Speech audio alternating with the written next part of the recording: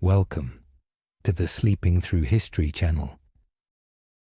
This video will be a journey through time, a journey into some of the most devastating tragedies in human history. Here, in the quiet of the night, we explore the past. Not to disturb, but to reflect, to remember, to understand. As you settle in, let yourself relax, get comfortable, let your mind drift as we guide you through the great disasters that have shaped the world. There is no rush here, only stories unfolding slowly, like the flicker of a candle in the dark. We will uncover the immense power of nature, earthquakes, tsunamis, and volcanic eruptions, forces so vast, so unstoppable, that entire cities have been wiped from existence in a matter of moments. We will revisit the silent killers, pandemics, invisible, creeping through history, taking millions in their wake. From the Black Death to the Spanish flu, these outbreaks changed civilizations forever. We will explore human-made catastrophes, accidents, industrial disasters, and moments where a single mistake led to unimaginable loss. We will journey through wars, massacres, and genocides, dark moments in history when humanity turned against itself, leaving behind sorrow and lessons that echo through time. With each story, let your mind wander. There is nothing to do, nowhere to be. Just listen and drift into history. This is a place for reflection, a place for sleep, a place where the past whispers, and you can simply listen. Now, let us begin.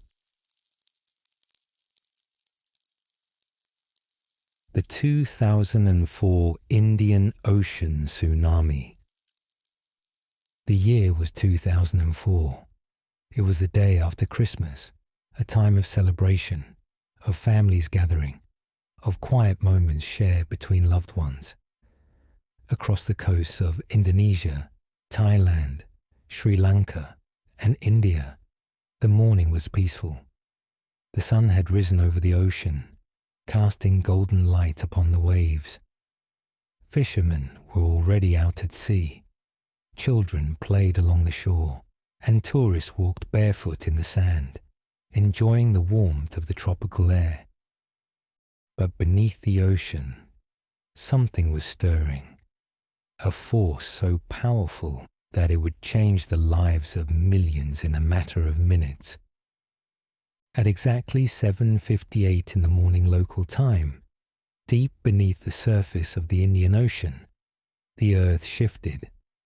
A rupture along the boundary of two massive tectonic plates sent shockwaves rippling outward.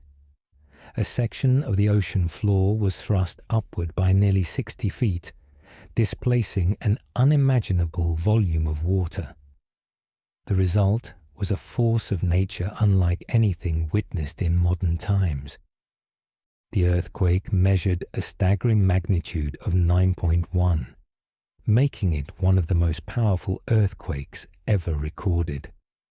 The rupture extended along an underwater fault line stretching for almost 900 miles, shifting the entire island of Sumatra by several feet. Some geologists believe it was so powerful that it affected the Earth's rotation, minutely shortening the length of a day. At first, there was no sign of what had just occurred. Along the coastlines, the waters remained calm. The waves lapped against the shores as they always had.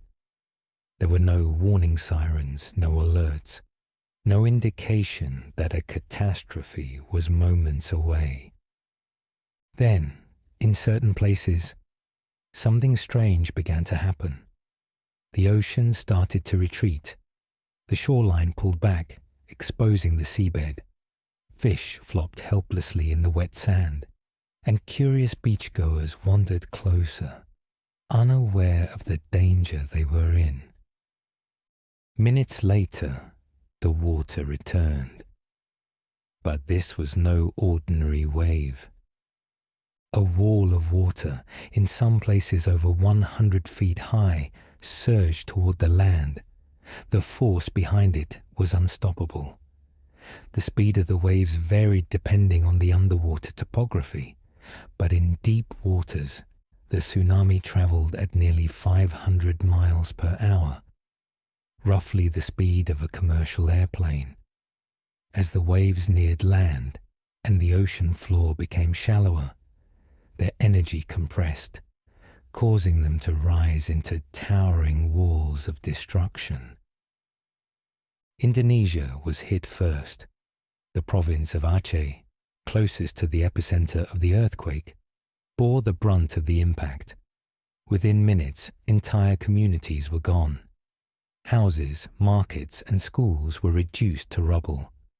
In some areas, the water surged as far as 3 miles inland, leaving nothing but devastation in its wake. The city of Banda Aceh was almost entirely destroyed. Over 170,000 people in Indonesia alone lost their lives. But the disaster did not stop there. The tsunami raced across the ocean, striking the shores of Thailand, where resorts and villages were overrun by the surging waves. The popular tourist destination of Phuket saw thousands of vacationers caught completely off guard, many of whom had never seen a tsunami before and did not recognize the signs of danger. Despite heroic efforts to warn others, there was little time to escape. Sri Lanka was next. The waves struck with relentless force, carrying away homes, bridges, and railway lines. One of the most tragic single incidents occurred in the village of Paralia, where the tsunami derailed a train carrying over 1,500 passengers. The waves lifted the train cars off the tracks and dragged them for miles, claiming nearly every life on board. In India, the tsunami surged inland, flooding coastal villages and devastating fishing communities that had existed for centuries. The Andaman and Nicobar Islands, a remote territory of India, suffered extensive damage, with entire indigenous tribes nearly wiped out. Even in places far from the epicenter, the effects were catastrophic. The waves traveled across the ocean, reaching the shores of Somalia and Kenya in Africa, over 4,000 miles away. By the time the waters finally receded, the true scale of the disaster became clear. More than 230,000 people had lost their lives. Some estimates place the toll even higher, as many bodies were never recovered, washed out to sea, or buried beneath debris. The survivors faced unimaginable hardship. Food and clean water were scarce, disease spread quickly, and the overwhelming grief of losing loved ones weighed heavily on the communities. The devastation was so widespread that many regions were left unrecognizable. In some areas, entire families were wiped out, leaving no one behind to tell their stories. In the days that followed, the world responded. Aid poured in from countries across the globe.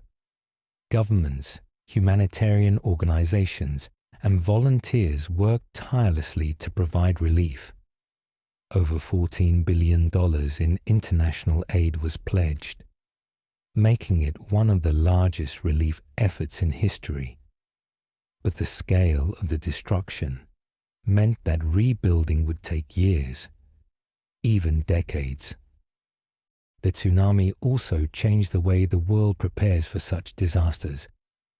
Before 2004, the Indian Ocean had no official tsunami warning system. There were no sensors, no alarms, no way to detect the danger before it struck. In the years that followed, governments worked together to create an early warning network, installing deep-sea buoys, seismic sensors, and emergency response plans to prevent such a tragedy from ever happening again.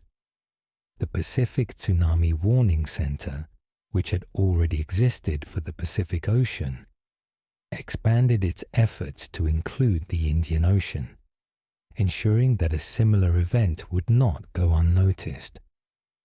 But even with all our advancements, the ocean remains unpredictable. Tsunamis are rare, but they are inevitable. They are reminders of the immense power of nature, a force beyond human control. The story of the 2004 Indian Ocean tsunami is not just a story of destruction. It is a story of resilience, of communities that rebuilt, of families that found ways to move forward, of the lessons learned in the wake of unimaginable loss. And so, the ocean calmed once more. The waves returned to their gentle rhythm, lapping against the shores as if nothing had ever happened. But for those who had lived through it, the world would never be the same again.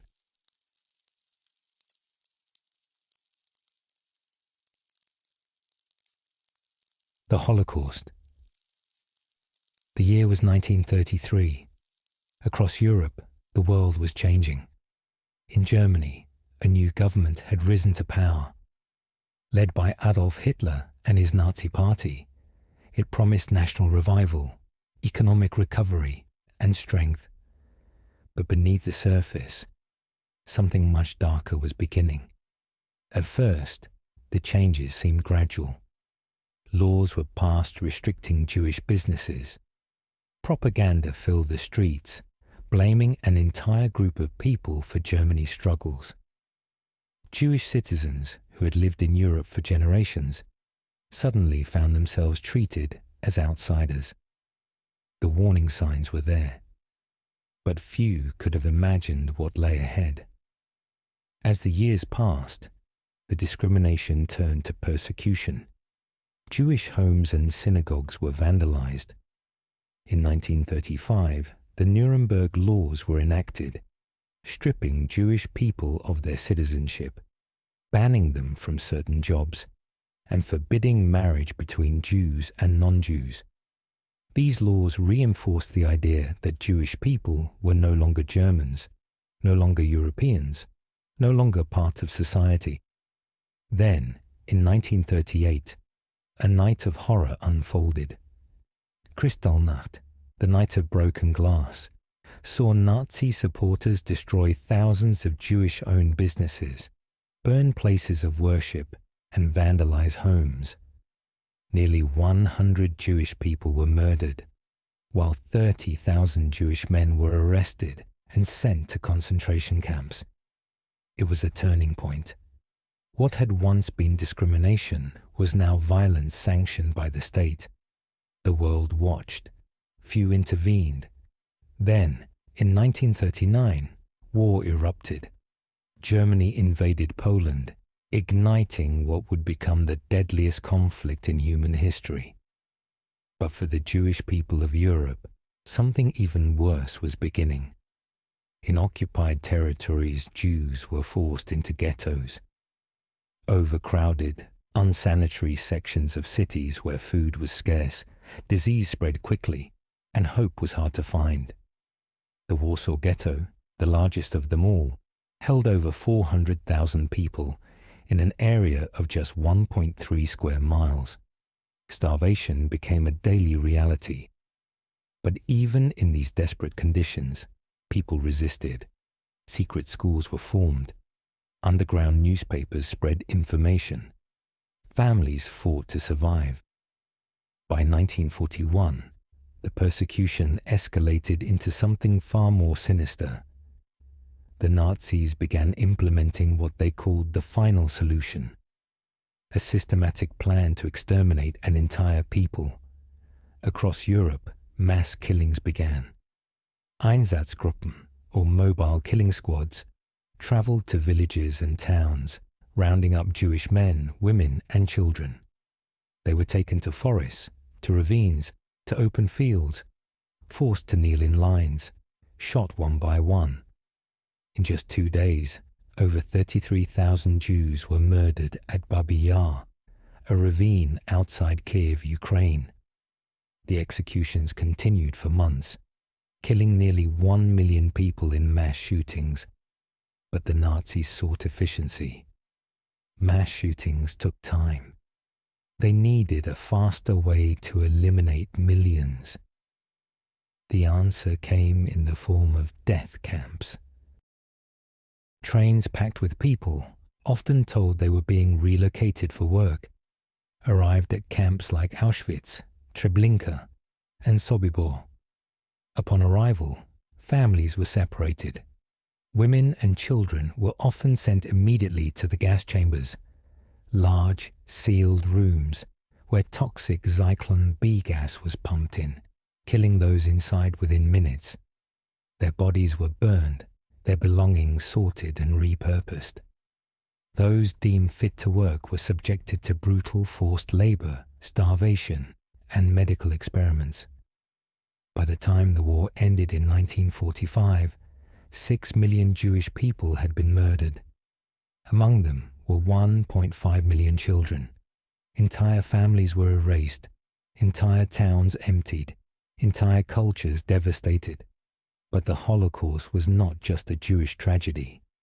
Millions of others were also targeted. Political dissidents, Romani people, disabled individuals, LGBTQ+ people, Jehovah's Witnesses, and Soviet prisoners of war were imprisoned and killed. In total, the Nazis murdered an estimated 11 million people. Yet, even in the darkest of times, there was resistance. Some risked their lives to save others. People like Oskar Schindler, a German businessman who saved over 1,000 Jews by employing them in his factories. People like Irina Sendler, a Polish nurse who smuggled Jewish children out of the Warsaw Ghetto, placing them with non-Jewish families to protect them.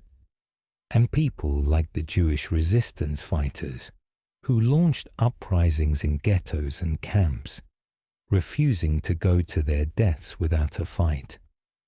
When the war ended, the world was forced to confront what had happened. Allied forces liberated the concentration camps, revealing the full horror of what had taken place. Skeletal survivors, piles of bodies, and the remnants of a genocide that had been hidden from the world. At the Nuremberg trials, key Nazi officials were tried for war crimes and crimes against humanity. Many were sentenced to death, but some escaped justice, disappearing into hiding. For the survivors, no punishment could ever bring back what was lost. The Holocaust remains one of the darkest chapters in human history. It is a reminder of what hatred, propaganda, and unchecked power can do. A reminder that ordinary people, when faced with injustice, have a choice: to stand by or to resist. Decades later, Holocaust survivors continue to share their stories. Many have dedicated their lives to education, ensuring that history does not repeat itself. Memorials, museums, and archives stand as permanent reminders of the lives lost. The words "never again" echo across generations. Yet, history has shown that genocide is not confined to the past. From Rwanda to Cambodia, Bosnia to Darfur, the world has witnessed mass atrocities in modern times. The lessons of the Holocaust remain urgent. They serve as a warning that intolerance, if left unchecked, can grow into something far worse. And so, the world moved forward, but never forgot. The stories of those who perished and those who survived continue to be told, ensuring that the memories of the Holocaust will never fade.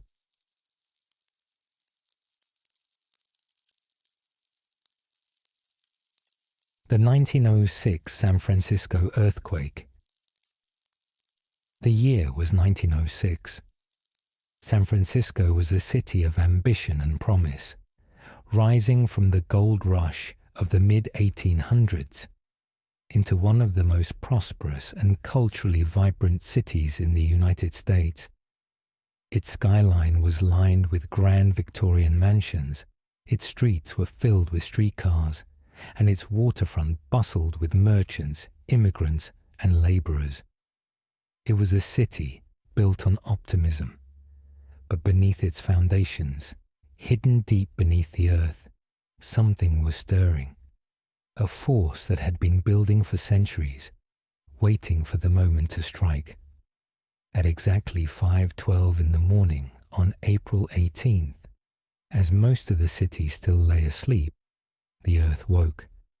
A deep rumble shook the ground, followed by a sudden jolt.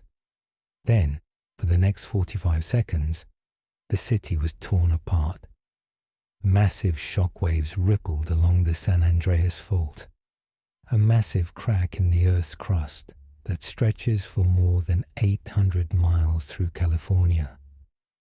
The rupture extended for nearly 300 miles, violently shifting land masses by as much as 21 feet.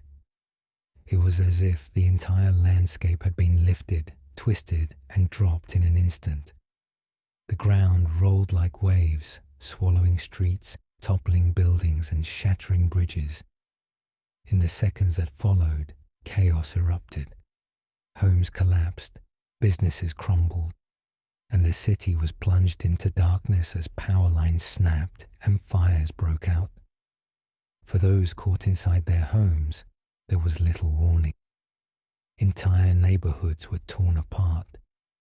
People woke to the sound of walls cracking, furniture tumbling, and glass shattering.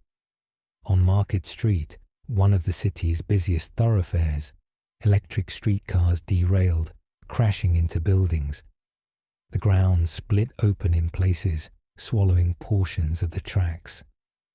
Passengers were thrown violently from their seats, and terrified onlookers watched as massive brick and stone buildings crumbled like sandcastles.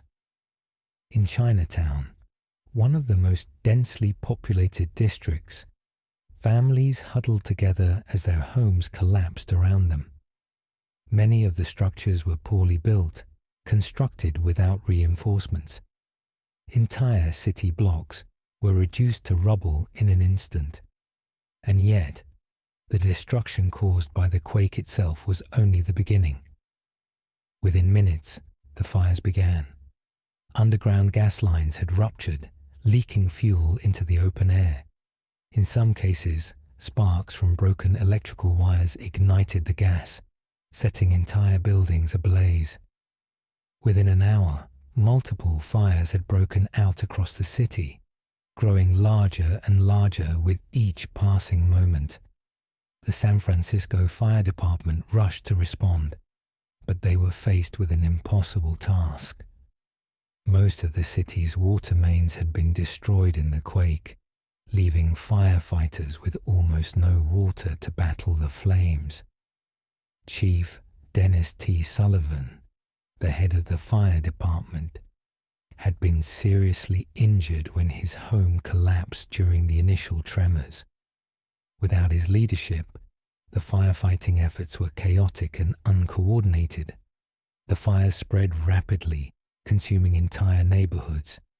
As the heat intensified, firestorms erupted, blazes so intense that they created their own wind currents, pulling oxygen into the flames and making them nearly impossible to extinguish. Desperate to stop the destruction, city officials ordered entire blocks to be dynamited, hoping to create fire breaks that would halt the spread of the flames. But this strategy backfired. Many of the explosions only ignited more fires, making the situation even worse. By the time the fires finally burned out 3 days later, over 80% of San Francisco was gone. The numbers were staggering. The official death toll was estimated at 3,000, but historians believe it may have been much higher. Many of the deaths in Chinatown and immigrant communities were never recorded, leaving the true number unknown. At least 250,000 people were left homeless. Entire districts were wiped off the map. The city's grand Victorian mansions, the thriving financial district, the iconic Palace Hotel, all reduced to smouldering ruins. The economic losses were estimated at over $500 million, the equivalent of $15 billion today. The destruction was so widespread that it caused an insurance crisis. Many companies went bankrupt, unable to cover the sheer scale of the damage. Yet, even in the face of unimaginable devastation, San Francisco refused to fall. Makeshift relief camps sprang up in Golden Gate Park and along the waterfront. The U.S. Army was brought in to distribute food and medical aid. Rows of tents, some stretching for miles, became temporary homes for the displaced. One of the most famous images from the aftermath shows a wooden sign placed in the ruins of a home. It reads, "We are homeless but happy. We cheerfully await the future." San Francisco would rebuild. But the earthquake changed the city forever. It also changed the way scientists understood earthquakes. At the time, there was no full understanding of fault lines or tectonic movement. But after the quake, geologists studied the San Andreas Fault, realizing that earthquakes were caused by gradual stress building up in the Earth's crust, until a sudden release of energy shifted the ground violently.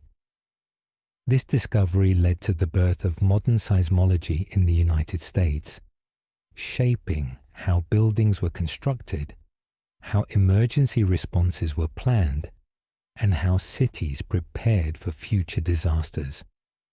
New building codes were established to ensure structures could withstand earthquakes. Reinforced steel and flexible foundations became standard, replacing the fragile brick and mortar buildings that had collapsed so easily.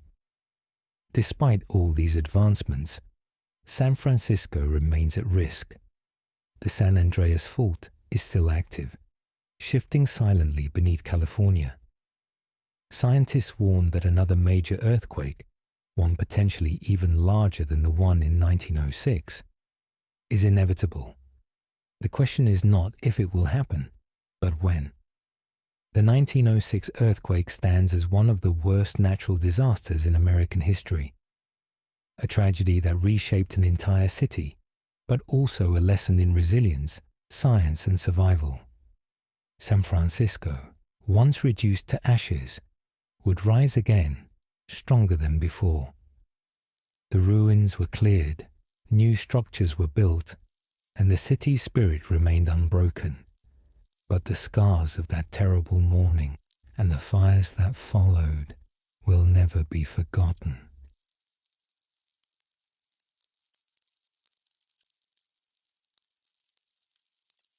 The Black Death. The year was 1347. At the time, Europe was thriving. Trade routes stretched from the Mediterranean to the Baltic, carrying silk, spices, and precious metals. Major cities like Paris, London, and Florence were centers of art, commerce, and learning. The Catholic Church held immense power, and feudal society structured daily life, with noble lords ruling over vast lands while peasants toiled in the fields. At its peak, Europe's population had grown to nearly 75 million people, more than at any other point in medieval history. Society seemed stable, even prosperous. Then, without warning, everything changed. It began in the autumn of 1347. In the bustling port city of Messina, Sicily, a fleet of Genoese trading ships arrived after a long journey from the Black Sea. But something was terribly wrong. Many of the sailors aboard were barely alive. their bodies covered in strange black boils, oozing with blood and pus. Others lay motionless in the darkened hulls of the ships, already dead. As the dock workers and merchants rushed to unload cargo, they unknowingly came into contact with the deadliest disease in human history. Authorities, horrified by the sight of the dying crew, ordered the ships back to sea. But it was too late. The disease had already taken hold. It would soon become known as the Black Death, and it would kill tens of millions of people worldwide. From Messina, the disease spread with terrifying speed. Ships carrying infected sailors traveled across the Mediterranean, bringing the plague to France, Spain, and North Africa by early 1348. It followed the major trade routes, spreading inland through Italy, reaching Venice, Florence, and Rome. Merchants fleeing the disease unknowingly carried it with them, bringing death wherever they went. By the summer of 1348, the Black Death had reached England, sweeping through London, Bristol, and the countryside. By 1349, it had engulfed Germany, Scandinavia, and parts of Russia. No one knew what was happening. No one knew how to stop it. It struck without warning. A person might wake up feeling fine, only to develop fever, chills, and agonizing pain within hours. Soon after, large swollen lumps, called buboes, formed in the armpits, neck, and groin. These boils turned black, leaking foul-smelling pus. For many, the disease spread to the bloodstream, causing internal bleeding. Dark blotches formed beneath the skin, a telltale sign that death was imminent. Some victims developed a cough so violent that they spat up blood as the infection spread to their lungs. Most who were infected died within 3 to 5 days. Some collapsed in agony, while others slipped into a coma-like state before their organs failed one by one. Entire families were wiped out overnight. By the year 1352, an estimated 25 million people in Europe were dead, 1/3 of the entire population. But the devastation was not limited to Europe. The Black Death had actually originated in Central Asia, where Mongol traders carried the disease along the Silk Road, infecting regions in China, India, the Middle East, and Africa. Some estimates place the global death toll between 75 and 200 million people, making it one of the deadliest pandemics in human history. The cause of the plague was unknown at the time, leading to panic and superstition. Modern scientists now believe that the Black Death was caused by the bacterium Yersinia pestis, spread primarily by fleas living on black rats. These rats thrived in cities, homes, and ships, making them perfect carriers of disease. When an infected flea bit a human, it transmitted the deadly bacteria into the bloodstream. But bubonic plague was only one deadly form of the disease. Some victims developed pneumonic plague, which spread directly through the air. Unlike the flea-borne bubonic plague, pneumonic plague was highly contagious. A cough, a sneeze, or even breathing in the same room as an infected person could be enough to seal one's fate. As the plague tore through society, people searched desperately for answers. Some believed the disease was a punishment from God, sent to cleanse the world of sin. Religious fanatics, known as flagellants, marched from town to town, whipping themselves with leather straps embedded with iron spikes in hopes of atoning for humanity's sins. Others blamed the Jewish population, accusing them of poisoning wells. Across Europe, Jewish communities were massacred, burned alive, or driven from their homes in a wave of violent persecution. But the plague did not discriminate. It took the rich and the poor alike, nobles and peasants, kings and beggars. Even royalty and clergy were not spared. King Alfonso XI of Castile died of the plague, along with countless nobles and priests. Pope Clement VI, fearing infection, isolated himself inside a chamber surrounded by burning fires, believing the heat would purify the air. He survived, but millions of others did not. With death everywhere, civilization itself began to break down. Fields went unharvested, businesses collapsed, and entire towns were abandoned. People refused to bury their dead, fearing infection. The shortage of workers led to rising wages for peasants, weakening the feudal system that had governed Europe for centuries. In some places, peasants revolted, demanding better treatment from the nobility. Art and literature became darker, reflecting the trauma of the times. The danse macabre, or dance of death, became a popular artistic theme, depicting skeletons leading people of all social classes to their graves.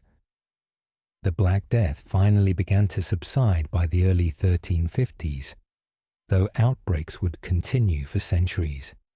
Entire cities were left scarred and empty. Some villages were completely abandoned, never to be repopulated. It took Europe nearly 200 years to recover fully. Though modern medicine has made bubonic plague treatable, the disease has never truly disappeared. Outbreaks have occurred in modern times, including cases in China, Madagascar, and even the United States. The bacteria Yersinia pestis still exists in wild rodent populations, serving as a reminder that pandemics remain an ever-present threat. The Black Death is not just a story of disease. It is a story of fear, survival, and the fragility of human civilization. It serves as a warning that no matter how advanced a society may seem, it can be brought to its knees in an instant by forces beyond its control.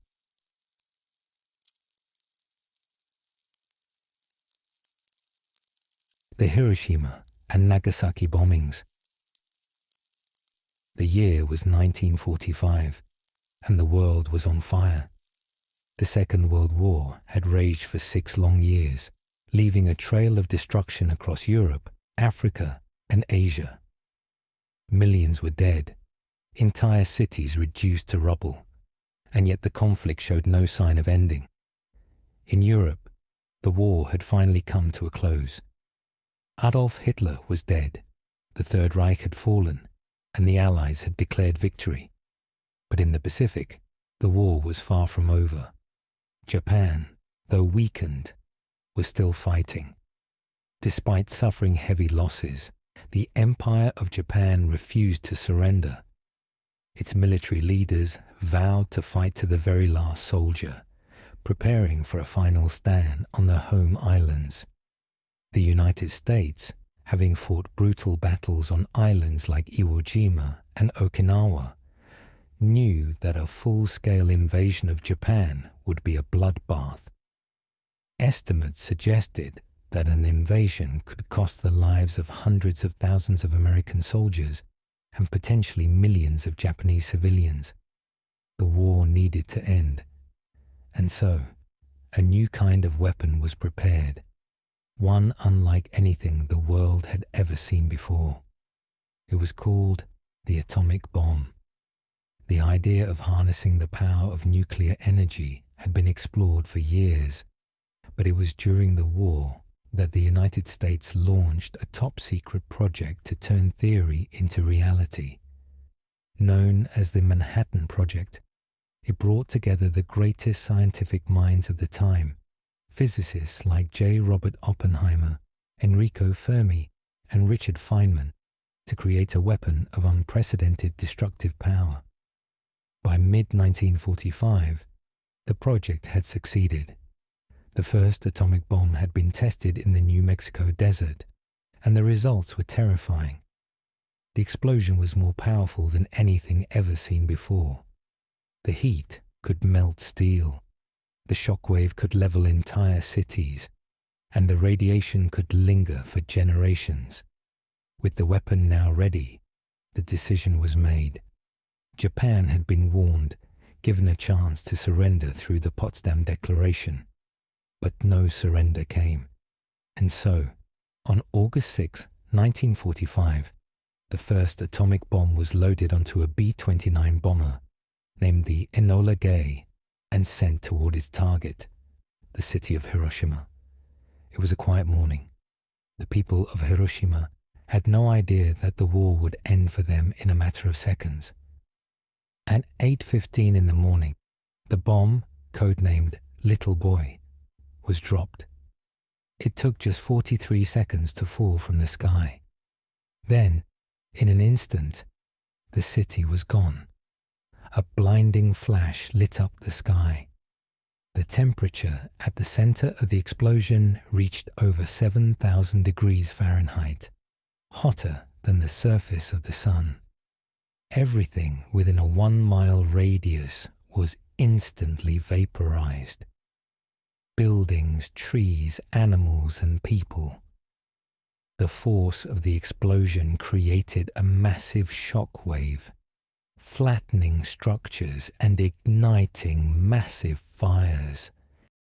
Within seconds, tens of thousands of people were dead. Those who weren't killed immediately suffered burns so severe that their skin peeled off in sheets. The streets were filled with the wounded and dying, some with their clothes burned onto their flesh, others too injured to move. A black rain tainted with radioactive fallout began to fall from the sky. By the end of the day, an estimated 80,000 people had died, but the suffering was far from over. In the days and weeks that followed, many who had survived the initial blast began to succumb to radiation sickness. Their hair fell out, their skin blistered, and their bodies slowly shut down. By the end of the year, the death toll had risen to over 140,000. Yet, despite the devastation, Japan still did not surrender. 3 days later, on August 9th, a second bomb was dropped, this time on the city of Nagasaki. The bomb, codenamed Fat Man, was even more powerful than the first. At 11:02 in the morning, Nagasaki was obliterated.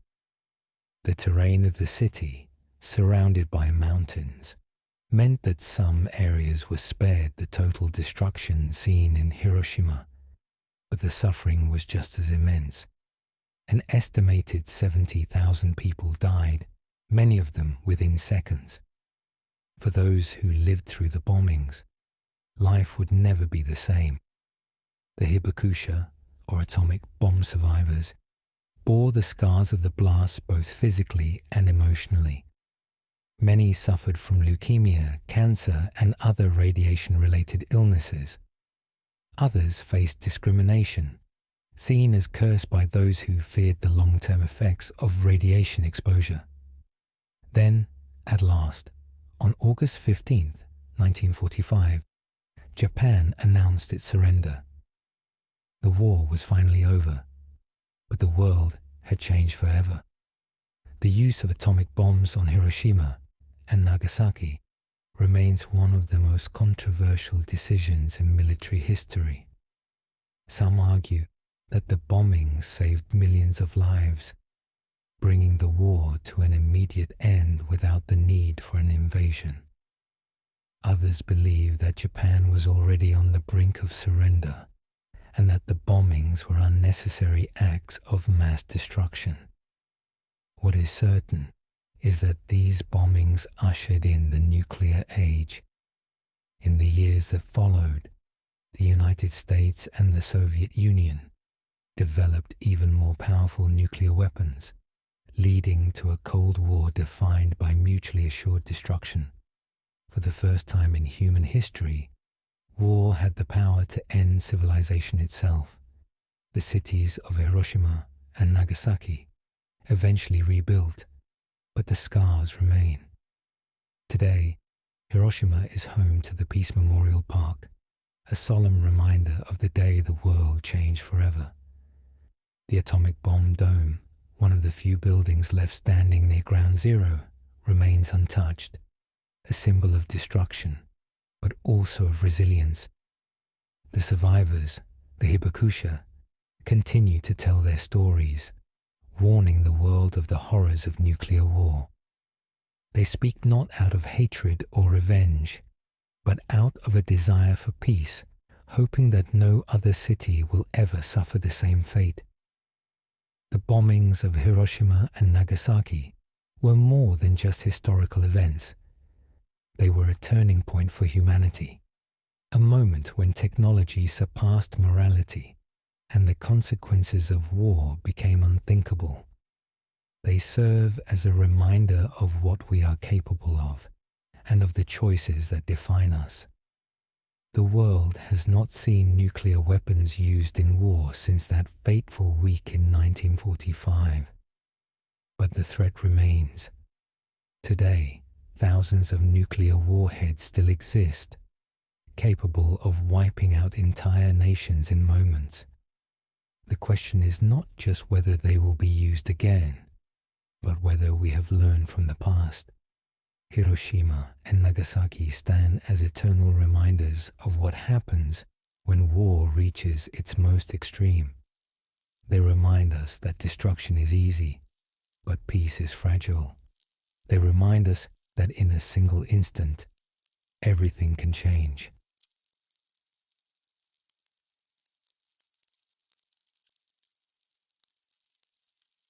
The 1883 Krakatoa Eruption. The year was 1883. In the calm waters between the islands of Java and Sumatra, a volcanic island sat quietly under the tropical sun. To passing sailors, it was just another part of the vast Indonesian archipelago, a chain of islands formed over millions of years by the restless movement of the earth beneath.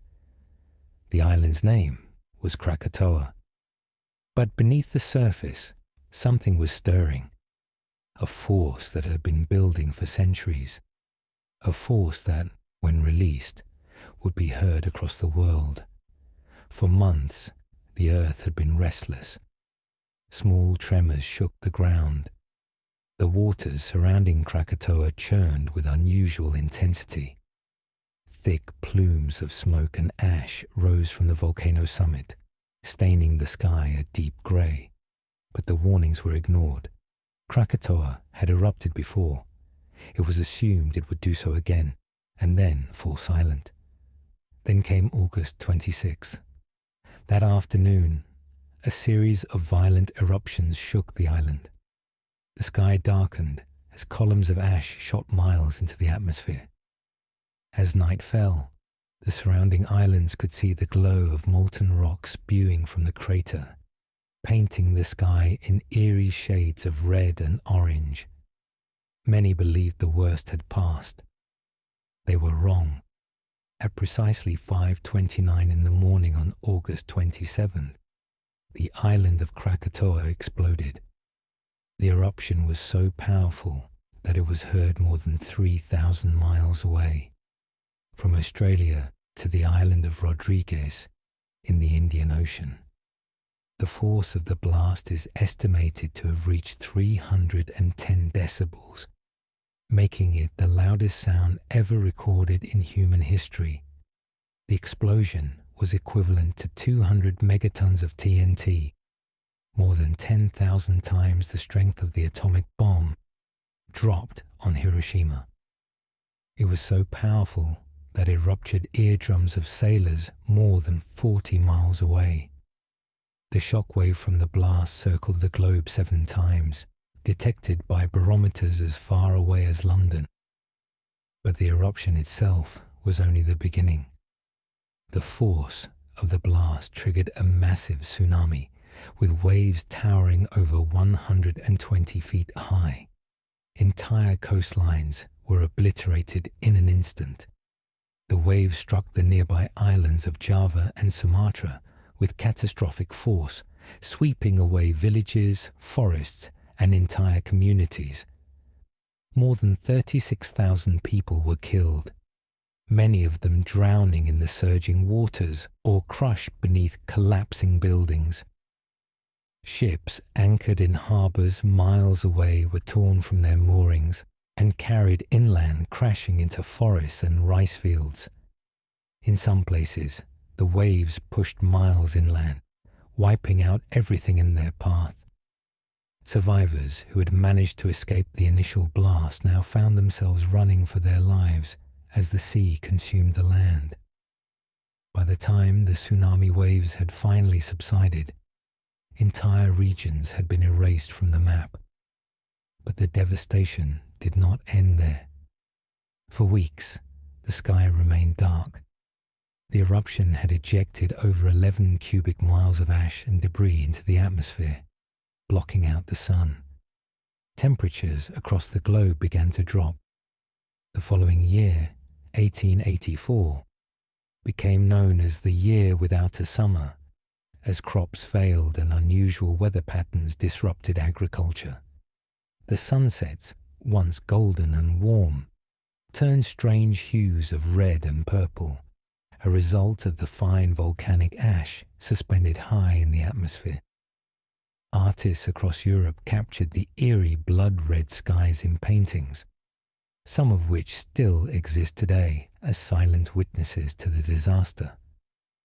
But the most haunting legacy of Krakatoa was its sound.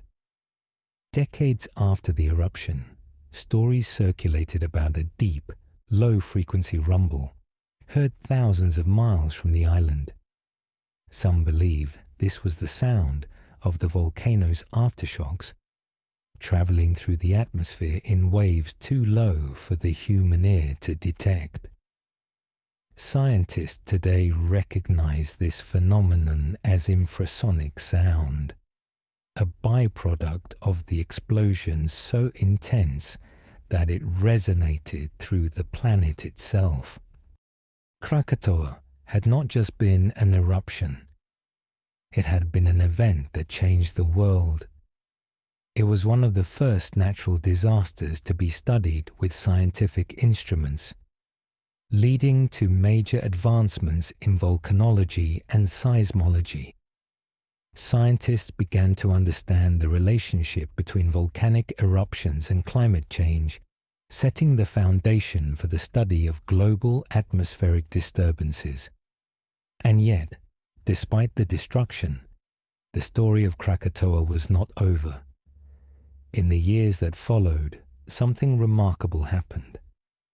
Beneath the waters where the island had once stood, a new landmass began to emerge. By the 1920s, a small volcanic island had risen from the ocean. By the 1950s, it was growing rapidly. Today, it is known as Anak Krakatau, the child of Krakatoa, a constant reminder that the forces that shaped our world are far from dormant. The eruption of 1883 remains one of the most violent volcanic events in recorded history. It serves as a reminder of the immense and unpredictable power of nature. Even today, scientists closely monitor active volcanoes around the world, knowing that at any moment, another Krakatoa could awaken. It is a reminder that beneath our feet, the earth is alive, and sometimes it speaks with a force beyond comprehension.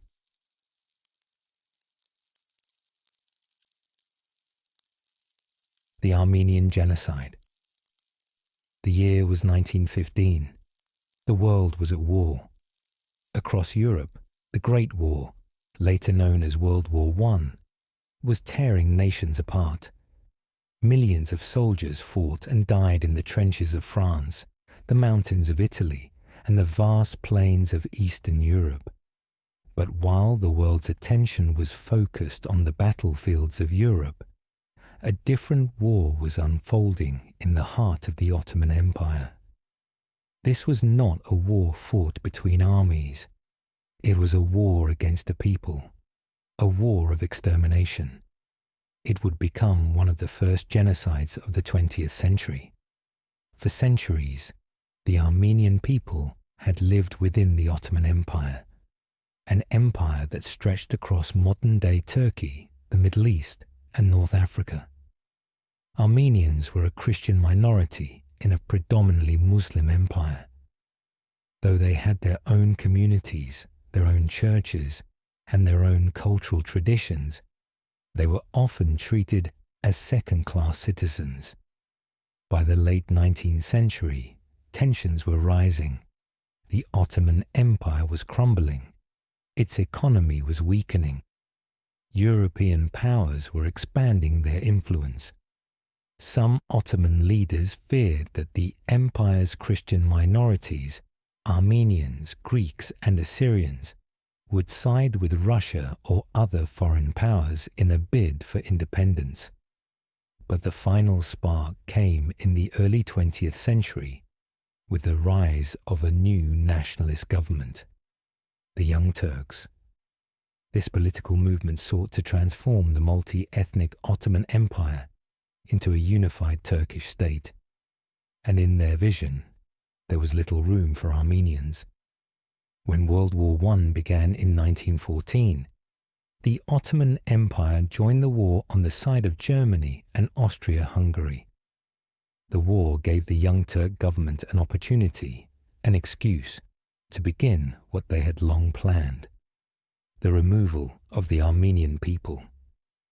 On April 24, 1915, Ottoman authorities rounded up hundreds of Armenian intellectuals, political leaders, and community figures in Constantinople, modern-day Istanbul. They were arrested, deported, and most were never seen again. This day is now remembered as the beginning of the Armenian Genocide.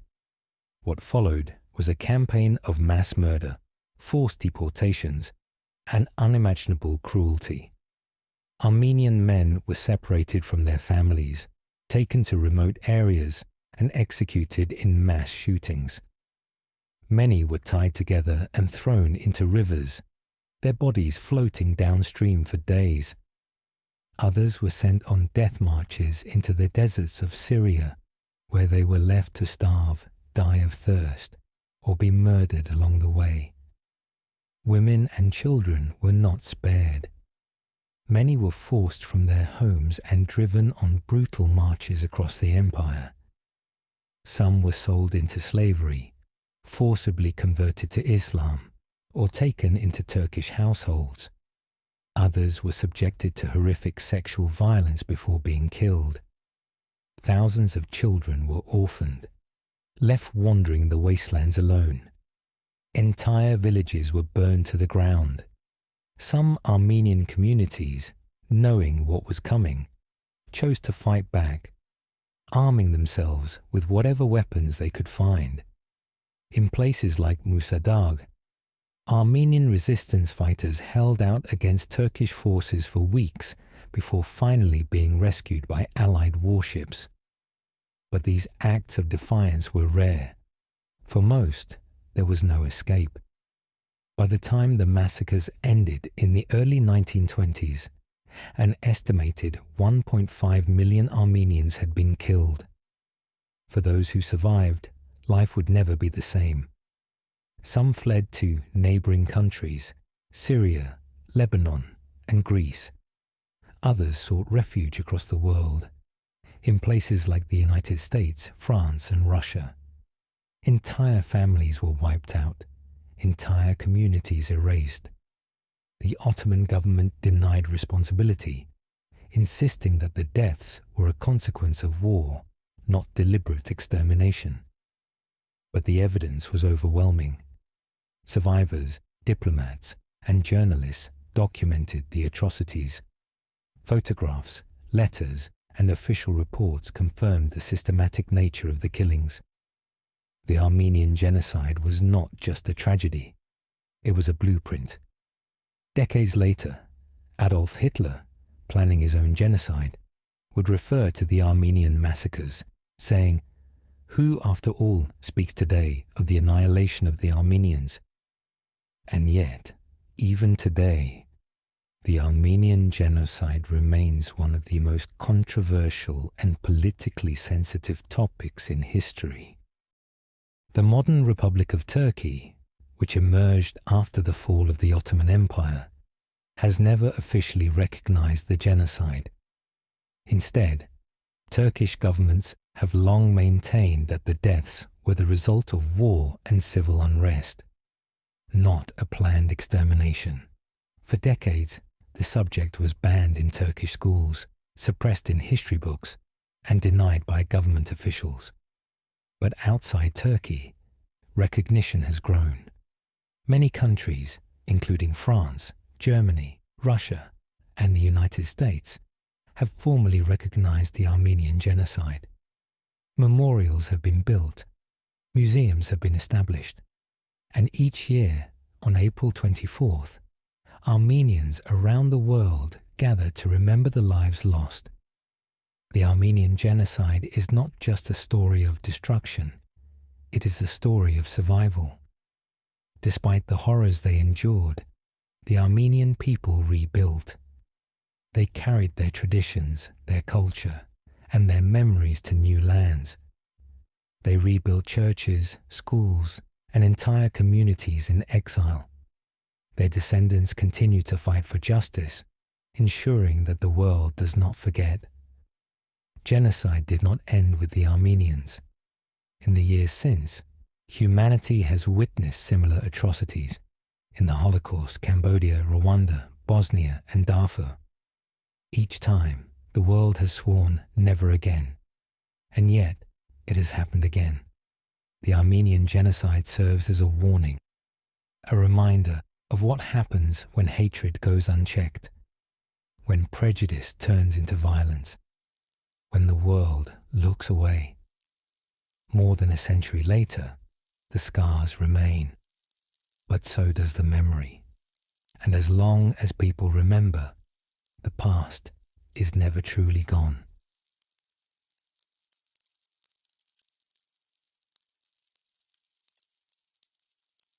The Titanic Sinking. The year was 1912. It was a time of progress, of invention, of towering ambition. Across the world, new technologies were transforming daily life. Electricity, automobiles, and airplanes were no longer dreams of the future, but realities of the present. In the world of travel, no achievement symbolized this new era of advancement more than the RMS Titanic. It was a ship unlike any the world had seen. The Titanic was the largest and most luxurious ocean liner ever built. A floating palace designed to transport passengers across the Atlantic in unparalleled comfort and speed. Stretching 882 feet long and standing 11 stories high. It was an engineering marvel. It boasted opulent first-class suites, a grand staircase, an indoor swimming pool, and even a Turkish bathhouse. It had elegant dining halls, a fully stocked library, and even a squash court. No expense had been spared. But perhaps the Titanic's most infamous feature was its reputation. It was called unsinkable, a ship so well built, so modern, that it was said to be impervious to disaster. The claim came from its advanced safety features, particularly its 16 watertight compartments. In the event of an accident, doors could be sealed off, keeping the ship afloat, even if 4 compartments were flooded. This was a ship built for the future, a vessel that seemed to defy nature itself. And so, on April 10th, 1912, the Titanic set sail from Southampton, England, on its maiden voyage to New York. On board were over 2,200 passengers and crew, a mix of wealthy elites, middle-class travelers, and immigrants hoping for a new life in America. Among them were some of the wealthiest and most influential people at the time. John Jacob Astor IV, one of the richest men in the world, Benjamin Guggenheim, a powerful businessman, and Isidor and Ida Strauss, owners of Macy's department store. But there were also hundreds of working-class passengers, many of them third-class immigrants from Ireland, Sweden, and Eastern Europe, traveling to America in search of opportunity. For the first 4 days, the journey was smooth. The Titanic sailed across the Atlantic under clear skies, with passengers enjoying the ship's many luxuries. But beneath the surface, unseen by the crew, a chain of events was already set in motion. Events that would lead to one of the deadliest maritime disasters in history. On the night of April 14th, the temperature dropped sharply. The ocean became unusually still, the sky clear and moonless. In the North Atlantic, this was a sign of something ominous. Icebergs. At 11:40 p.m., lookout Frederick Fleet spotted a massive iceberg directly ahead. He rang the warning bell and shouted into the phone, "Iceberg right ahead." In the bridge, First Officer William Murdoch acted immediately. He ordered the ship to turn hard to port and the engines to be reversed. But it was too late. The Titanic was moving too fast. 22 knots, nearly top speed, and it could not turn in time. At 11:40 p.m., the iceberg scraped along the ship's starboard side, creating a series of gashes below the waterline. At first, it seemed as though the Titanic had survived. There was no loud crash, no immediate chaos. Some passengers barely noticed the impact at all. But in the bowels of the ship, where the crew worked in the boiler rooms, water was already pouring in. The Titanic had been built to stay afloat if 4 of its watertight compartments were breached, but the iceberg had damaged 6. When Chief Designer Thomas Andrews inspected the damage, he already knew the truth. The Titanic was doomed. By 12:15 a.m., distress signals were sent out. Nearby ships received the messages, but none were close enough to arrive in time. The closest ship, the RMS Carpathia, was over 50 miles away. It would take at least 4 hours to reach them. The Titanic had far less time. At 12:20 a.m., lifeboats were prepared. But there was a terrible problem. There were not enough lifeboats for everyone on board. Despite its size, the Titanic had only 20 lifeboats, enough for about half the passengers and crew. And even worse, in the panic of the moment, many lifeboats were launched half full. Some, designed to carry 65 people, left with fewer than 20. As the water rose, chaos took hold. Women and children were given priority in the lifeboats, but in the confusion, many were left behind. Some men dressed as women to sneak aboard. Others accepted their fate and stepped back into the crowd. In the ship's final moments, stories of bravery and sacrifice emerged. The Titanic's band played music to calm passengers, continuing to perform even as the deck tilted at an impossible angle. Millionaire Benjamin Guggenheim, dressed in his finest clothes, reportedly told his steward, "We are dressed in our best and prepared to go down like gentlemen." As the last lifeboats pulled away, the Titanic's stern lifted high into the air. Passengers clung to railings, screamed for help, or jumped into the freezing ocean. At 2:20 a.m., the Titanic broke apart and disappeared beneath the waves. The water was 28 degrees Fahrenheit, below freezing. Most people did not drown, but froze to death within minutes. Out of 2,200 passengers and crew, only 706 survived. Over 1,500 people died that night, making it one of the deadliest maritime disasters in history. The survivors were rescued by the Carpathia, arriving at dawn. As the ship sailed toward New York, the world learned of the unimaginable tragedy. The sinking of the Titanic shocked the world and led to major changes in maritime safety. Laws were passed requiring enough lifeboats for every passenger. The International Ice Patrol was created to monitor the North Atlantic for icebergs. New radio regulations ensured that distress calls would be received immediately. But beyond the regulations, the Titanic remains a powerful symbol of human ambition and vulnerability. It was a ship built to be unsinkable, yet it sank. It was a vessel designed for luxury, yet in its final moments, all that mattered was survival. More than a century later, the wreck of the Titanic still lies on the ocean floor, over 12,000 feet below the surface. In its remains, scientists have found china plates still stacked neatly on shelves, shoes resting on the seabed, and letters from passengers that never reached their destination. The Titanic is not just a ship. It is a story of hope and tragedy, of arrogance and heroism, of life and death in the cold Atlantic night. And even now, as the years pass, it remains one of the most haunting reminders of the fragility of human life and the unpredictability of fate.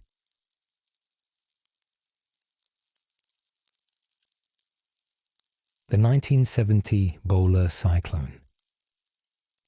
The year was 1970. It was November, the peak of cyclone season in the Bay of Bengal. For centuries, the people of East Pakistan, what is now Bangladesh, had lived with the threat of tropical storms. They had seen monsoons, flooding, and hurricanes before, but what was about to strike them would be unlike anything they had ever experienced. It would become the deadliest tropical cyclone in recorded history. For days, the storm had been building. In the warm waters of the Indian Ocean, a low-pressure system had formed, gradually strengthening as it moved northward. The storm's winds increased rapidly, feeding off the ocean's heat. It grew stronger, more dangerous, until it became a full-fledged cyclone, the equivalent of a Category 3 hurricane. At first, the warnings were minimal.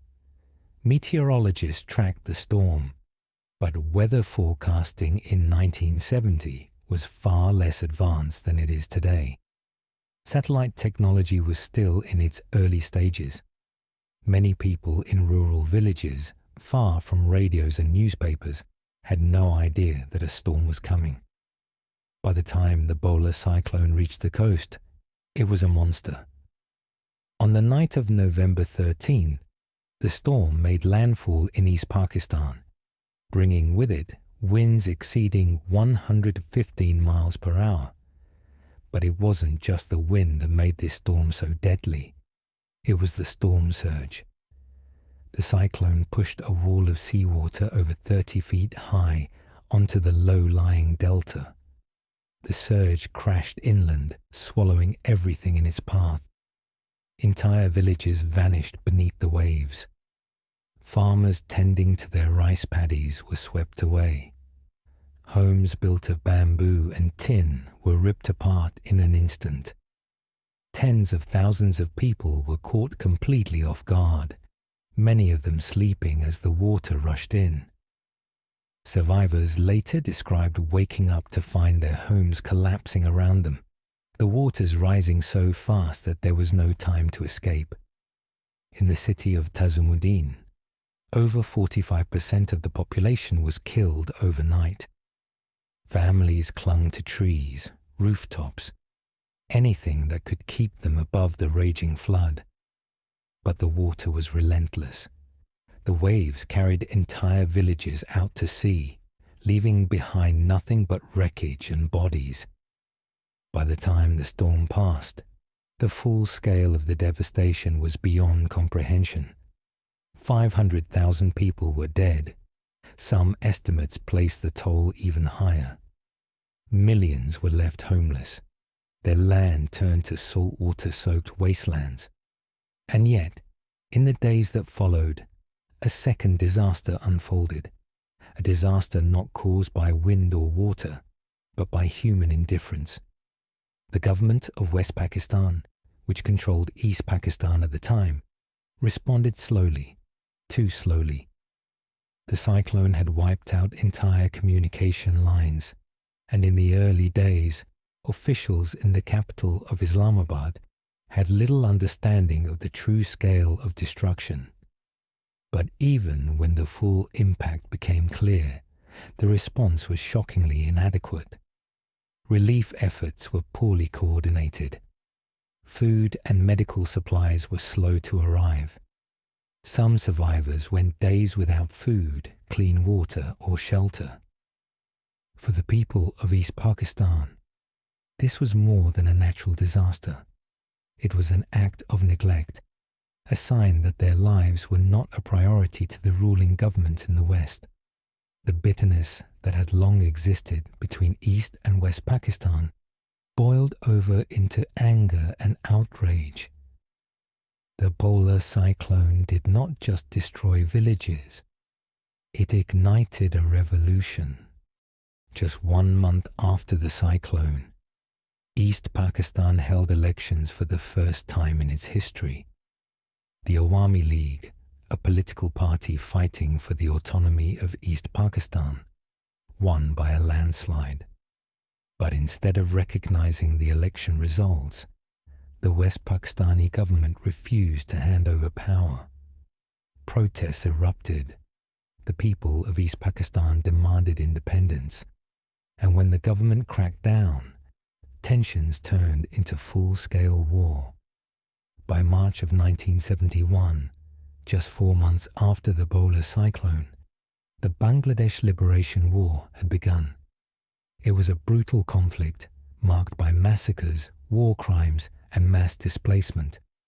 But by the end of the war, after 9 months of bloodshed, East Pakistan had won its independence. In December 1971, the country of Bangladesh was born. The Bhola Cyclone had changed history. In the years that followed, Bangladesh worked to rebuild, but the scars of the disaster remained. Many survivors suffered lifelong trauma, having lost entire families in a single night. The storm had wiped away generations. Even today, the Bhola Cyclone stands as a painful memory in Bangladesh's history. But the tragedy also led to major changes in cyclone preparedness. New warning systems, emergency shelters, and evacuation plans were developed. Today, Bangladesh has one of the most advanced cyclone warning systems in the world, capable of saving thousands of lives when storms approach. Even so, the Bhola Cyclone remains a chilling reminder of the power of nature and the consequences of human failure. It was not just a disaster.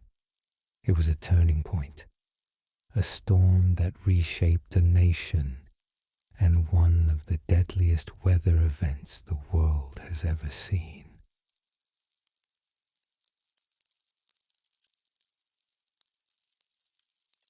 The September 11th attacks. The year was 2001. It was a bright, clear Tuesday morning in New York City. The sun shone over Manhattan, reflecting off the glass windows of its towering skyscrapers. Across the city, people began their day as they always did, commuting to work, grabbing coffee from street vendors, dropping their children off at school. It was, by all appearances, an ordinary morning. But in the skies above the East Coast, something was terribly wrong. At 8:14 a.m., American Airlines Flight 11, a Boeing 767 bound for Los Angeles, stopped responding to air traffic control. The plane, which had departed from Boston just minutes earlier, had suddenly veered off course. At the same time, another flight, United Airlines Flight 175, also bound for Los Angeles, began behaving erratically. What air traffic controllers didn't know yet was that both planes had been hijacked. Inside the cockpits, teams of 5 hijackers had taken control, forcing the pilots from their seats. Armed with box cutters and makeshift weapons, they had overpowered the crew and passengers, taking command of the aircraft. The hijackers were members of Al-Qaeda, a terrorist organization led by Osama bin Laden. Their mission was clear: to turn these planes into weapons of mass destruction. At 8:46 a.m., the world changed forever. Flying at 465 miles per hour, Flight 11 slammed into the North Tower of the World Trade Center. The impact tore through floors 93 to 99, igniting a massive explosion. Thousands of gallons of jet fuel ignited instantly, creating an inferno that sent thick black smoke billowing into the sky. Across New York, people stopped in their tracks, staring in horror. Some believed it was an accident, a terrible aviation mishap. But just 17 minutes later, at 9:03 a.m., Flight 175 struck the South Tower, hitting between floors 77 and 85. This was no accident. America was under attack. Inside the buildings, chaos unfolded.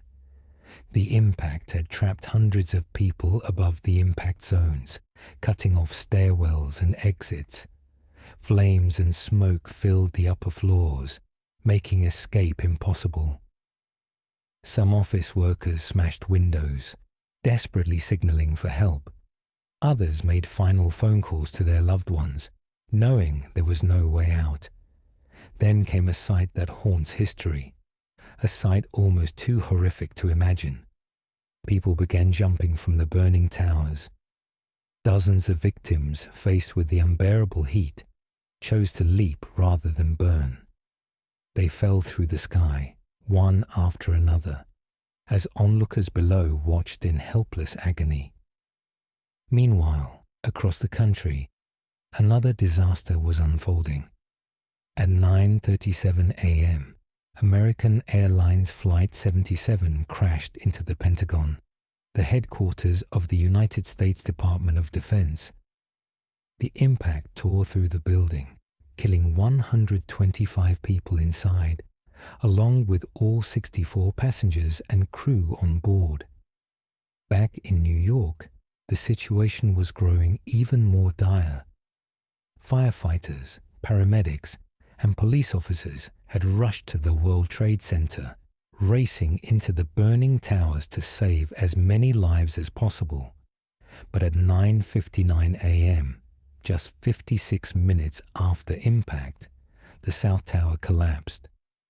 The 110-story building crumbled in less than 10 seconds, sending a massive cloud of dust and debris rolling through the streets of Lower Manhattan. A wave of smoke and ash choked the city, turning daylight into darkness. At 10:03 a.m., a fourth plane, United Airlines Flight 93, crashed into a field in Pennsylvania.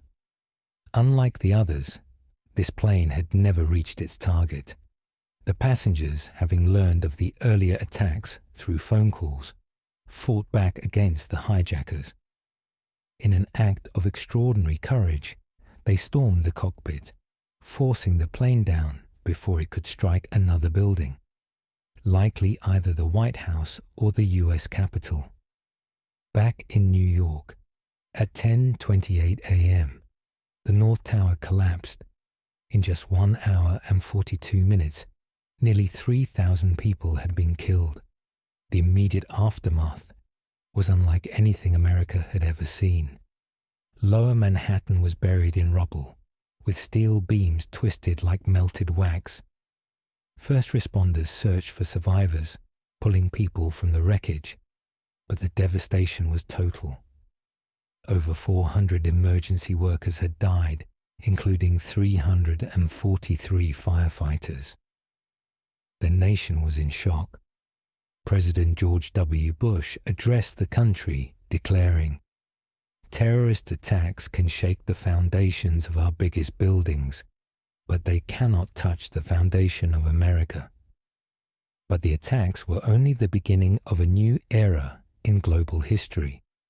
In the weeks that followed, the United States launched the War on Terror, targeting Al-Qaeda and the Taliban in Afghanistan. American forces invaded, seeking to dismantle terrorist networks and hunt down Osama bin Laden, the mastermind behind the attacks. The war would last for 2 decades, shaping global politics, military strategies, and national security policies for years to come. Domestically, security changed forever. Airports introduced strict screening measures, the Department of Homeland Security was created, and surveillance programs expanded. The world before 9/11 was gone. But the scars of that day remain. For the families of the victims, the pain never fades. Each year, on September 11, a moment of silence is held at Ground Zero, where the Twin Towers once stood. The 9/11 Memorial and Museum now stands in their place, ensuring that the world never forgets. The September 11th attacks were more than just an act of terror.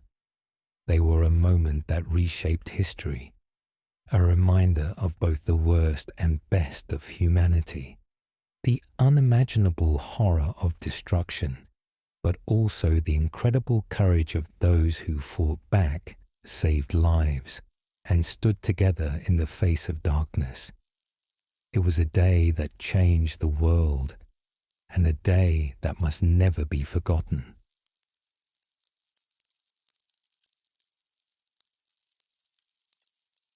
The Spanish flu pandemic. The year was 1918. The world was at war. For 4 years, the battlefields of Europe had been consumed by the horrors of the First World War. Millions of soldiers fought in the trenches, enduring relentless bombardments, poison gas attacks, and unimaginable suffering. But as the war neared its end, a new enemy emerged, one that did not carry a gun or wear a uniform. This enemy was invisible, and it would prove deadlier than the war itself. It began quietly. In early March of 1918, a young soldier at Camp Funston, Kansas, reported to the infirmary with symptoms of a severe cold. He had a fever, chills, and an aching body. Within days, dozens of his fellow soldiers had fallen ill. The sickness spread rapidly through the barracks, and soon it was appearing in other military camps across the United States. But at the time, no one suspected that these cases were the beginning of a global catastrophe. As American soldiers boarded ships to Europe, they carried more than just weapons and supplies. They carried the virus. It spread like wildfire through the trenches of France, Britain, and Germany. The cramped, unsanitary conditions of war provided the perfect breeding ground for disease. By the summer of 1918, the flu had already reached every continent on Earth. The pandemic struck in 3 waves. The first wave, in the spring of 1918, was relatively mild. Most people recovered within a few days. But then, in the fall, the virus mutated. It became far deadlier. The second wave was unlike any flu the world had ever seen. People fell ill suddenly, often collapsing in the streets or at work. The virus attacked the lungs, causing massive internal bleeding. Victims turned a deep shade of blue or purple as their bodies were starved of oxygen. Many died within hours of showing symptoms. In hospitals, doctors and nurses were overwhelmed. In some cities, bodies piled up faster than they could be buried. Morgues overflowed. Coffins ran out. Families were forced to dig mass graves. Some towns were so desperate that they ordered people to remain indoors, forbidding public gatherings. Schools, churches, and businesses closed. One of the most terrifying aspects of the Spanish flu was who it killed. Most flu viruses are deadliest to the very young and the very old. But this flu was different. It targeted healthy young adults, particularly those between the ages of 20 and 40. Soldiers, factory workers, and nurses, those in the prime of their lives, died in staggering numbers. By October 1918, the death toll was rising at an unimaginable rate. In Philadelphia, a parade attended by 200,000 people became a super spreader event, causing tens of thousands of new infections within days. The city's hospitals were completely overwhelmed. In some places, entire families perished, with no one left to bury them. The virus struck with equal brutality around the world. In India, over 12 million people died. In remote Alaska, entire indigenous villages were wiped out. In some cities, people wore masks, desperate to protect themselves, though no one fully understood how the disease spread. By the time the third wave arrived in early 1919, the world was broken. The war had ended, but millions of people continued to die. When the pandemic finally faded in the summer of 1920, the numbers were staggering. An estimated 50 million people had died, more than the total death toll of World War I. Some historians believe the number could be even higher. Despite its catastrophic impact, the Spanish flu was quickly forgotten. Governments, eager to move on from the war, downplayed the pandemic in history books. Unlike wars, there were no memorials, no statues, no ceremonies to honor the dead. But the flu had changed the world in ways people did not yet understand. The pandemic forced major advancements in medicine and public health. It led to the creation of national disease monitoring systems, the expansion of hospitals and research institutions, and a greater understanding of virus mutations and immunity. But the Spanish flu also left behind a chilling realization that pandemics can strike at any time without warning and change life as we know it. A century later, the world would face another global pandemic, one that would eerily echo the Spanish flu in its spread, its death toll, and its lasting impact. The Spanish flu was not just a disease. It was a lesson in human vulnerability, resilience, and the cost of ignorance. It serves as a warning that even the strongest societies are not immune to the forces of nature. And though the world moved on, the virus left its mark, one that remains a haunting reminder of how quickly everything can change.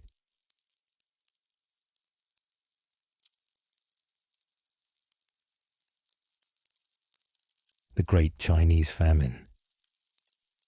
The year was 1958. In the People's Republic of China, a grand vision was unfolding. Chairman Mao Zedong, the leader of the Chinese Communist Party, had announced an ambitious plan, the Great Leap Forward. It was meant to transform China from an agricultural society into an industrial powerhouse, to rival the United States and the Soviet Union in economic and technological progress. The plan called for rapid agricultural collectivization, where private farms were abolished and millions of peasants were forced into communal farming.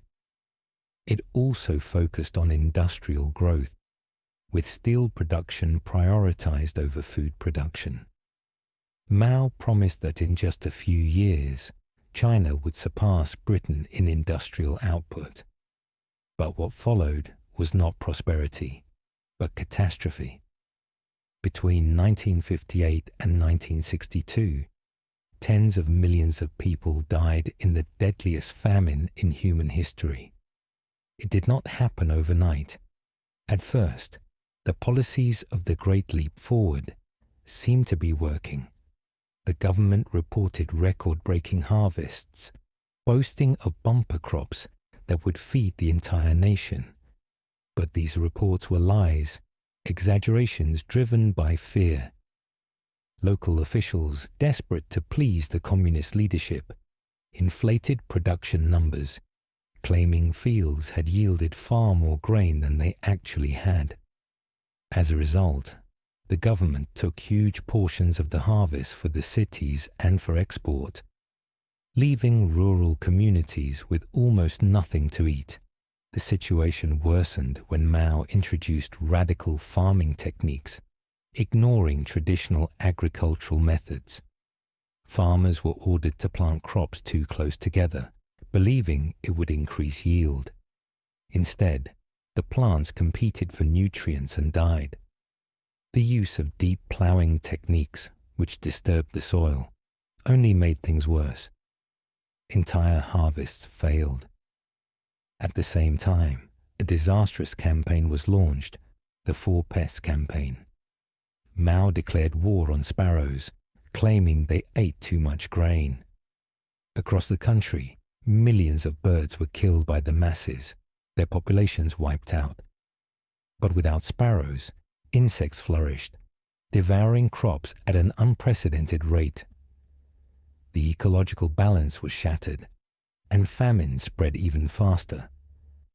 By 1959, the truth could no longer be hidden. Villages ran out of food. Fields lay barren. Entire communities began to starve. Survivors later described unspeakable horrors.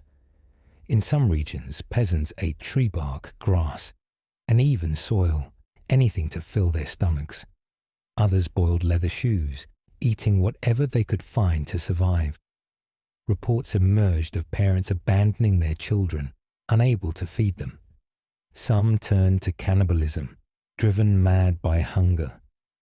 One survivor, a former school teacher, recalled seeing neighbors dig up fresh graves to eat the bodies of the recently dead. In some villages, people killed their own relatives in order to survive. The government, however, refused to acknowledge the crisis. Officials continued to report high food production, while propaganda posters celebrated the success of the Great Leap Forward. Any criticism was seen as treason. Those who spoke out, who dared to question the leadership, were labeled counter-revolutionaries. Many were arrested, tortured, or executed. In some areas, local authorities hoarded grain, allowing thousands to die, while warehouses remained full. Desperate villagers who tried to steal food were beaten, imprisoned, or even killed. By the early 1960s, Mao's grip on power had weakened. Other communist leaders, including Liu Shaoqi and Deng Xiaoping, began rolling back the policies of the Great Leap Forward. Collectivization was relaxed. Private farming was allowed again. Slowly, China began to recover. But by the time the famine ended, it had left a staggering death toll. Estimates vary, but historians believe between 30 and 50 million people died, making it the worst famine in recorded history. The Chinese government did not publicly acknowledge the famine for decades. It remained a forbidden topic, absent from school textbooks and official records. Mao never took responsibility. Instead, he blamed the disaster on bad weather and sabotage by political enemies. But history remembers. The Great Chinese Famine was not a natural disaster. It was a man-made catastrophe.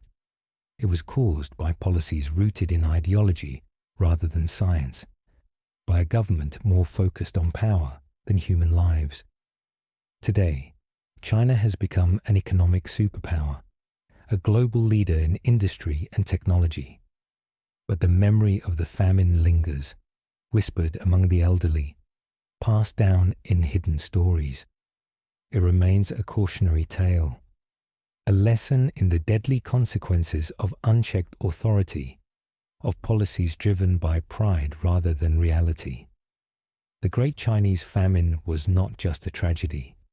It was a warning, a reminder that even the most powerful nations can fall into disaster, that truth must never be sacrificed for ideology, and that no government should ever put its vision before the lives of its people.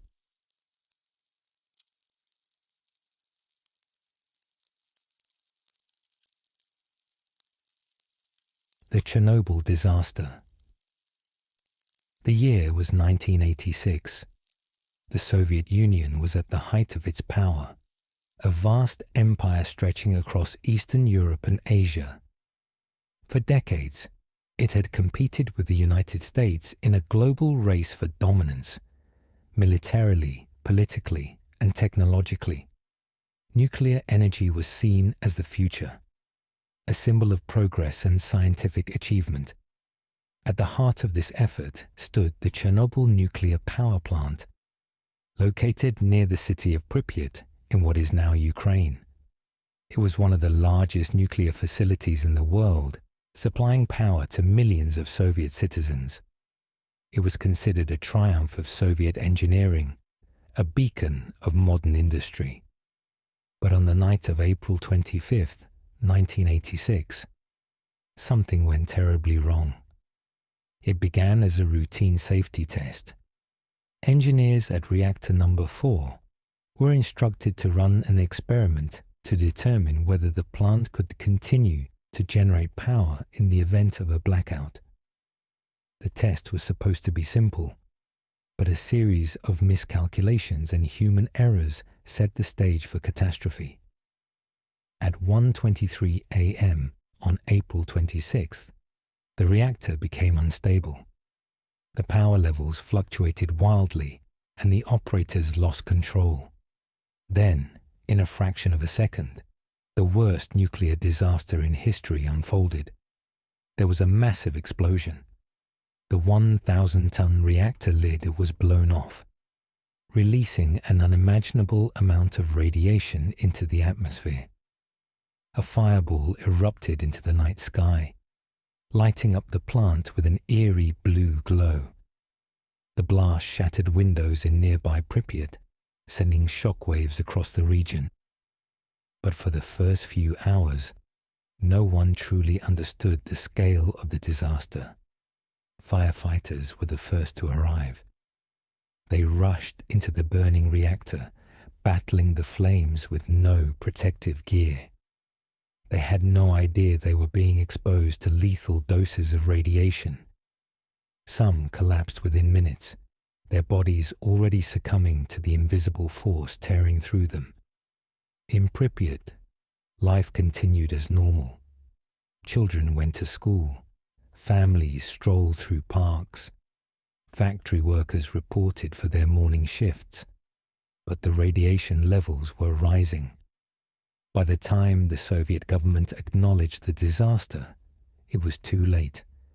The reactor was spewing radioactive material into the atmosphere at an alarming rate, 400 times more radiation than the atomic bomb dropped on Hiroshima. The winds carried the fallout across Europe, reaching as far as Sweden and the United Kingdom. Only 36 hours after the explosion, the entire city of Pripyat was ordered to evacuate. Over 49,000 residents were forced to abandon their homes, told they would be able to return in a few days.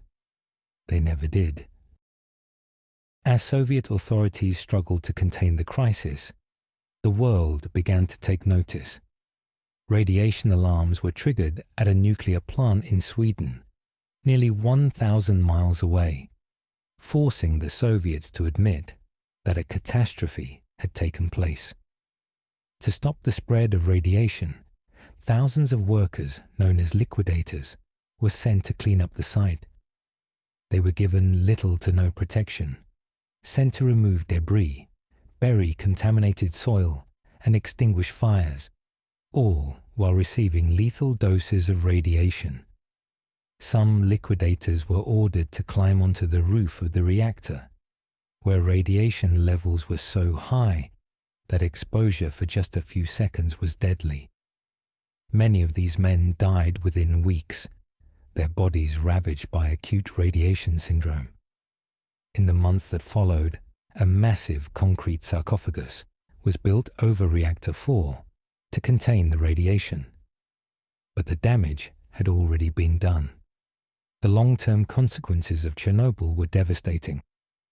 Hundreds of thousands of people were displaced, their homes abandoned forever. Birth defects, cancer rates, and chronic illnesses skyrocketed in Ukraine, Belarus, and Russia. The land around the reactor, known as the exclusion zone, remains one of the most radioactive places on Earth. The disaster also marked the beginning of the end for the Soviet Union. The government's slow and misleading response to the crisis shattered public trust. The truth about the incompetence, the cover-ups, and the systemic failures was eventually exposed, further weakening the Soviet regime. In 1991, just 5 years after Chernobyl, the Soviet Union collapsed. Today, Chernobyl is a ghost town frozen in time. Pripyat remains abandoned, its empty apartment buildings, rusting Ferris wheel, and decaying schools standing as a haunting reminder of what was lost. The radiation levels have decreased, but Chernobyl will not be safe for thousands of years. Scientists, historians, and tourists now visit the site, trying to understand the full impact of what happened there. Chernobyl is not just a disaster. It is a warning, a reminder of what happens when human arrogance, negligence, and secrecy collide with the immense forces of nature and technology. It is a place where time stands still, a place where even today the consequences of one fateful night in 1986 continue to unfold.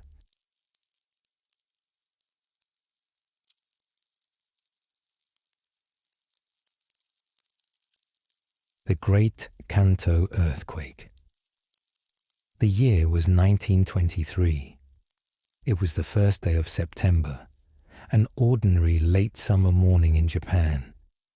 In Tokyo and Yokohama, the streets were busy with merchants opening their shops, workers preparing for another day, and children playing in courtyards. The morning sun shone over the bustling cities, and the air was thick with the aroma of freshly cooked rice and miso soup. At exactly 11:58 a.m., the ground beneath them began to shake. At first, it was just a small tremor, a brief, unsettling movement that caused teacups to rattle and birds to take flight. But within seconds, the tremor grew into a violent convulsion. The earth lurched and buckled, buildings swayed uncontrollably, and in an instant, the Great Kanto earthquake began. The shaking was unlike anything Japan had ever experienced. The quake measured a magnitude of 7.9, striking directly beneath Sagami Bay, near the densely populated cities of Tokyo and Yokohama. The ground shifted violently for 4 to 5 minutes, an eternity for those caught in the destruction. Entire buildings collapsed in an instant, trapping thousands beneath tons of stone, wood, and tile. Railway lines twisted like ribbons. Bridges snapped, plunging pedestrians and carts into the rivers below. The great temples, shrines, and traditional wooden homes of Tokyo and Yokohama were reduced to rubble in mere moments. But it was not just the earthquake that brought devastation. It was what followed. In thousands of homes across the cities, lunch fires had been burning on open stoves. When the tremors struck, pots of boiling water overturned, lanterns fell, and cooking flames leapt onto paper-thin walls. Within minutes, hundreds of fires ignited simultaneously. The strong winds of the season fanned the flames, transforming them into a raging inferno that spread faster than people could flee. One of the worst tragedies occurred at Rikugun Honjo Hifukusho, an open space in Tokyo where nearly 40,000 people had gathered for safety. But instead of shelter, they found themselves trapped as the firestorm swept through, consuming everything in its path. The heat became so intense that the air ignited, creating a fire tornado that incinerated everyone in its grasp. For 2 days, Tokyo and Yokohama burned. Survivors described the sky as being black as night, with smoke so thick that breathing became impossible. Ash rained from the sky, covering the streets in layers of soot and debris. The once great cities had become a landscape of smouldering ruins and lifeless bodies. But even amidst the destruction, the suffering was not over. In the chaotic aftermath, rumors spread like wildfire. Some claimed that Korean immigrants were poisoning wells, looting stores, or starting additional fires. These baseless accusations fueled a violent massacre, where thousands of Koreans, along with Chinese and leftist activists, were hunted down and brutally killed by vigilante mobs. The earthquake, the fires, and the human violence combined to create one of the worst disasters in Japanese history. The official death toll exceeded 140,000, though the true number may have been even higher. Nearly 2 million people were left homeless, their homes and businesses reduced to nothing. In the days that followed, the Japanese government declared martial law, sending soldiers into the streets to restore order. The Imperial Palace in Tokyo, though heavily damaged, became a center for relief efforts. Emperor Taisho's government faced enormous pressure to rebuild the capital and care for its suffering citizens. Japan would never be the same. The destruction of Tokyo and Yokohama reshaped the nation's future. The old wooden buildings that had burned so easily were replaced with more modern concrete structures. New urban planning laws were established, ensuring that future earthquakes would not have such catastrophic effects. But the scars remained. The Kanto region took years to recover, and for many survivors, the memories of the earthquake, the fires, and the massacres never faded. The Great Kanto earthquake was more than just a natural disaster. It was a defining moment in Japanese history, one that revealed the strength, the fragility, and the resilience of an entire nation. And though Japan would face other disasters in the years to come, the lessons learned from that fateful day in September 1923 would shape how the nation prepared for the future, ensuring that no such tragedy would ever claim as many lives again.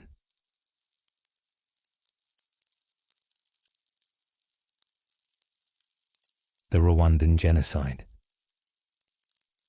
The year was 1994. In the heart of Africa, the small nation of Rwanda was on the brink of collapse. The land of rolling green hills and vibrant communities was about to become a landscape of horror. Over the course of just 100 days, nearly 1 million people would be murdered, making it one of the fastest and most brutal genocides in human history. But this was not a sudden tragedy. It was a disaster decades in the making. The roots of the genocide stretched back to colonial rule. For centuries, Rwanda had been home to two main ethnic groups, the Hutu majority and the Tutsi minority. Though these groups had coexisted, colonial rulers, first Germany and later Belgium, exploited their differences. The Belgians, in particular, favored the Tutsi minority, granting them positions of power while oppressing the Hutu majority. Resentment grew, and when Rwanda gained independence in 1962, the power shifted. The Hutu government took control, and decades of ethnic tension erupted into waves of violence. By the early 1990s, Rwanda was a country divided, teetering on the edge of conflict. Then, on April 6, 1994, the spark was lit. A plane carrying Rwandan President Juvenal Habyarimana was shot down over Kigali, the capital city. The president, a Hutu, was killed instantly. No one knows for certain who fired the missile, but the government immediately blamed the Tutsi-led rebel group, the Rwandan Patriotic Front, or RPF. Within hours, Rwanda descended into chaos. Hutu extremists, already prepared for mass slaughter, launched a nationwide campaign of extermination. Government officials, local militia, and even ordinary civilians were ordered to eliminate the Tutsi population. The killing began immediately. In Kigali, roadblocks were set up. Armed men checked identification cards, searching for Tutsis. Those who were identified were dragged from their cars and executed on the spot. Across the country, mobs stormed homes, churches, and schools, massacring anyone they found. The preferred weapon of choice was the machete, cheap and easy to obtain. Victims were hacked to death in front of their families. In some cases, Hutu husbands were forced to kill their Tutsi wives to prove their loyalty. Entire families were wiped out. Pregnant women were slashed open, their unborn children left to die. Children were not spared. Many were beaten against walls or thrown into pit latrines. For 100 days, the killing continued relentlessly. The Interahamwe, a Hutu extremist militia, became the main force behind the genocide. They spread hate propaganda, using radio broadcasts to encourage mass murder. One station, Radio Télévision Libre des Mille Collines, called for Tutsis to be wiped out, referring to them as cockroaches that needed to be exterminated. In some areas, Hutu civilians were given lists of their Tutsi neighbors and told to kill them or be killed themselves. Friends turned on friends. Neighbors became murderers.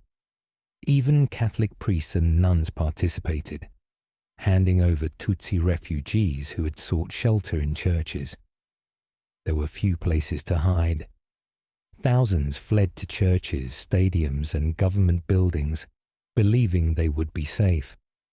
But in many cases, Hutu militias surrounded these locations and massacred everyone inside. One of the worst atrocities occurred at the Nyarubuye church, where 5,000 Tutsis had sought refuge. When the attackers arrived, they threw grenades into the church, then entered with machetes, killing everyone inside. Survivors later recalled lying beneath piles of bodies, pretending to be dead, as the killers searched for any signs of life. But perhaps the most horrifying aspect of the genocide was how systematic it was. This was not an uncontrolled riot.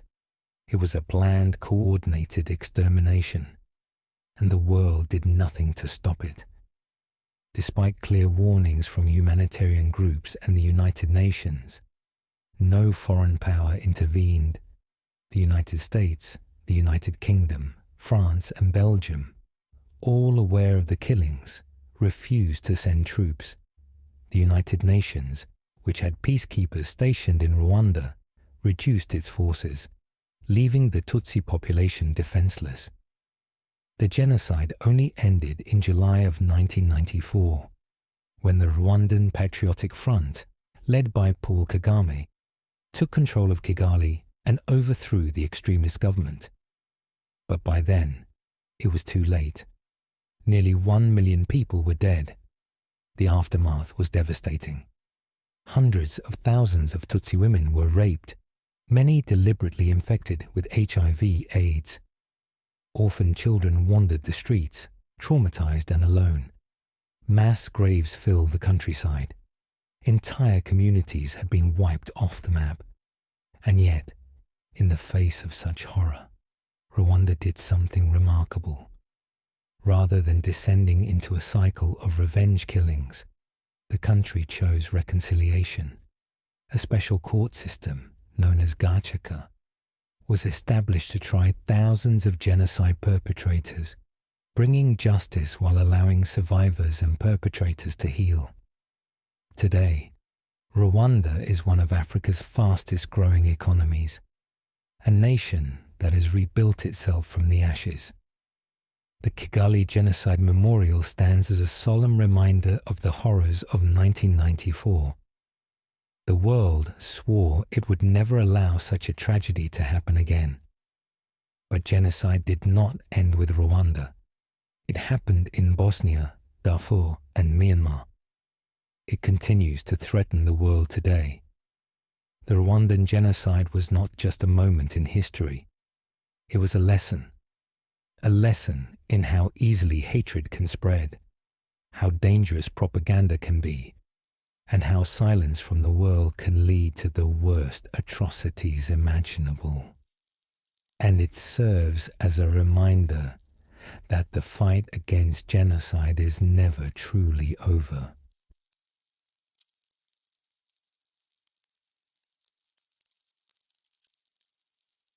The Deepwater Horizon oil spill. The year was 2010.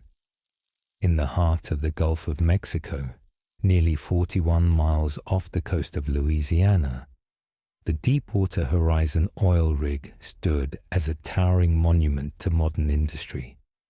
It was one of the most advanced drilling platforms ever built, designed to extract oil from deep beneath the ocean floor. Owned by Transocean and leased by BP, Deepwater Horizon was at the center of an energy boom. It was part of a multi-billion-dollar industry, one that provided fuel for millions, but also carried enormous risks. On April 20th, 2010, those risks became reality. At 9:45 p.m., a series of failures set off one of the worst environmental disasters in history.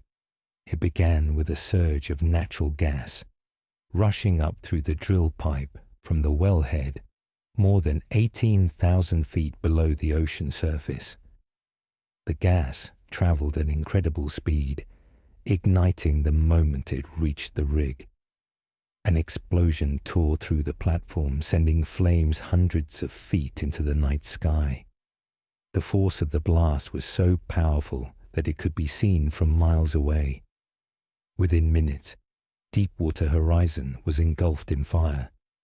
A desperate evacuation began. The crew, 126 men and women, raced for survival as flames roared around them. Some leaped into the dark waters of the Gulf, plunging into the sea to escape the heat. Others ran for the lifeboats, navigating the chaos as debris rained down. By the time rescue teams arrived, 11 crew members were missing. They were never found. 2 days later, on April 22nd, Deepwater Horizon collapsed.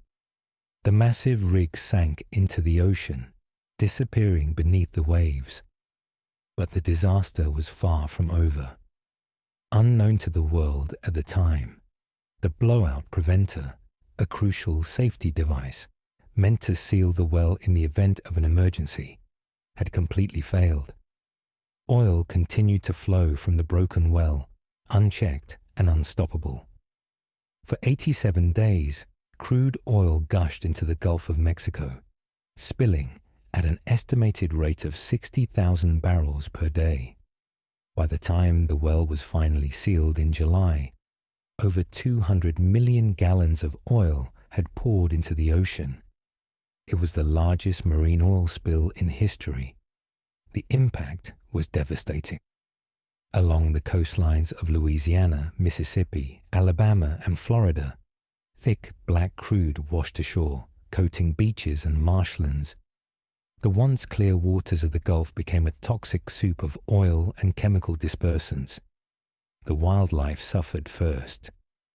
Thousands of dolphins, sea turtles, and birds were found covered in oil, their bodies poisoned by the contamination. Fish populations plummeted. Coral reefs, some of which had thrived for thousands of years, began to die. Local fishermen, who had relied on the Gulf for their livelihoods, lost everything overnight. Fishing waters were closed. Oyster beds were destroyed. Generations of families who had made their living from the sea were suddenly left with nothing. The economic damage was staggering. The Gulf Coast tourism industry, worth billions of dollars annually, collapsed. Hotels, restaurants, and small businesses struggled to survive as visitors stayed away, afraid of polluted waters and dead wildlife. And yet, the true cost of the disaster would not be fully understood for years. The cleanup efforts were immense. BP, the company responsible for the spill, deployed thousands of workers to contain the damage. Chemical dispersants were sprayed across the ocean to break up the oil, but these chemicals themselves had unknown long-term effects on marine life and human health. Even years later, researchers found evidence of oil deep within the Gulf's ecosystem. Scientists discovered deformed fish, dying corals, and reduced populations of key species. Proof that the environmental damage was not just temporary, but long-lasting. The legal and financial consequences were equally severe. BP was held accountable for the spill, facing massive lawsuits and government fines. In 2015, the company agreed to pay a record-breaking $18.7 billion settlement, the largest environmental fine in U.S. history. But for many, the money was not enough. The families of the 11 workers who died would never get their loved ones back. The fishing communities, despite financial aid, would never fully recover. The ecosystems of the Gulf would remain damaged for generations. The Deepwater Horizon spill exposed the dark side of the oil industry, the risks of deepwater drilling, the failure of corporate oversight, and the consequences of putting profit before safety. In the aftermath, governments around the world reassessed offshore drilling regulations. The United States implemented stricter safety measures, requiring stronger blowout preventers and tougher inspections. Yet, despite these reforms, offshore drilling continues, and the risk of another disaster remains. Deepwater Horizon was more than just an oil spill.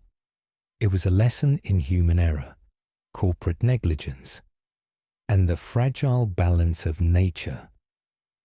And though the Gulf of Mexico has begun to heal, the scars of the disaster remain. A reminder of what happens when greed, technology, and the forces of nature collide.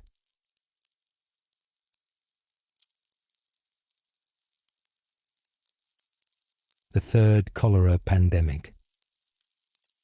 The year was 1846. Across the world, societies were changing. Industrialization was transforming cities, bringing new technologies, rapid population growth, and expanded trade networks. But with these advancements came something else: disease.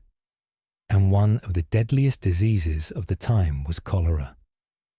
For decades, cholera had haunted communities, striking without warning, killing quickly, and leaving devastation in its wake. It was a disease that knew no borders, spreading from one continent to another with terrifying speed. But the outbreak that began in 1846 would become the deadliest cholera pandemic in history, sweeping across the globe and killing over 1 million people. Cholera is a bacterial infection caused by Vibrio cholerae, which spreads through contaminated water and food.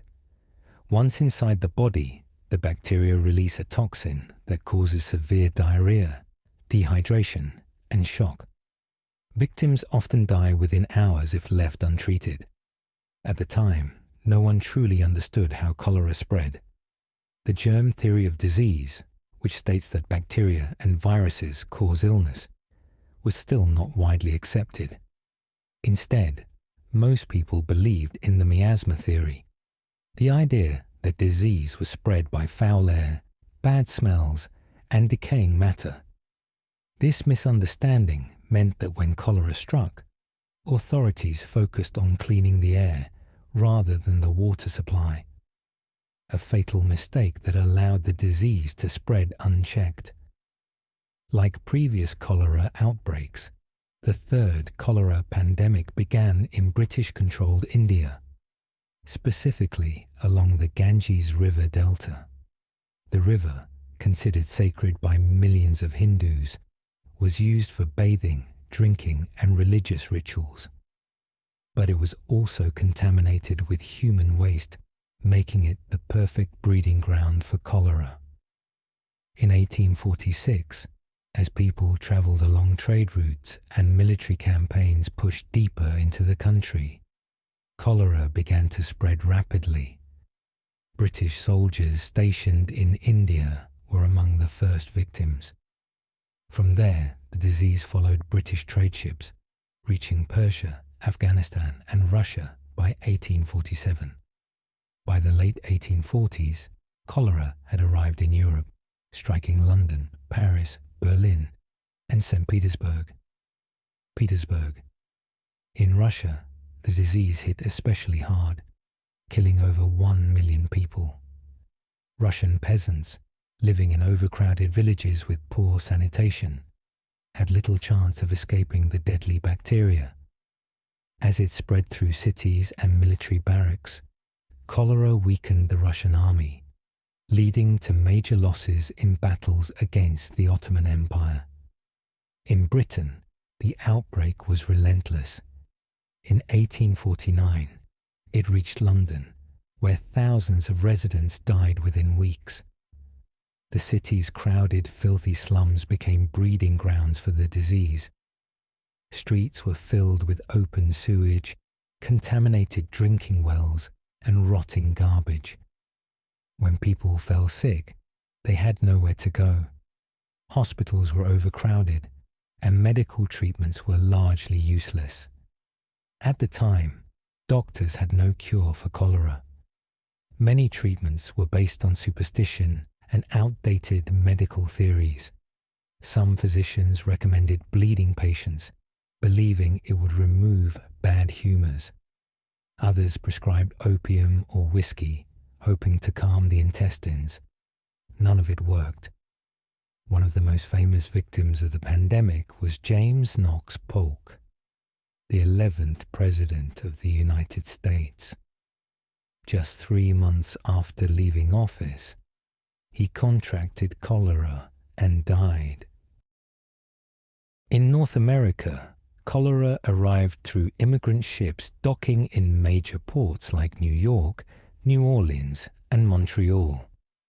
In 1849, the disease swept through the Mississippi River Valley, hitting cities like St. Louis and Cincinnati. Thousands perished in less than a month.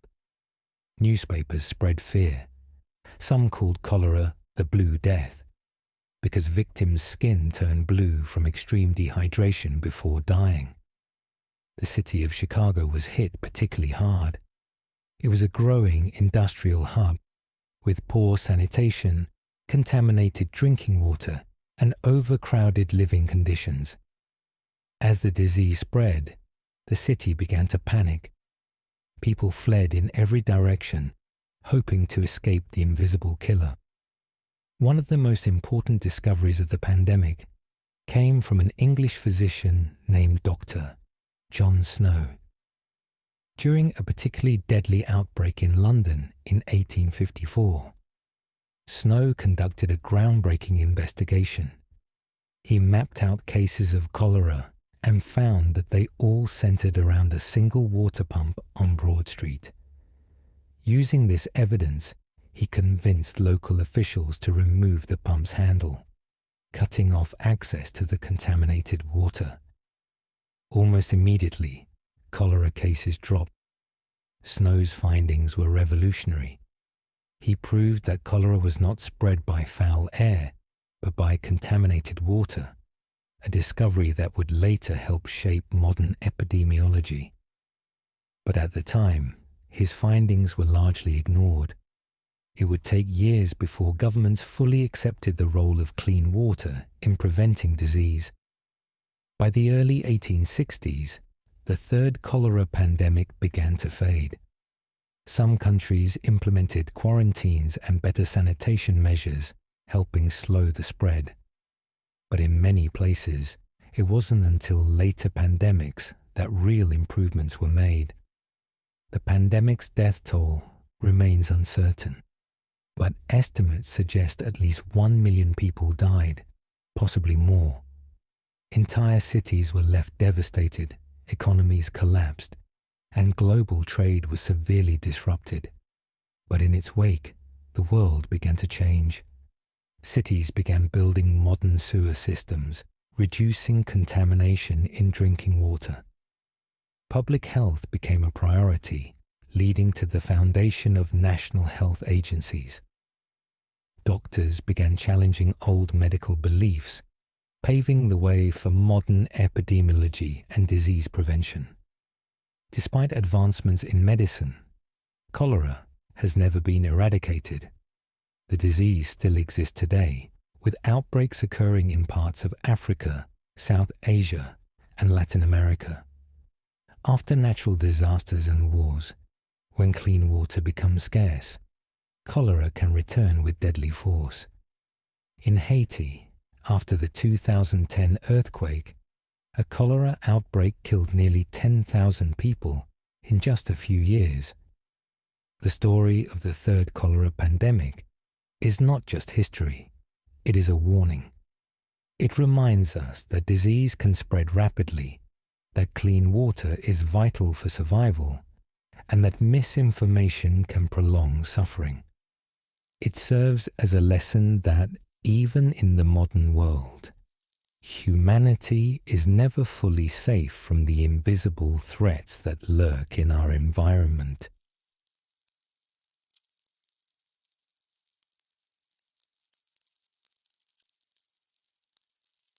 The Bhopal Gas Tragedy. The year was 1984. In the heart of India, in the city of Bhopal, life was unfolding as usual. The streets were alive with the sounds of markets, the hum of rickshaws, and the laughter of children playing outside their homes. The city was growing, its industries expanding, and one of the major employers was the Union Carbide pesticide plant, a sprawling facility on the outskirts of the city. It was supposed to represent progress, a symbol of modern industry providing jobs and boosting agriculture with chemical pesticides. But inside the plant, things were far from ideal. The facility had been plagued by safety violations, underfunded maintenance, and a workforce struggling with outdated equipment. Warning signs had appeared long before that fateful night, but they were ignored. On the evening of December 2nd, the plant's workers noticed something unusual. There was a leak in one of the storage tanks containing methyl isocyanate, a highly toxic chemical used to manufacture pesticides. Inside the tank, the pressure was rising. Normally, the plant's cooling system would have kept the chemical stable, but it had been shut down months earlier to cut costs. A small amount of water had somehow seeped into the tank, triggering a deadly chemical reaction. By midnight, the pressure inside the tank had reached a critical point. Then, at 12:56 a.m. on December the 3rd, the safety valve gave way. A massive cloud of toxic gas burst into the night air, spreading rapidly over the city of Bhopal. In the darkness, people were unaware of what was happening. Some woke to a burning sensation in their eyes and throats, confused and disoriented. Within minutes, the gas began to take its toll. It attacked the respiratory system, causing violent coughing, vomiting, and suffocation. People stumbled out of their homes gasping for breath, but the streets were already filled with the thick, choking fumes. Panic spread as thousands tried to flee, but there was nowhere to escape. The gas was heavier than air, settling close to the ground, lingering in the narrow alleys and homes of the city's most vulnerable. By morning, thousands of bodies lay lifeless on the streets. Entire families were found dead in their homes, unable to make it out in time. Children died in their sleep, never knowing what had happened. Hospitals were overwhelmed.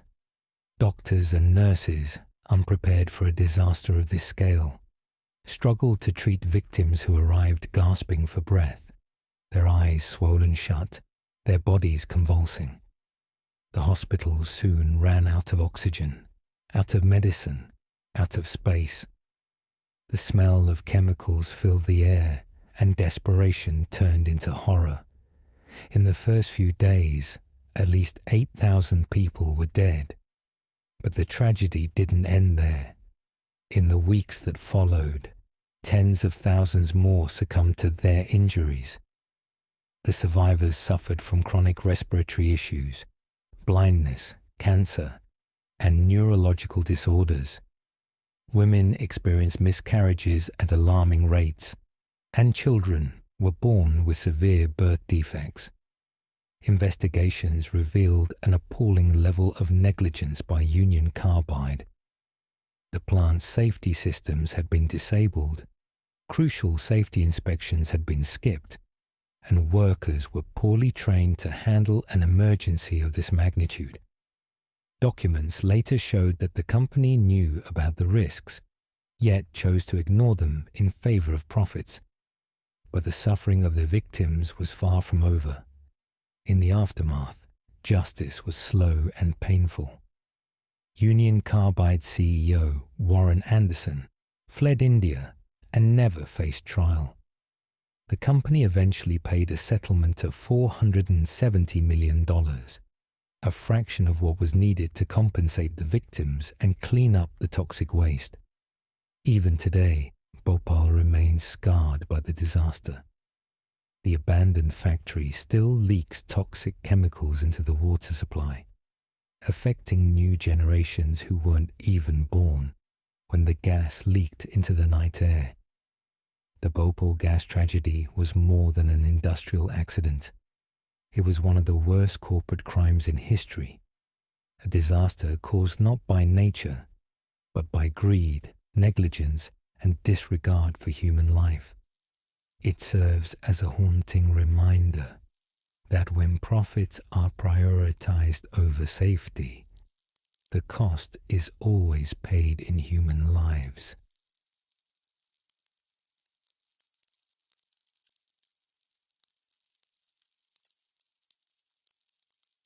The Partition of India. The year was 1947. After nearly 200 years of British colonial rule, India was on the brink of independence. For decades, the Indian people had fought for self-rule, enduring protests, crackdowns, and political negotiations. But as the British prepared to leave, a decision was made, one that would alter the course of history and lead to one of the most tragic mass displacements the world had ever seen. India would be divided, split into two new nations, India and Pakistan. The idea of partition had been proposed as a solution to growing religious tensions between Hindus and Muslims. Leaders of the Muslim League, led by Muhammad Ali Jinnah, had long argued that Muslims needed a separate nation to protect their rights and interests. The Indian National Congress, led by figures like Mahatma Gandhi and Jawaharlal Nehru, had opposed the division, advocating for a unified secular India. But as communal tensions escalated, the British government, eager to withdraw, agreed to partition the land. The task of drawing the new borders was given to a British lawyer, Sir Cyril Radcliffe, a man who had never been to India before. With no deep knowledge of the land, culture, or the people, he was given just 5 weeks to carve up a country of nearly 400 million people. The new boundary lines, known as the Radcliffe Line, would divide Punjab in the west and Bengal in the east, separating millions from their ancestral homes overnight. On August 14th and 15th, 1947, Pakistan and India officially became independent nations. But with independence came chaos. The moment the partition was announced, violence erupted. Neighbor turned against neighbor. Mobs took to the streets. Entire villages were burned to the ground. What followed was one of the largest forced migrations in human history. More than 15 million people were uprooted, forced to flee their homes simply because of their religion. Hindus and Sikhs fled from what was now Pakistan, seeking refuge in India. Muslims in India were forced to move to Pakistan. Trains carrying refugees were attacked. Families were torn apart. Thousands of women were kidnapped, raped, or forced into marriage. Survivors recall the horrors of that time. Parents forced to abandon their children in the chaos, bodies lying in the streets, trains arriving at stations filled with slaughtered passengers. The rivers ran red with blood. In Punjab alone, it is estimated that between 200,000 and 1 million people were killed in riots, massacres, and honor killings. The British, having officially handed over power, did little to stop the violence. The Indian and Pakistani governments, newly formed and overwhelmed, struggled to control the anarchy. Entire towns were emptied as refugees fled in both directions. Relief camps overflowed with displaced people, many of whom would never return home again. Among those deeply affected was Mahatma Gandhi, who had spent his life preaching non-violence. He fasted in an effort to stop the killings, appealing for peace. But just months later, in January 1948, he was assassinated by a Hindu nationalist who saw him as too sympathetic to Muslims. His death was yet another tragedy in the long shadow cast by partition. The consequences of the partition were long-lasting. India and Pakistan became bitter rivals, locked in territorial disputes, most notably over Kashmir. 3 wars were fought between the nations in the decades that followed. The scars of partition still linger in the memories of those who lived through it, passed down through generations. Even today, the division continues to shape South Asia. Families remain separated by borders. The wounds of partition have never fully healed. It was a tragedy not just of maps and politics, but of human suffering on an unimaginable scale. The partition of India was not just a line drawn on a map. It was a wound that still bleeds, a moment in history that stands as a reminder of what happens when fear and division are allowed to dictate the future of millions.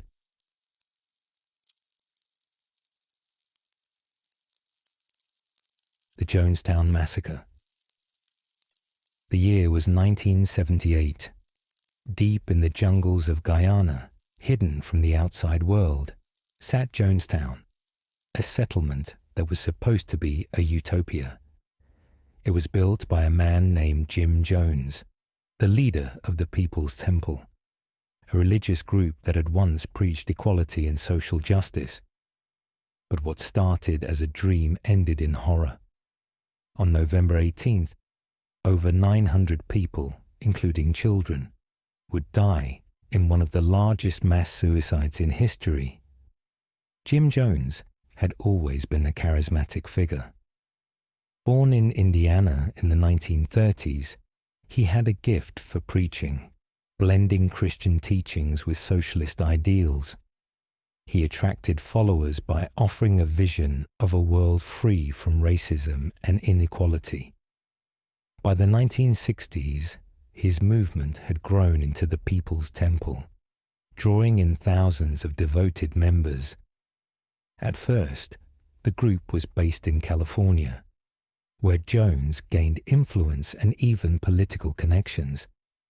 But as allegations of abuse, financial fraud, and brainwashing surfaced, Jones became paranoid. He feared the government was trying to destroy his movement. In 1977, he convinced his followers to leave the United States and move to a remote settlement in Guyana. He promised them a paradise, a place free from oppression, where they could live in harmony. But Jonestown was no paradise.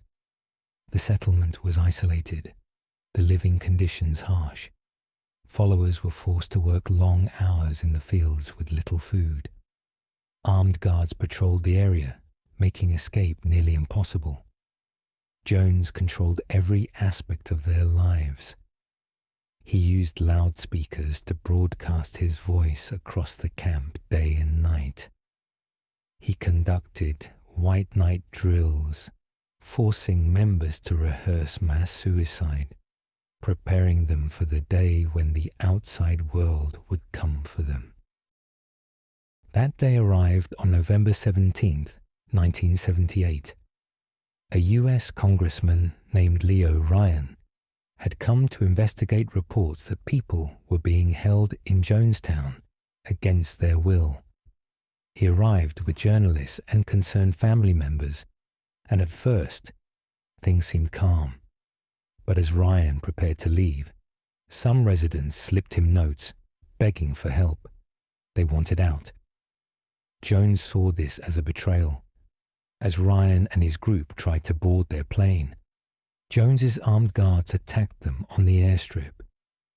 The congressman and 4 others were shot and killed. There was no turning back now. Jones gathered his followers in the pavilion and told them the time had come. The government would come for them, he claimed, and they had only one choice: to die together.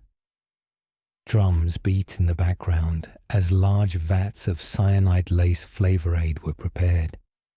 Parents were ordered to feed it to their children first. Those who refused were forced. People drank willingly, convinced they were making a political statement. Others were injected or held down. Within minutes, bodies lay scattered across the ground, the air filled with the cries of the dying.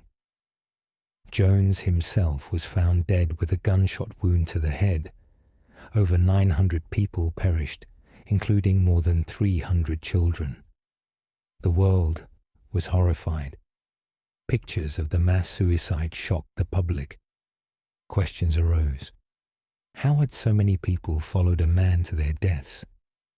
Survivors described years of manipulation, control, and fear. The tragedy of Jonestown became a warning about the dangers of cults, blind devotion, and absolute power. Jonestown was not just a tragedy. It was a chilling reminder of how easily people can be led astray, of how one man's paranoia and control could end in the deaths of hundreds.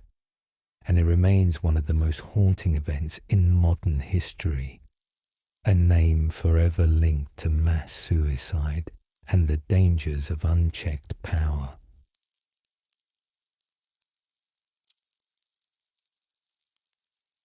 The 1913 Great Dayton Flood.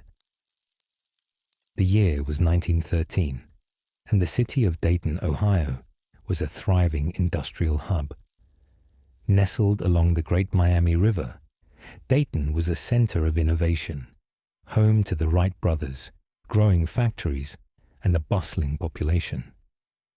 The city had experienced floods before, but none had ever truly devastated the region. People had come to see the river as a source of economic strength rather than a looming threat. But in the spring of 1913, that would change. What was about to unfold would become one of the deadliest and most destructive floods in American history, a disaster that would claim lives, destroy homes, and forever reshape the city. In March of that year, weather patterns across the Midwest began shifting. Heavy rainfall, stronger than usual, started drenching the region. On March 22nd, the downpour began in earnest. At first, residents assumed it was just another spring storm.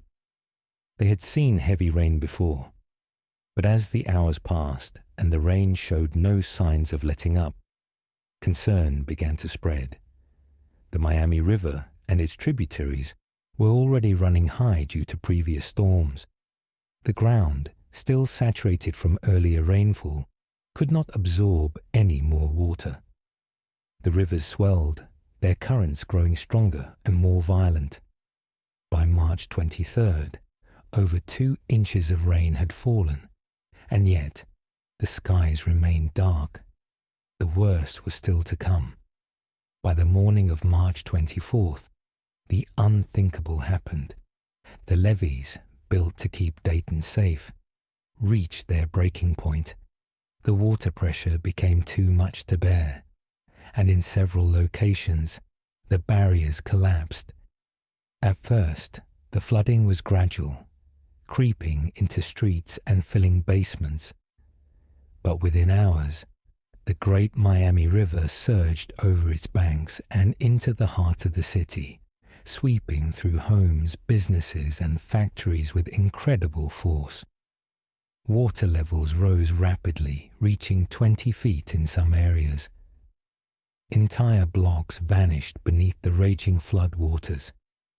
The current was so powerful that entire buildings were lifted off their foundations and carried away.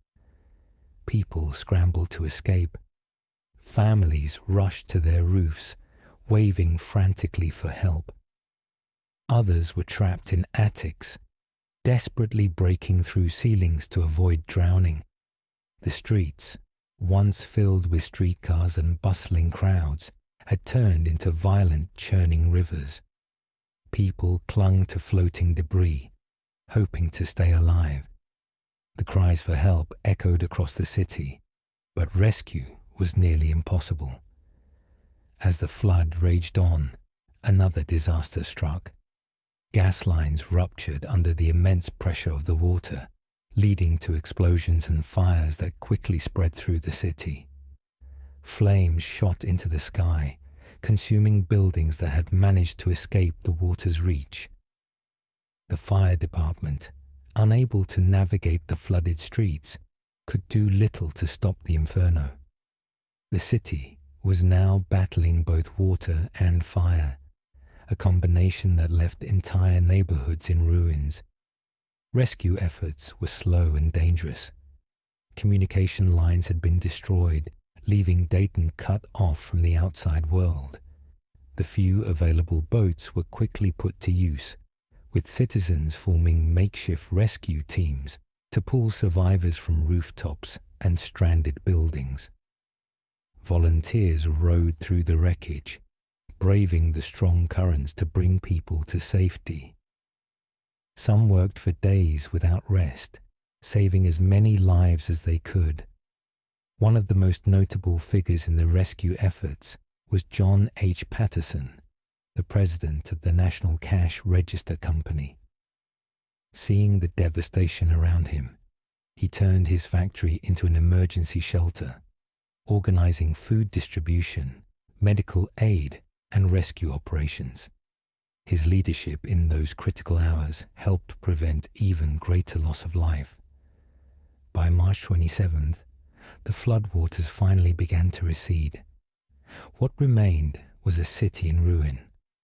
The death toll reached over 360 people, though some estimates suggest that the true number was higher. Over 65,000 people were left homeless. Entire neighborhoods had been erased, their homes reduced to piles of debris. Businesses and factories had been destroyed, leaving thousands without jobs. The economic damage was staggering, amounting to what would be over $2 billion in today's money. The flood had taken not just lives, but livelihoods, changing Dayton forever. Despite the immense suffering, Dayton refused to be defeated. In the aftermath of the disaster, a movement for flood prevention began almost immediately.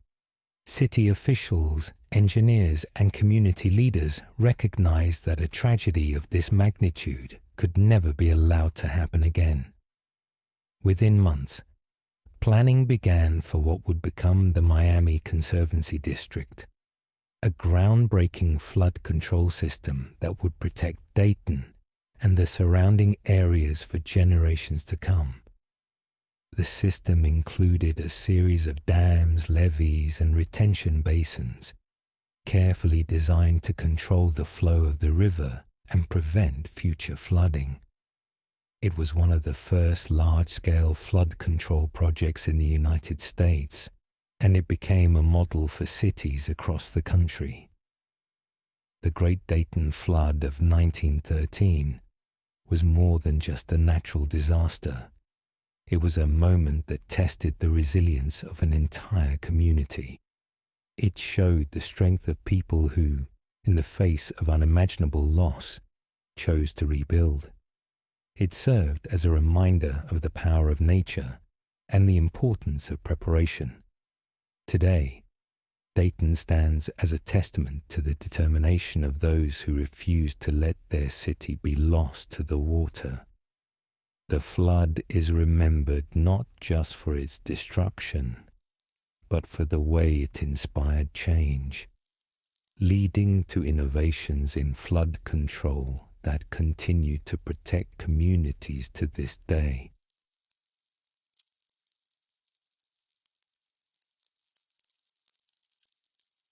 The Cambodian Genocide. The year was 1975. In the heart of Southeast Asia, Cambodia, a country rich in culture and history, was about to descend into one of the darkest chapters of the 20th century. Over the course of just 4 years, nearly 2 million people, roughly a quarter of Cambodia's population, would perish in a brutal campaign of forced labor, starvation, and execution. This was the Cambodian Genocide, orchestrated by the Khmer Rouge, a radical communist regime led by Pol Pot.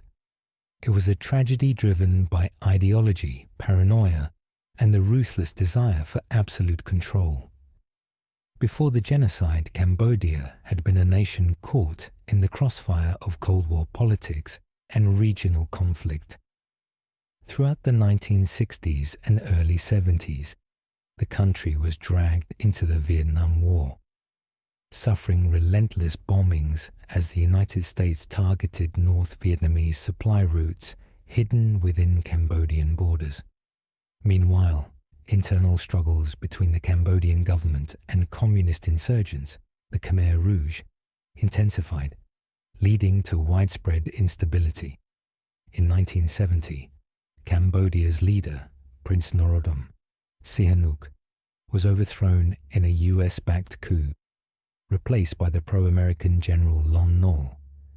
This further fueled the Civil War, as the Khmer Rouge gained momentum by presenting themselves as liberators fighting against foreign imperialism. By April 17, 1975, the Khmer Rouge had overrun Phnom Penh, Cambodia's capital. The victorious soldiers were greeted with cheers by exhausted civilians who hoped the war had finally ended. But within hours, their hopes were crushed.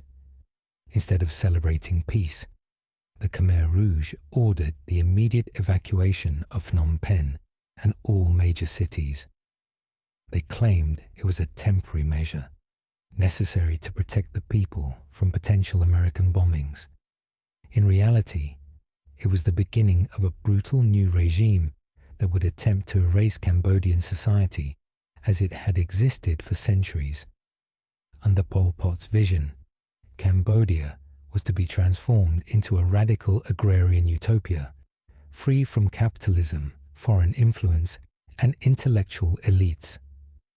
The Khmer Rouge sought to create a society of peasant farmers, where all aspects of modern life, education, religion, money, and even family ties were abolished. To achieve this, they forcibly relocated millions of people from urban areas to the countryside, where they were placed in forced labor camps. These camps, called cooperatives, were nothing more than vast rural prisons. Men, women, and children were forced to work from dawn to dusk in the fields, often with little food or rest. The smallest sign of resistance or exhaustion could lead to execution.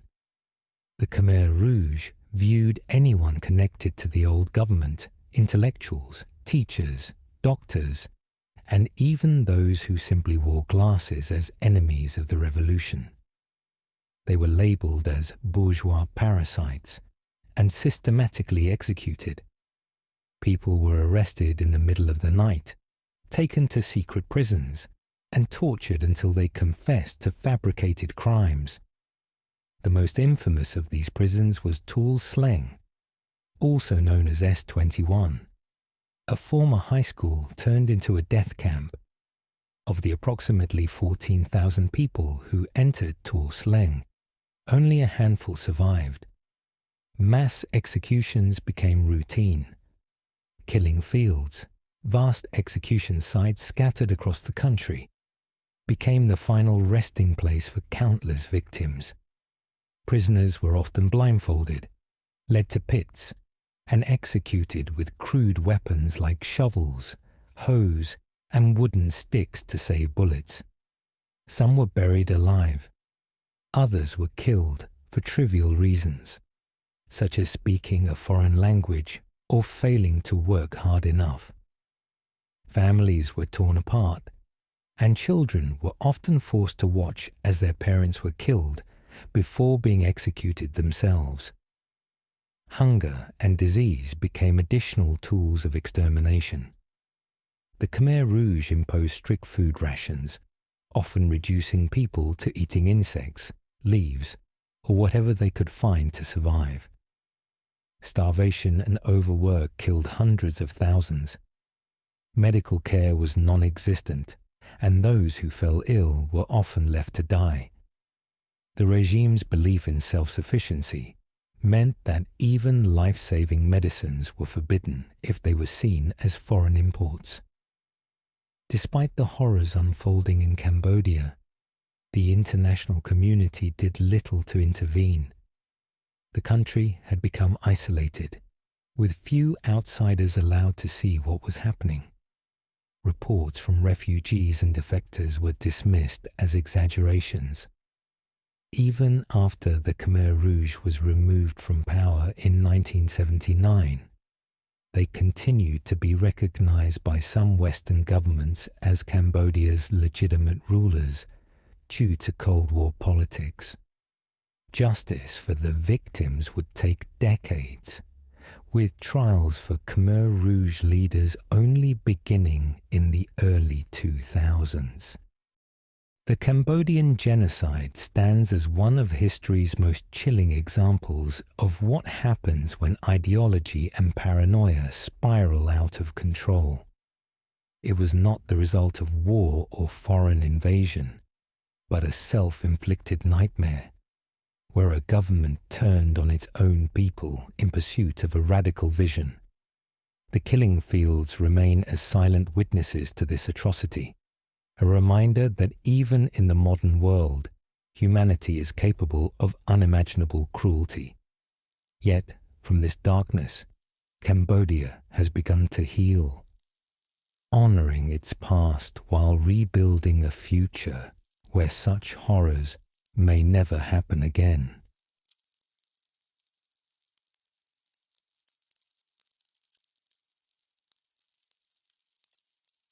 The Mount Tambora eruption of 1815. The year was 1815. Across the world, nations were still reeling from the Napoleonic Wars.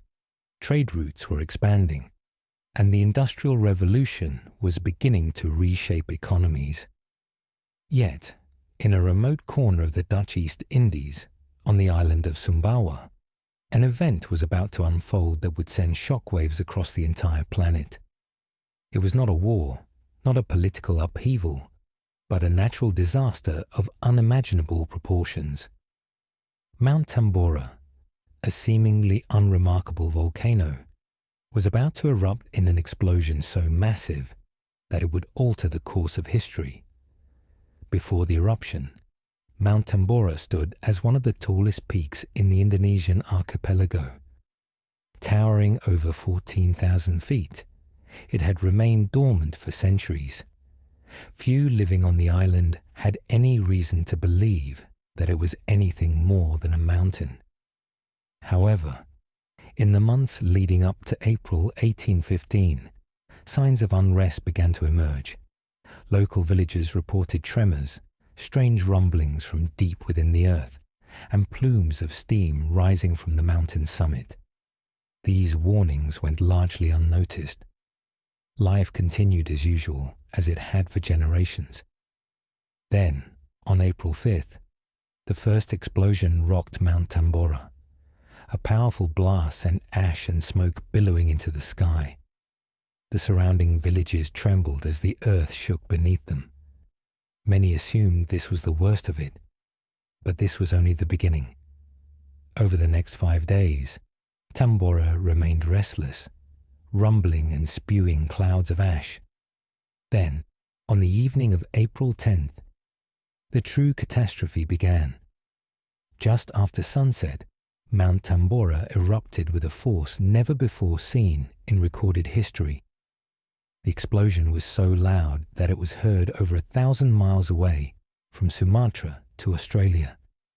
The sky was instantly engulfed in darkness as a massive column of ash, rock, and gas shot more than 25 miles into the air. Superheated pyroclastic flows, avalanches of gas and volcanic debris raced down the slopes at incredible speeds, obliterating everything in their path. Entire villages were wiped from existence, their inhabitants burned or buried beneath layers of ash. For those living in the immediate vicinity, there was no escape. The eruption produced a series of tsunamis that slammed into coastal settlements, drowning thousands. The air was thick with toxic gas, suffocating those who managed to survive the initial blast. The once lush landscapes of Sumbawa were transformed into a barren wasteland. Rivers boiled, forests burned, and a deadly rain of volcanic rock pummeled anything left standing. The effects of the eruption were catastrophic. It is estimated that over 70,000 people died in the immediate aftermath, making it the deadliest volcanic eruption in recorded history. But the devastation did not stop there. The sheer volume of ash released into the atmosphere created a global phenomenon unlike anything the world had ever seen. The fine particles spread across the stratosphere, blocking sunlight and plunging temperatures across the globe.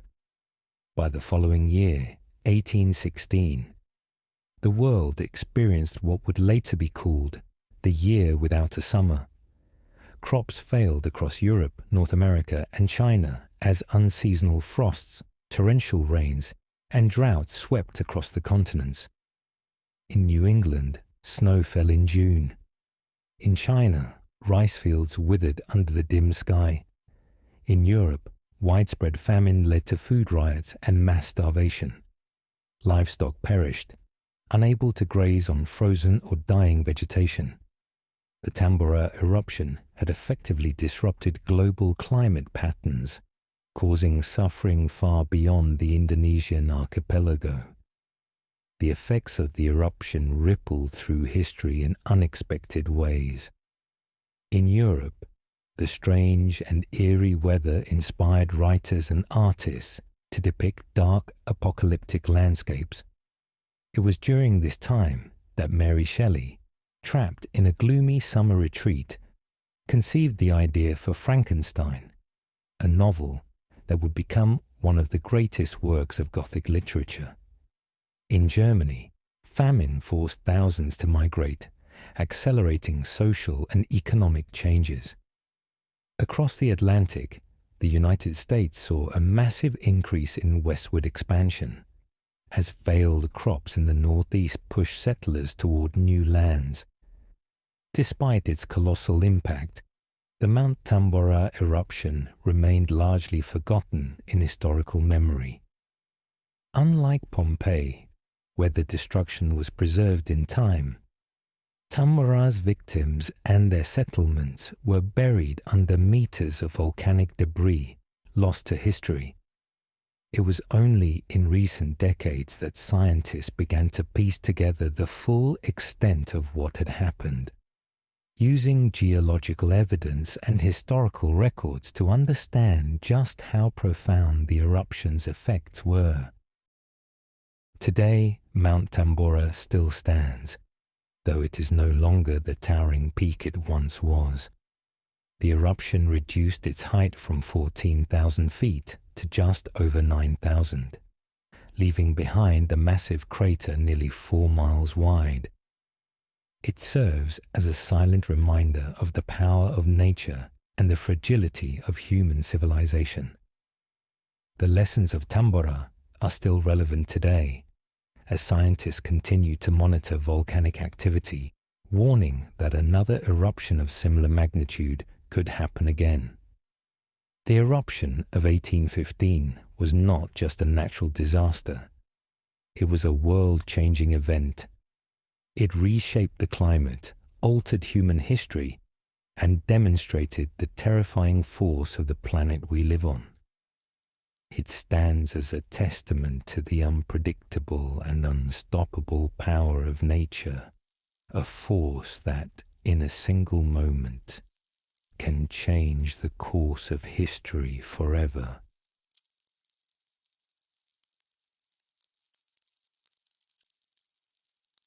The 1918 Halifax Explosion. The year was 1918.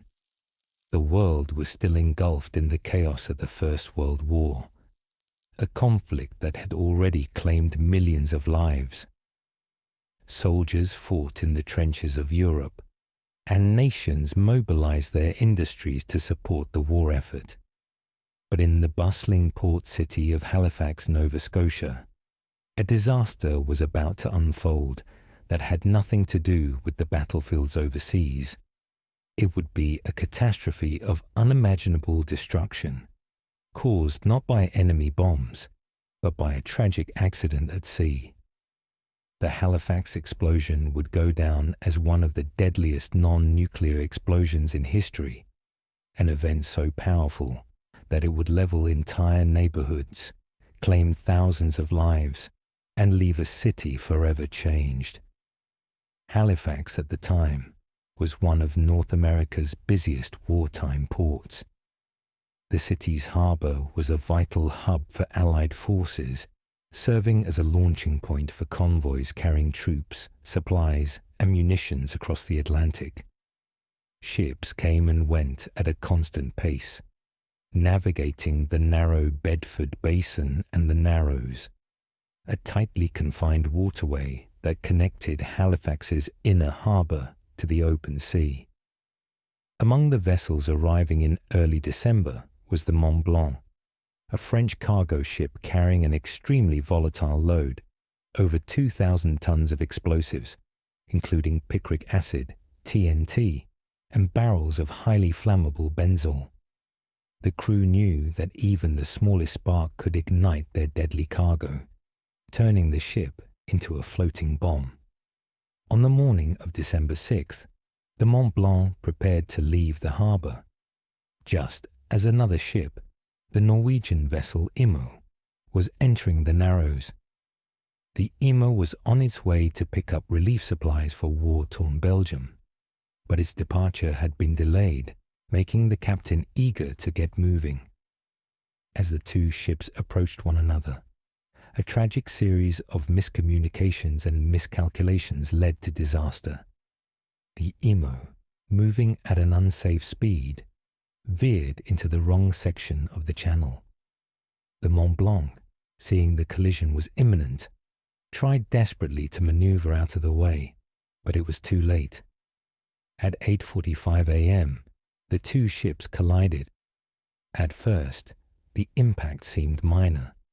The Mont Blanc sustained damage to its hull, but the true danger lay in what happened next. Sparks from the collision ignited the benzol stored on the Mont Blanc's deck, setting off a raging fire. The crew, knowing what was coming, had no choice but to abandon ship. They rowed frantically toward shore, screaming warnings to anyone who would listen, but few understood the gravity of the situation. As the Mont Blanc drifted toward the city's waterfront, smoke billowed into the sky, drawing crowds of curious onlookers. People gathered at windows, on rooftops, and along the docks, unaware that they were standing just minutes away from catastrophe. At exactly 9:02 a.m., the Mont Blanc exploded. The blast was so powerful that it vaporized the ship instantly. A massive fireball shot into the sky, sending a towering mushroom cloud of smoke, fire, and debris over a mile into the air. The shockwave ripped through the city at incredible speed, flattening buildings, shattering windows, and tearing roofs from homes. A section of the city was completely destroyed in an instant. The force of the explosion was equivalent to nearly 3,000 tons of TNT, making it the largest man-made explosion in history at the time. The devastation was incomprehensible. A tsunami, triggered by the force of the blast, crashed onto the shore, sweeping away buildings and dragging people into the harbour. Fires erupted across the city, fueled by overturned stoves and broken gas lines. The streets were filled with rubble, mangled bodies, and panicked survivors searching for loved ones. Those who had been watching the fire from their windows were blinded instantly as the blast shattered the glass and sent razor-sharp shards into their faces. The explosion could be heard over 100 miles away, and tremors were felt as far as Prince Edward Island. More than 1,600 people died instantly. Thousands more were injured, some suffering horrific burns, others buried beneath the wreckage of collapsed buildings. By the time rescue efforts began, the total death toll had risen to nearly 2,000, with over 9,000 injured. Entire families had been wiped out. Schools, churches, and businesses were reduced to rubble. The northern part of Halifax had been utterly destroyed. In the hours that followed, the city was thrown into chaos. Survivors stumbled through the streets in shock, many covered in blood, their ears ringing from the deafening blast. Hospitals overflowed with the wounded, and doctors worked tirelessly to save as many lives as possible. The Canadian government mobilized relief efforts immediately, and help came from as far away as Boston, which sent supplies, medical teams, and financial aid. Halifax would later send a Christmas tree to Boston each year in gratitude, a tradition that continues to this day.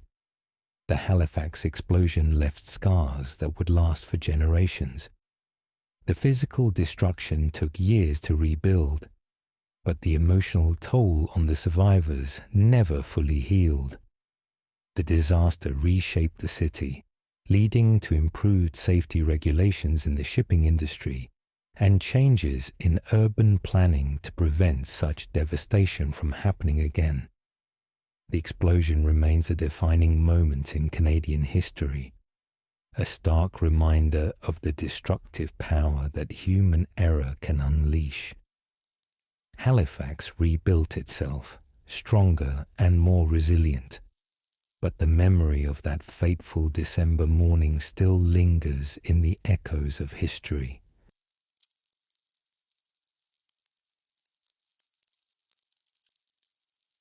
The Holodomor.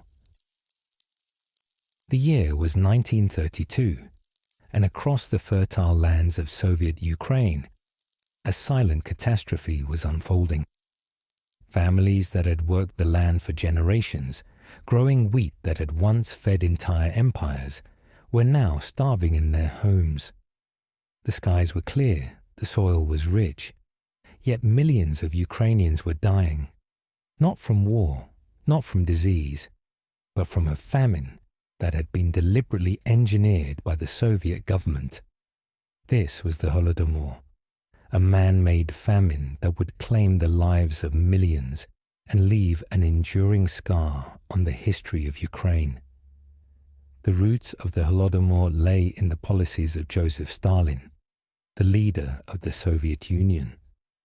In the late 1920s and early 1930s, Stalin launched an aggressive campaign of collectivization, aiming to consolidate individual farms into massive state-controlled agricultural operations. The goal was to increase grain production to fuel Soviet industrialization and to tighten government control over the peasantry. But for the independent-minded Ukrainian farmers, known as kulaks, this was a death sentence. They resisted, refusing to surrender their land and livestock. In response, Stalin branded them as enemies of the state, unleashing a brutal crackdown that would culminate in one of the deadliest famines in human history. As part of collectivization, the Soviet government seized control of Ukraine's grain production. Entire harvests were confiscated, and absurdly high grain quotas were imposed, leaving villages with nothing to eat. The Soviet authorities sealed off Ukraine's borders, preventing food from entering and people from leaving. Soldiers raided homes, searching for hidden grain, and those caught hoarding even the smallest amount of food were executed or deported to labor camps. As winter set in, the full horror of the famine took hold. Survivors later recalled the unimaginable suffering. Mothers watched helplessly as their children withered away from hunger.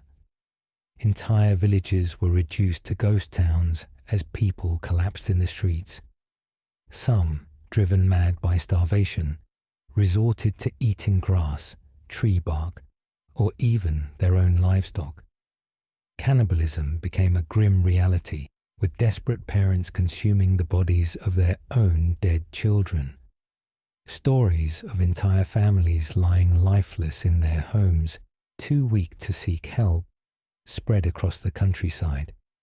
Despite the undeniable scale of the famine, the Soviet government denied its existence. Foreign journalists who attempted to report on the disaster were silenced or expelled. Meanwhile, trainloads of Ukrainian grain were exported to the West, feeding foreign markets while the people who had grown the crops starved to death. The world, focused on the Great Depression, largely turned a blind eye to the suffering in Ukraine. Only a handful of journalists, such as Gareth Jones and Malcolm Muggeridge, dared to speak out, but their warnings were dismissed as anti-Soviet propaganda. By the time the famine finally ended in 1933, an estimated 4 to 7 million Ukrainians had perished. The exact number will never be known, as Soviet authorities deliberately erased records and censored information. The Holodomor was not merely a famine. It was a deliberate act of genocide, designed to break the spirit of the Ukrainian people and crush any resistance to Soviet rule. For decades, the true extent of the Holodomor remained hidden.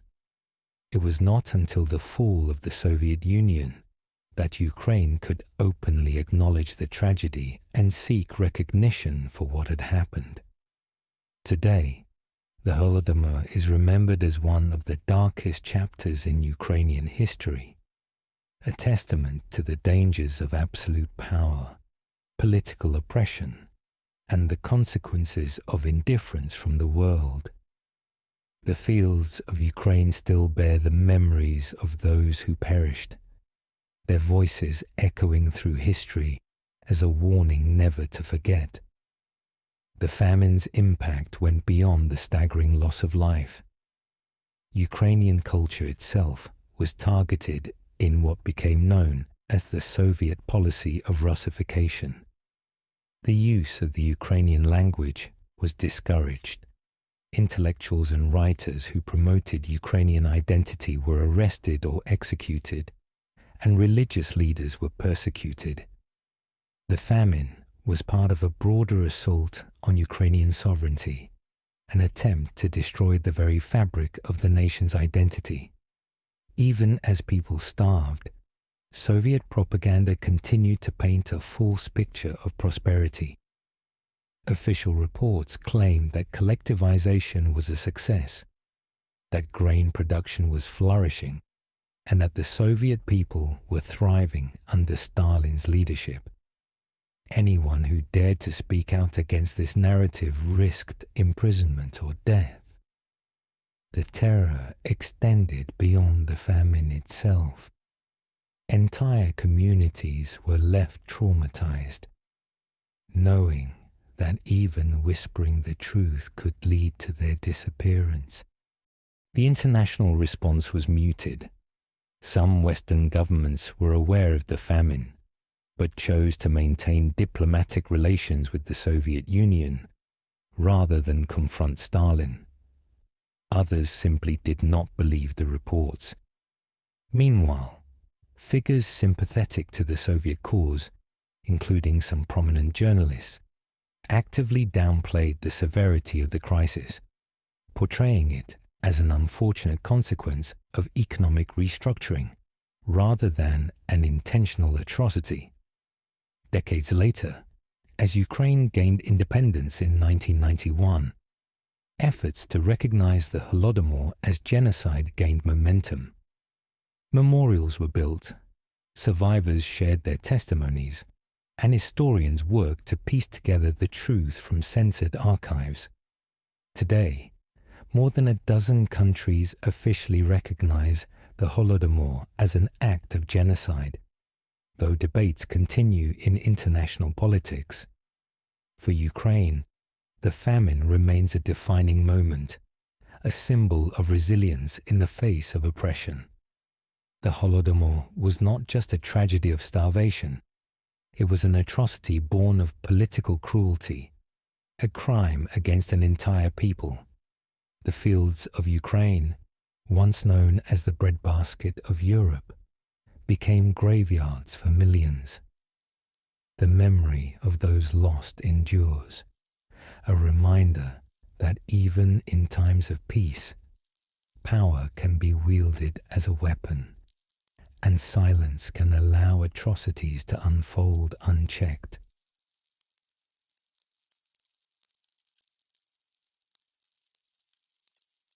The Great Fire of London. The year was 1666. London, a city of narrow streets and timber-framed houses, was bustling with life. Markets overflowed with merchants selling their goods. Taverns echoed with the laughter of patrons, and the docks along the River Thames were filled with ships bringing cargo from across the world. But beneath this lively surface, the city was a tinderbox waiting to be ignited. And on the night of September 2nd, a small spark in a bakery would unleash a catastrophe that would consume the heart of London, forever changing its landscape and its future. It began in the bakery of Thomas Fariner, located on Pudding Lane in the crowded district of the city. Fariner, a respected baker, had closed his shop for the night, unaware that a stray ember in one of his ovens had not been fully extinguished. As he and his family slept, the embers smouldered, catching onto wooden beams. Within hours, flames erupted, quickly spreading through the bakery. Fariner and his family barely managed to escape by climbing onto the roof, but his maid, trapped by the growing inferno, became the first victim of the fire. The flames leaped from building to building with terrifying speed. London's medieval architecture, with its tightly packed wooden houses and overhanging upper floors, provided the perfect conditions for fire to spread. Strong winds fanned the flames, pushing them further into the city. Within hours, entire streets were ablaze. The city's residents woke to chaos. The sky glowed an eerie orange, and thick smoke filled the air, making it difficult to breathe. People ran through the streets, carrying what few possessions they could salvage. The sound of buildings collapsing, the crackling of flames, and the screams of panicked citizens created an atmosphere of terror. The fire showed no mercy, consuming everything in its path, from humble homes to grand churches and public buildings. The official response was slow and disorganized. London had no formal fire brigade. Instead, firefighting was left to poorly equipped parish watchmen and volunteers who used buckets of water, fire hooks, and hand-pumped engines to try and control the blaze. King Charles II himself became involved, ordering the destruction of buildings in an attempt to create fire breaks. But by then the fire had gained too much momentum. The wooden structures, dry from the summer heat, burned too quickly for effective containment. As the fire raged on, it reached some of London's most significant landmarks. St. Paul's Cathedral, a towering symbol of the city, stood in the path of the inferno. The intense heat caused the lid roof to melt, sending molten metal streaming down the streets. The cathedral, which had stood for centuries, was reduced to ruins. Other important sites, including the Royal Exchange and Guildhall, suffered the same fate. By the time the fire was finally extinguished on September 6th, the devastation was staggering. More than 13,000 homes had been destroyed, along with nearly 90 churches and numerous businesses. Around 80% of the medieval city of London was gone. Miraculously, the recorded death toll was low, officially fewer than 10 people, but many believe that the true number was far higher, as the fire had consumed entire buildings and left no remains. In the aftermath, Londoners faced an immense challenge. Thousands were left homeless, their livelihoods gone. Makeshift camps sprang up outside the city walls as the displaced searched for food and shelter. Rebuilding efforts began almost immediately, but it would take years to restore the city. The fire, however, also brought change. Strict new building codes were introduced, requiring homes to be constructed from brick and stone instead of wood. streets were widened to prevent future disasters. The Great Fire of London was more than just a disaster. It was a turning point, a moment in history that reshaped the city both physically and socially. Though the flames had caused destruction, they had also paved the way for modernization. London would rise from the ashes, stronger and better prepared for the future, forever bearing the scars of the fire that had nearly consumed it. Beyond the physical damage, the fire also left a lasting psychological impact on Londoners. For years after the blaze, people lived in fear of another catastrophe. The disaster became ingrained in the city's collective memory, retold in stories, books, and paintings. It led to advancements in fire safety, influencing the creation of organized firefighting services in the decades that followed. Economically, the fire caused immense losses, but it also presented opportunities. The rebuilding of London attracted architects, engineers, and labourers from across the country. Sir Christopher Wren, one of the most famous architects of his time, was commissioned to redesign St. Paul's Cathedral, along with many other key buildings. His designs would shape the skyline of the new London, marking the transition from medieval to modern architecture. The political ramifications of the fire were significant as well. Rumours spread that the fire had been started deliberately, with various groups being blamed, including the French, the Dutch, and even Catholics. The government conducted investigations, but no evidence of arson was ever found. Nonetheless, the paranoia fueled anti-Catholic sentiment in England, leading to increased tensions in an already divided society. The Great Fire of London remains one of the most defining events in the city's history. It was a disaster that brought ruin and suffering, but it also paved the way for a stronger, more resilient city. Today, its legacy lives on in the architecture of London, in the improved urban planning that followed, and in the lessons learned about fire safety. The fire that once threatened to erase London from existence instead became the catalyst for its rebirth, proving that even in the face of devastation, a city and its people can endure and rebuild.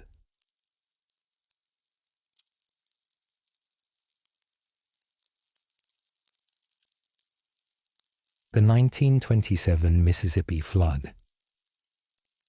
The year was 1927, and the Mississippi River, the lifeblood of the American South, had always been both a source of prosperity and a looming threat. For centuries, farmers, merchants, and entire communities had relied on the river for trade, irrigation, and transportation. But the river was also known for its destructive power. When the water swelled, entire towns could be swallowed in a matter of hours. In the spring of 1927, after months of heavy rainfall, the river would rise to a level never seen before, leading to one of the most catastrophic floods in American history. The disaster began with relentless storms.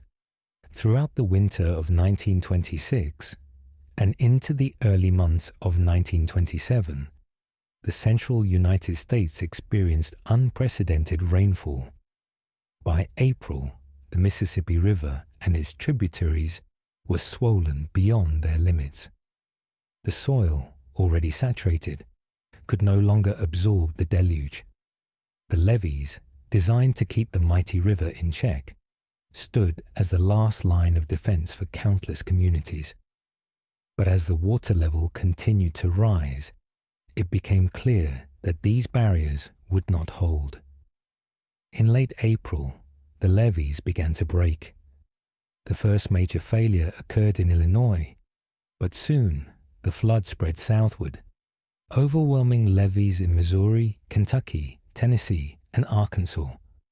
By April 27th, the most devastating break occurred in Louisiana, near Mound Landing, releasing a torrent of water that would inundate the Mississippi Delta. The flood was no longer just a local crisis. It had become a catastrophe on a scale never before seen in the United States. Tens of thousands of homes were swallowed by the raging floodwaters. The Mississippi, which usually flowed in a controlled course, now spread out for miles beyond its banks. Some areas were under 20 feet of water, submerging entire towns, drowning livestock, and destroying crops. In total, over 27,000 square miles were flooded, an area roughly the size of Massachusetts, Connecticut, and New Hampshire combined. The human toll was staggering. At least 250 people were confirmed dead, though many believe the actual number was much higher, as records were poorly kept and entire communities were erased from the map. More than 600,000 people were displaced, making it the largest displacement of Americans due to a natural disaster at the time. Many of the flood's victims were sharecroppers, tenant farmers, and African American laborers who lived in some of the poorest areas of the South. For them, the flood was more than just a natural disaster. It was a humanitarian crisis that exposed deep racial and economic inequalities in America. As the floodwaters advanced, people scrambled for survival. Some sought refuge on rooftops, while others clung to trees or makeshift rafts, hoping to be rescued. Federal and local relief efforts were slow to respond. The Red Cross set up refugee camps, but conditions were dire. Thousands were crammed into unsanitary shelters with little food or medical care. In many cases, African American refugees were forced into segregated camps, where they were subjected to harsh treatment, forced labor, and even violence at the hands of local authorities. White landowners often refused to allow black workers to leave the camps, fearing they would flee north and never return to work in the fields. These injustices would fuel the Great Migration, as thousands of black Southerners left the region for better opportunities in northern cities. The economic impact of the flood was devastating. The Mississippi Delta, one of the most agriculturally rich areas in the country, was left in ruins. Cotton, the lifeblood of the southern economy, was wiped out. Entire plantations were underwater.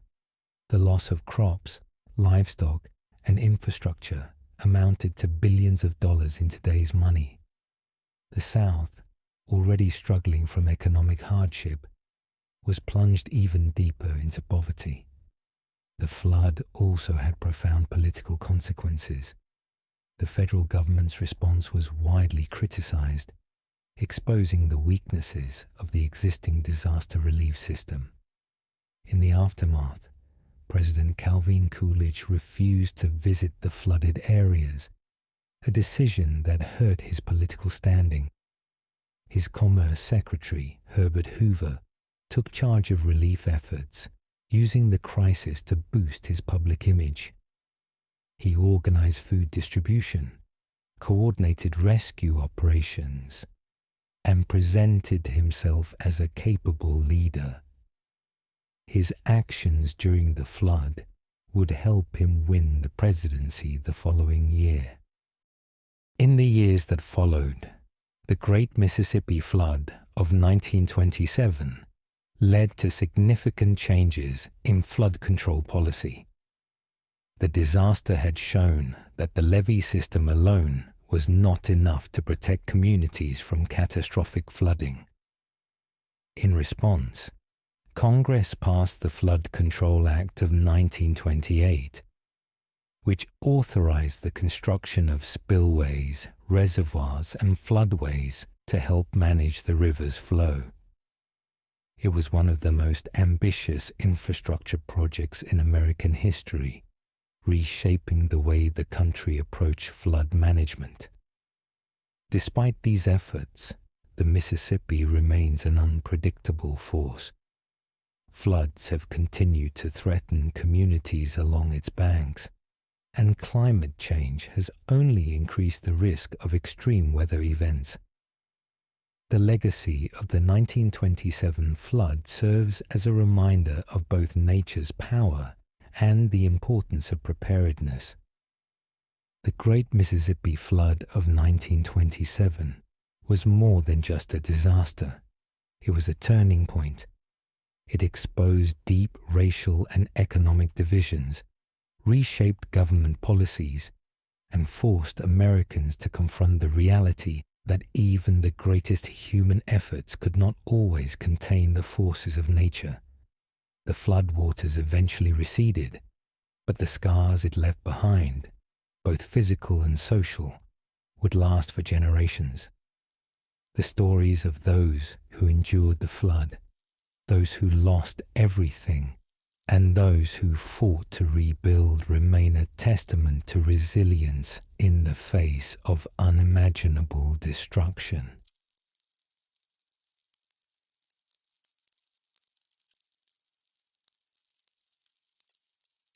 The 30 Years' War. The year was 1618. Europe was a continent simmering with tension, divided along religious, political, and territorial lines. For over a century, the Protestant Reformation had shattered the unity of Christendom, pitting Catholic and Protestant rulers against one another. The Peace of Augsburg, signed in 1555, had provided a temporary truce, allowing rulers to determine the religion of their own territories. But the fragile peace was crumbling, and soon the continent would be plunged into one of the most destructive conflicts in history. What began as a war of religion in the Holy Roman Empire would spiral into a decades-long catastrophe, engulfing much of Europe in bloodshed, famine, and devastation. This was the 30 Years' War. The war was ignited in the Kingdom of Bohemia, where tensions between the Protestant nobility and their Catholic ruler, Holy Roman Emperor Ferdinand II, had reached a breaking point. In May 1618, an event known as the Defenestration of Prague set the conflict in motion. Protestant nobles, furious at the emperor's efforts to suppress their faith, stormed into Prague Castle and threw two of his Catholic officials out of a window. Though the officials survived, the act symbolized outright rebellion. Bohemian Protestant leaders declared their defiance against the emperor, and within months, war erupted. At first, the conflict seemed contained to Bohemia, but it quickly expanded as the Catholic Habsburgs sought to crush the Protestant revolt. The Bohemians found allies among Protestant princes across the Holy Roman Empire, while the Catholic League, a coalition of Catholic rulers, rallied behind Ferdinand. Battles raged across Central Europe, with towns and villages caught in the crossfire. The Protestant cause suffered a major defeat at the Battle of White Mountain in 1620, and Bohemia was brutally pacified. But the war was far from over. As the years passed, the conflict drew in more and more powers. Denmark, Sweden, France, and Spain all became embroiled in what had now become a continent-wide struggle for dominance. What had started as a religious war evolved into a geopolitical conflict, with Catholic France supporting Protestant Sweden against their mutual enemy, the Habsburgs. The war was no longer just about faith. It was about power, territory, and survival. The brutality of the war was staggering. Armies, made up of mercenaries with little discipline, roamed the countryside, plundering towns, massacring civilians, and spreading disease. The infamous sack of Magdeburg in 1631 saw an entire city put to the sword, with tens of thousands of men, women, and children slaughtered or burned alive. The horrors of war were compounded by famine and plague, which swept through Europe, leaving entire regions depopulated. The war dragged on for decades, with shifting alliances and no clear victor. But by the 1640s, exhaustion set in. The warring nations were financially and militarily drained, their lands devastated. In 1648, the Peace of Westphalia was signed, bringing an end to the carnage. The treaties redrew the map of Europe, weakening the Holy Roman Empire and recognizing the sovereignty of individual states. The war's legacy was profound. It marked the beginning of the modern state system, where national interests would take precedence over religious unity. The 30 Years' War remains one of the darkest periods in European history. It claimed an estimated 8 million lives, making it one of the deadliest conflicts before the 20th century.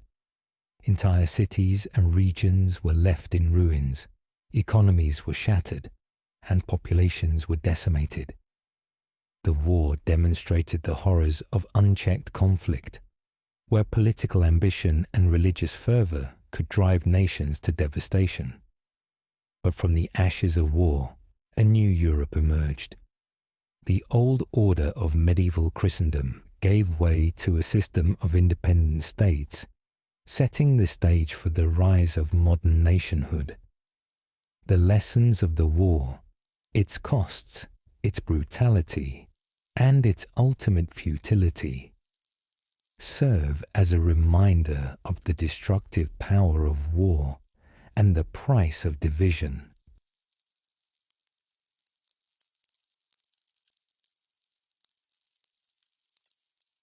The Great Chicago Fire. The year was 1871. Chicago was a city on the rise, a booming metropolis of industry and innovation. It had grown rapidly in the decades following its incorporation, transforming from a modest frontier town into a bustling economic hub. The city's streets were filled with merchants, immigrants, and entrepreneurs seeking new opportunities. But beneath this prosperity lay a dangerous reality. Chicago was a city built largely of wood. The buildings, sidewalks, and even some of the roads were made of timber, creating a perfect storm for disaster. In the dry autumn of 1871, an unusual drought had gripped the city. Rain had not fallen in weeks, leaving everything brittle and flammable. The wooden structures, combined with the sawdust-covered streets and the hot, dry winds, created the conditions for what would become one of the deadliest and most destructive fires in American history. On the evening of October 8th it began. The fire's exact origins remain a subject of debate, but the most famous account places its start in the barn of Patrick and Catherine O'Leary at 377 DeKoven Street. According to legend, a cow in the barn kicked over a lantern, igniting a pile of hay. In an instant, the dry wooden walls of the barn caught fire and the flames began to spread. Though Catherine O'Leary always denied the story, and no definitive cause was ever confirmed, what is certain is that within minutes, the blaze was out of control. At first, many residents did not grasp the seriousness of the situation. Fires were common in Chicago, and the fire department had become accustomed to responding to small blazes. However, the fire quickly grew beyond anything they had ever encountered.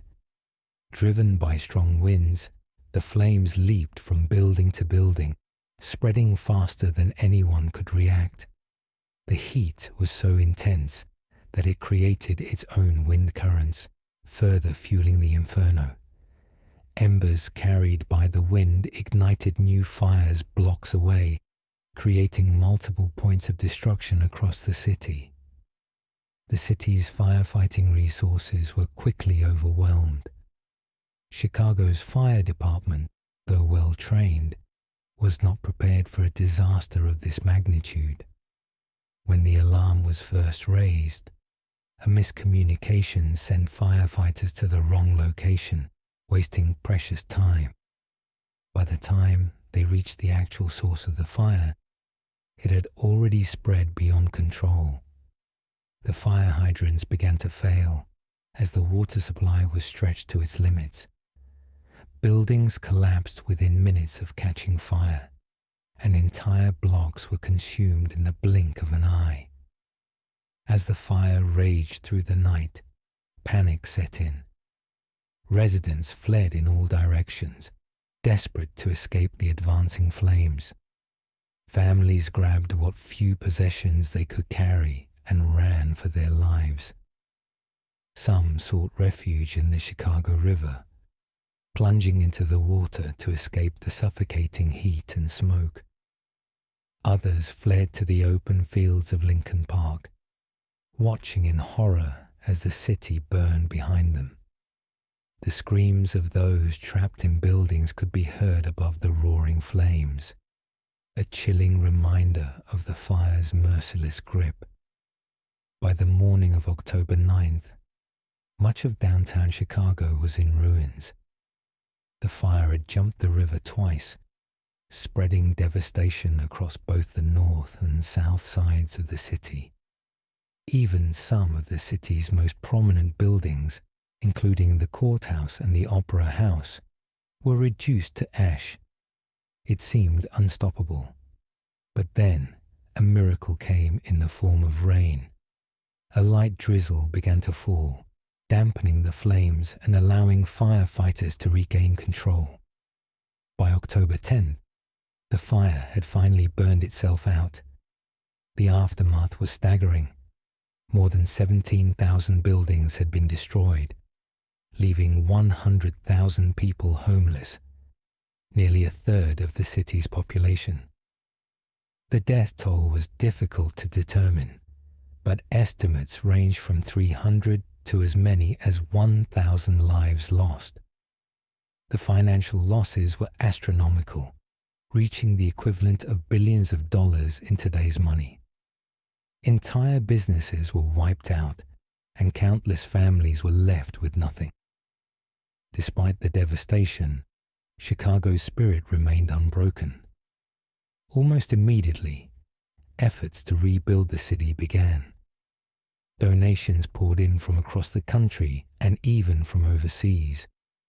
Cities as far away as London and Paris sent aid to help Chicago rise from the ashes. Architects and engineers saw an opportunity to rebuild smarter, using fireproof materials such as brick and stone. The fire also led to the creation of stricter building codes, shaping the modern skyline of Chicago into the towering steel-framed city it is today. The Great Chicago Fire remains one of the most infamous disasters in American history. It was a tragedy that took lives and destroyed livelihoods, but it was also a catalyst for change. The lessons learned from the fire influenced urban planning and fire safety across the world. Today, the city stands as a testament to resilience, a place where destruction once reigned but where innovation and determination ultimately triumphed. The echoes of that fiery night still linger in Chicago's streets, a reminder of both its darkest hour and its greatest comeback.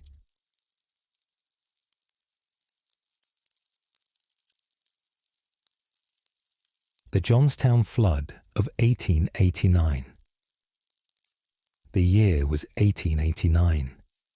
Johnstown, Pennsylvania, was a bustling industrial town, home to hard-working families, steel mills and railroads that carried the lifeblood of industry.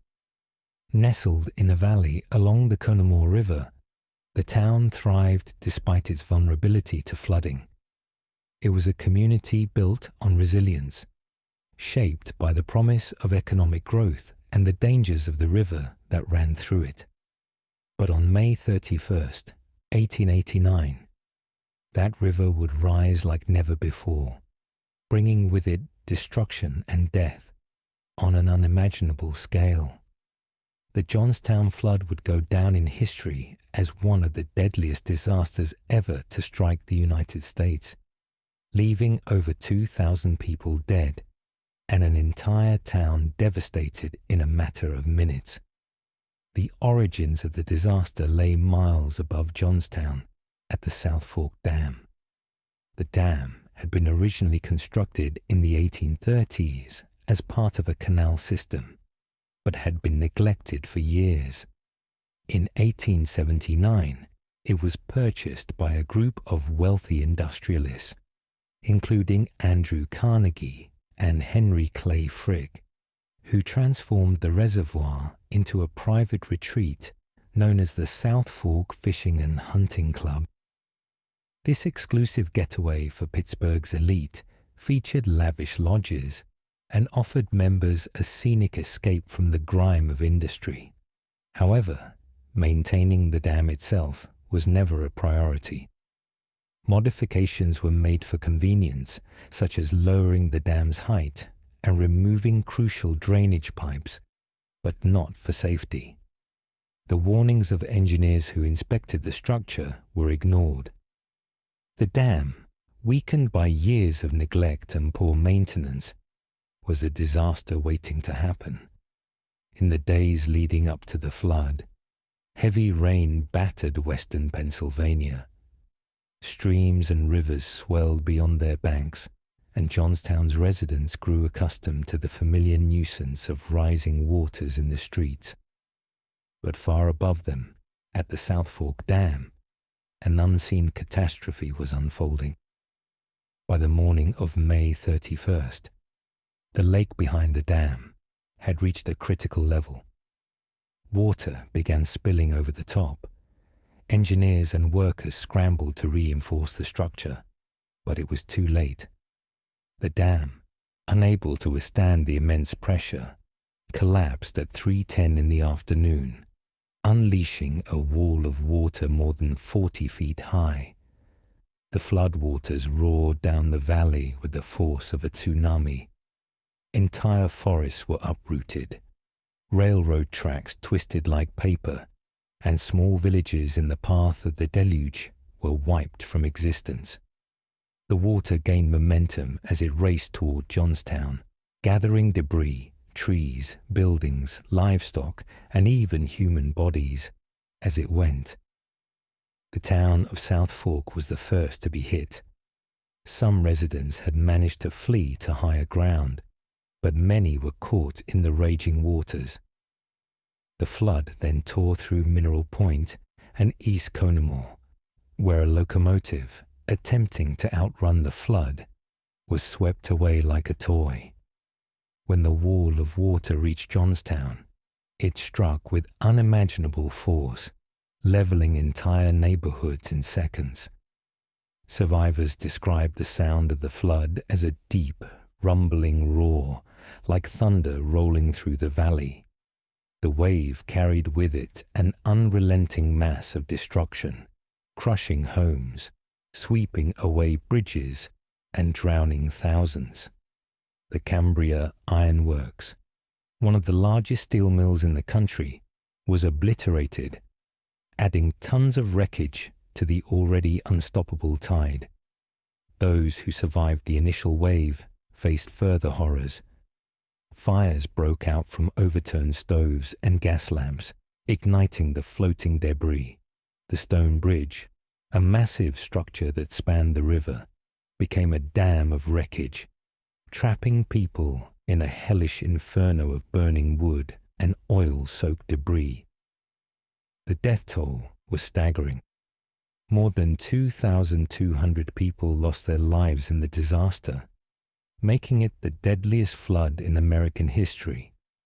Families were torn apart, children separated from parents, entire lineages wiped out.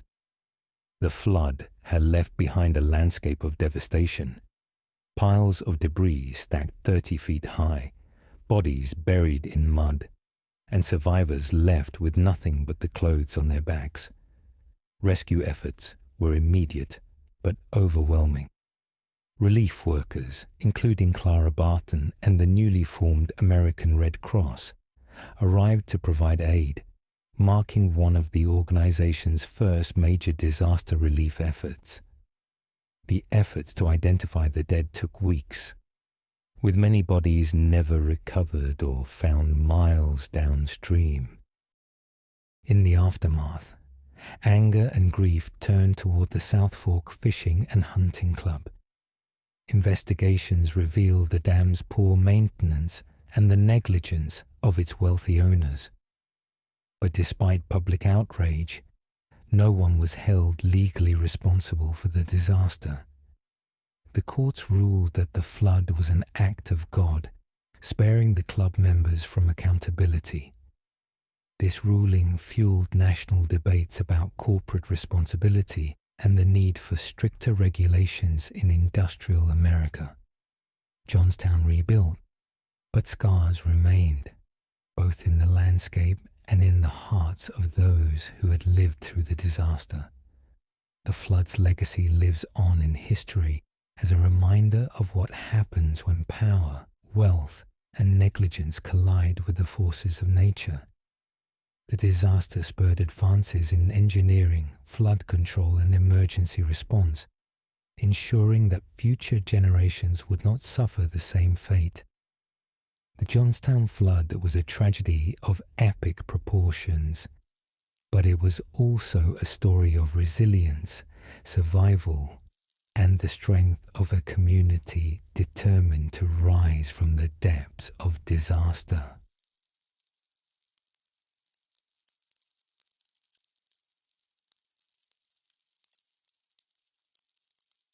The Taiping Rebellion. The year was 1850. China, once the greatest empire in the world, was in crisis. The ruling Qing dynasty, which had controlled the vast nation for over 200 years, was struggling to maintain its grip on power. The country was plagued by corruption, famine, and economic instability. Foreign imperialists, led by Britain and France, had humiliated China in the Opium Wars, forcing it to open its ports and economy to foreign domination. The people were suffering, and many had lost faith in their rulers. In this desperate time, one man rose up, claiming to be the younger brother of Jesus Christ. His name was Hong Xiuquan, and his rebellion would ignite the bloodiest civil war in human history. The Taiping Rebellion would claim the lives of at least 20 million people, more than the entire population of England at the time, making it one of the deadliest conflicts the world has ever seen. The roots of the rebellion can be traced to the early life of Hong Xiuquan. Born in 1814 in southern China, Hong was a bright but impoverished student. Like many young men of his time, he aspired to pass the imperial examinations, the rigorous tests required to enter the prestigious civil service. But after repeated failures, his dreams were crushed. Soon after, he fell gravely ill and experienced a series of vivid hallucinations. In these visions, he claimed to have been taken to heaven, where he met an elderly figure he identified as God the Father. He believed he had been given a divine mission to rid China of demons and establish a new heavenly kingdom on earth. Hong's revelations led him to form the Society of God Worshippers, a movement that attracted thousands of followers, particularly among China's poor and oppressed. His teachings blended elements of Christianity with Chinese traditions, preaching equality, communal living, and the destruction of the Qing dynasty, whom he saw as foreign oppressors. As his movement grew, tensions with the local authorities escalated. By 1850, open conflict erupted, and Hong declared himself the heavenly king of the Taiping Heavenly Kingdom.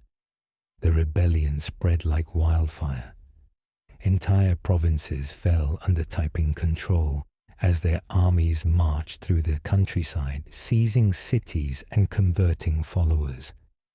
The movement appealed to peasants, laborers, and disaffected scholars who longed for change. The Taiping forces, organized into disciplined military units, crushed Qing armies in battle after battle. In 1853, they captured Nanjing, one of China's greatest cities, and declared it the capital of their new kingdom. For a time, it seemed that the Qing dynasty was doomed, but despite their early success, cracks soon emerged within the Taiping leadership. Hong, who ruled with absolute authority, became increasingly isolated and erratic. He focused more on religious rituals than military strategy, leaving the war effort to his generals. Internal conflicts and power struggles weakened the movement. Meanwhile, the Qing dynasty, desperate to survive, received assistance from Western powers, who saw the Taiping as a threat to their economic interests in China. British and French forces, despite their hostility toward the Qing, chose to support the dynasty against the rebels. The final years of the rebellion were marked by immense suffering. The Taiping army, once a disciplined force, resorted to brutal tactics as it lost ground. Civilians were massacred, entire cities burned, and famine ravaged the land. The Qing military, now reinforced with Western weapons and foreign advisors, began reclaiming lost territory. In 1864, after a long siege, Nanjing fell. Hong Xiuquan, refusing to surrender, took his own life, and the rebellion collapsed. The aftermath of the Taiping Rebellion was catastrophic. The war had devastated China, leaving entire provinces in ruins. Tens of millions had died, not only from combat but also from starvation and disease. The Qing dynasty, though victorious, emerged severely weakened, paving the way for further foreign domination and internal unrest. The rebellion had exposed the deep fractures within Chinese society, foreshadowing the revolutions and conflicts that would shape China's modern history. The Taiping Rebellion remains a haunting reminder of the cost of ideological extremism, the power of religious fervor, and the devastating impact of civil war. It was a conflict that changed China forever, leaving scars that would take generations to heal.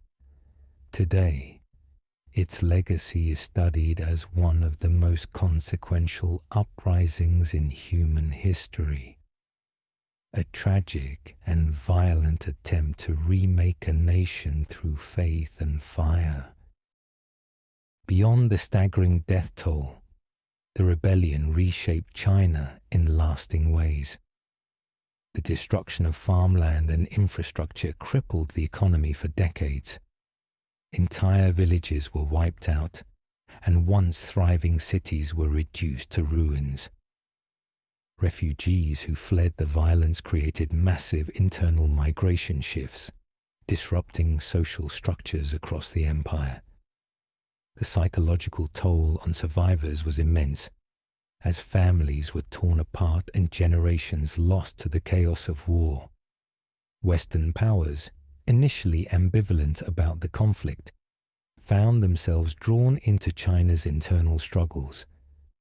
British and French forces, having already defeated the Qing in the Second Opium War, had little sympathy for the dynasty, but they saw the Taiping as a greater threat to their trade interests. The rebellion's anti-Confucian and Christian-influenced ideology alarmed the conservative elites of both China and the foreign communities, leading Britain and France to provide military support to the Qing, tipping the balance of power. Despite its ultimate failure, the Taiping Rebellion planted the seeds for future uprisings and revolutions. The widespread dissatisfaction with the Qing dynasty persisted, contributing to the eventual collapse of the imperial system in 1911. Many of the rebellion's ideas, land reform, the rejection of traditional hierarchies, and the push for a new social order, would resurface in later movements, including the Communist Revolution of the 20th century. Today, the Taiping Rebellion is remembered as a cautionary tale of what happens when ideology, religion, and desperation collide. It was a war that promised salvation but delivered only suffering. It remains one of history's most devastating conflicts, a reminder of the fragility of empires and the unpredictable nature of revolutionary movements. The lessons of the rebellion continue to resonate as China, like all nations, grapples with the consequences of past conflicts and the quest for stability in an ever-changing world.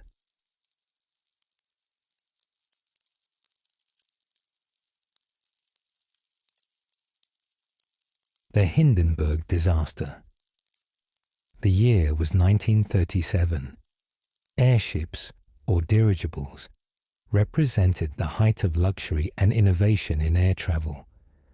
For decades, these floating giants had symbolized the future of long-distance transportation, a vision of the world where passengers could cross oceans in unparalleled comfort, gliding through the skies in grand salons filled with fine dining and opulence.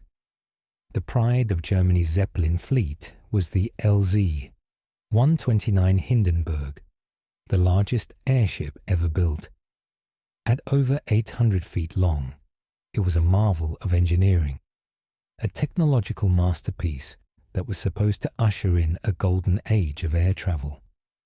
But in just a matter of seconds, on the evening of May 6, 1937, this icon of the skies would be reduced to a fiery wreck.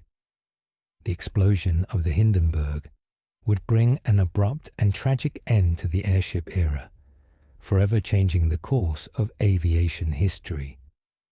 The Hindenburg was built in Germany by the Zeppelin Company, led by Dr. Hugo Eckener, one of the world's foremost airship pioneers. It was designed to carry passengers across the Atlantic in unparalleled luxury. The ship's passenger areas were decorated with elegant furnishings, complete with a dining room, a lounge featuring a grand piano, and even a smoking room. Despite the fact that the airship was filled with highly flammable hydrogen gas, it was meant to be a symbol of German engineering superiority and an example of what the Nazi regime saw as its technological might. Unlike earlier Zeppelins, which used helium, a non-flammable gas, the Hindenburg was forced to use hydrogen due to a US ban on the export of helium. Hydrogen, though incredibly buoyant, was also highly explosive, but the Zeppelin Company insisted that their airships were safe. The Hindenburg had already made several successful transatlantic crossings, proving its capability as a fast, reliable means of transportation. But all of that would change on its 34th flight. On May 3, 1937, the Hindenburg departed from Frankfurt, Germany, bound for Lakehurst, New Jersey, on what was supposed to be a routine flight. Aboard the airship were 97 people, 36 passengers, and 61 crew members. The journey was smooth, with passengers enjoying the breathtaking views and the luxurious accommodations. However, as the Hindenburg approached its destination on May 6th, poor weather conditions delayed its landing. Strong headwinds had slowed its progress, and thunderstorms near New Jersey forced the crew to wait for conditions to improve before attempting to dock. By the evening of May 6th, the airship was finally cleared to land. As it approached Lakehurst Naval Air Station, the crew prepared for the complicated process of bringing the massive airship to the ground. The landing required a system of mooring ropes to be dropped to the ground crew, who would then secure the ship and guide it into position. Everything seemed routine, until suddenly disaster struck. At approximately 7:25 p.m., as the mooring ropes were deployed, a small flame appeared near the tail of the Hindenburg. Witnesses described seeing a flicker of fire along the upper part of the ship, which then erupted into a massive explosion. Within seconds, the entire rear section of the airship was engulfed in flames. The fire spread with horrifying speed, racing through the structure, consuming the hydrogen-filled envelope almost instantly. What followed was one of the most dramatic disasters ever captured on film. The Hindenburg, once a symbol of grandeur, collapsed in a massive inferno. Flames roared through the ship's body, sending passengers and crew into sheer panic. Some tried to escape by jumping from the burning wreckage, while others were trapped as the metal framework collapsed around them. The airship, which had hovered so majestically over the field just moments before, now lay in a fiery heap on the ground. The entire disaster unfolded in just 34 seconds. The scene was one of absolute horror. The infamous radio broadcast by Herbert Morrison, a reporter covering the landing, captured the chaos in real time. As he watched the disaster unfold, his voice broke with emotion as he uttered the now iconic phrase, "Oh, the humanity." The broadcast, combined with photographs and newsreel footage, turned the Hindenburg disaster into one of the most well-documented tragedies of the 20th century. Miraculously, 62 people survived. Some had jumped from the burning wreckage at the last possible moment, while others were pulled from the debris by rescuers. But 35 people on board, along with one member of the ground crew, lost their lives. The sight of the Hindenburg's smouldering remains was a grim testament to the risks of hydrogen-filled airships.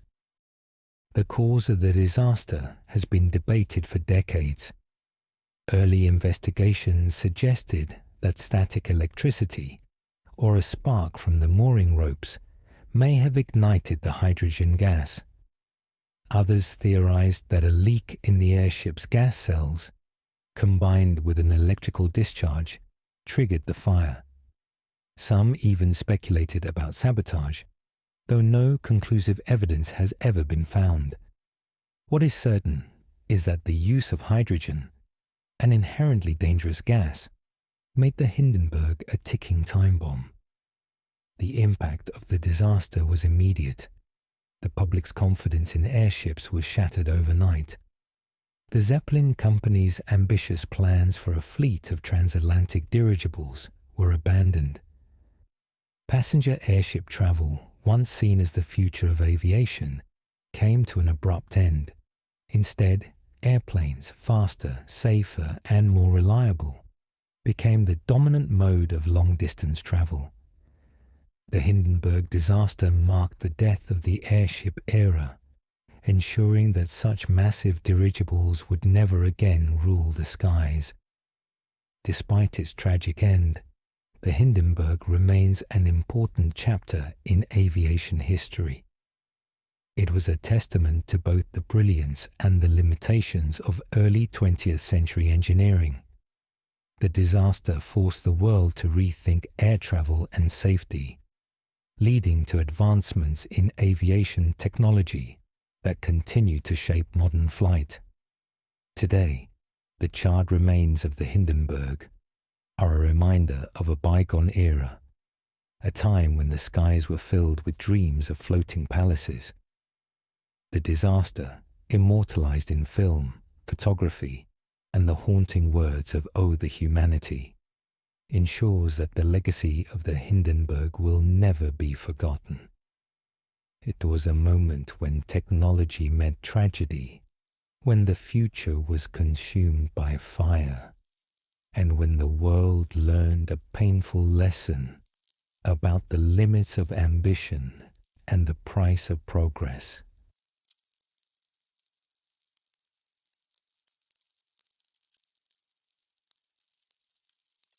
The Tenerife Airport Disaster. The year was 1977. Air travel had become one of the safest and most efficient means of transportation, connecting people across continents and making the world feel smaller. But on March 27th, a tragic sequence of miscommunication, human error, and unfortunate timing would lead to the deadliest aviation disaster in history. The Tenerife Airport disaster would claim the lives of 583 people in a catastrophic runway collision that stunned the world and reshaped the aviation industry forever. The disaster did not begin in the air, but rather on the ground. On that fateful day, two Boeing 747 jumbo jets, one operated by KLM Royal Dutch Airlines and the other by Pan American World Airways, was scheduled to fly to Las Palmas, the capital of Spain's Canary Islands. But a terrorist bombing at the airport in Las Palmas forced authorities to temporarily close it, diverting incoming flights to the much smaller Los Rodeos airport on the nearby island of Tenerife. This unexpected diversion set into motion a chain of events that would culminate in tragedy. Los Rodeos Airport was not equipped to handle the sudden influx of large aircraft. The tarmac became crowded, and the weather conditions worsened as thick fog rolled in, drastically reducing visibility.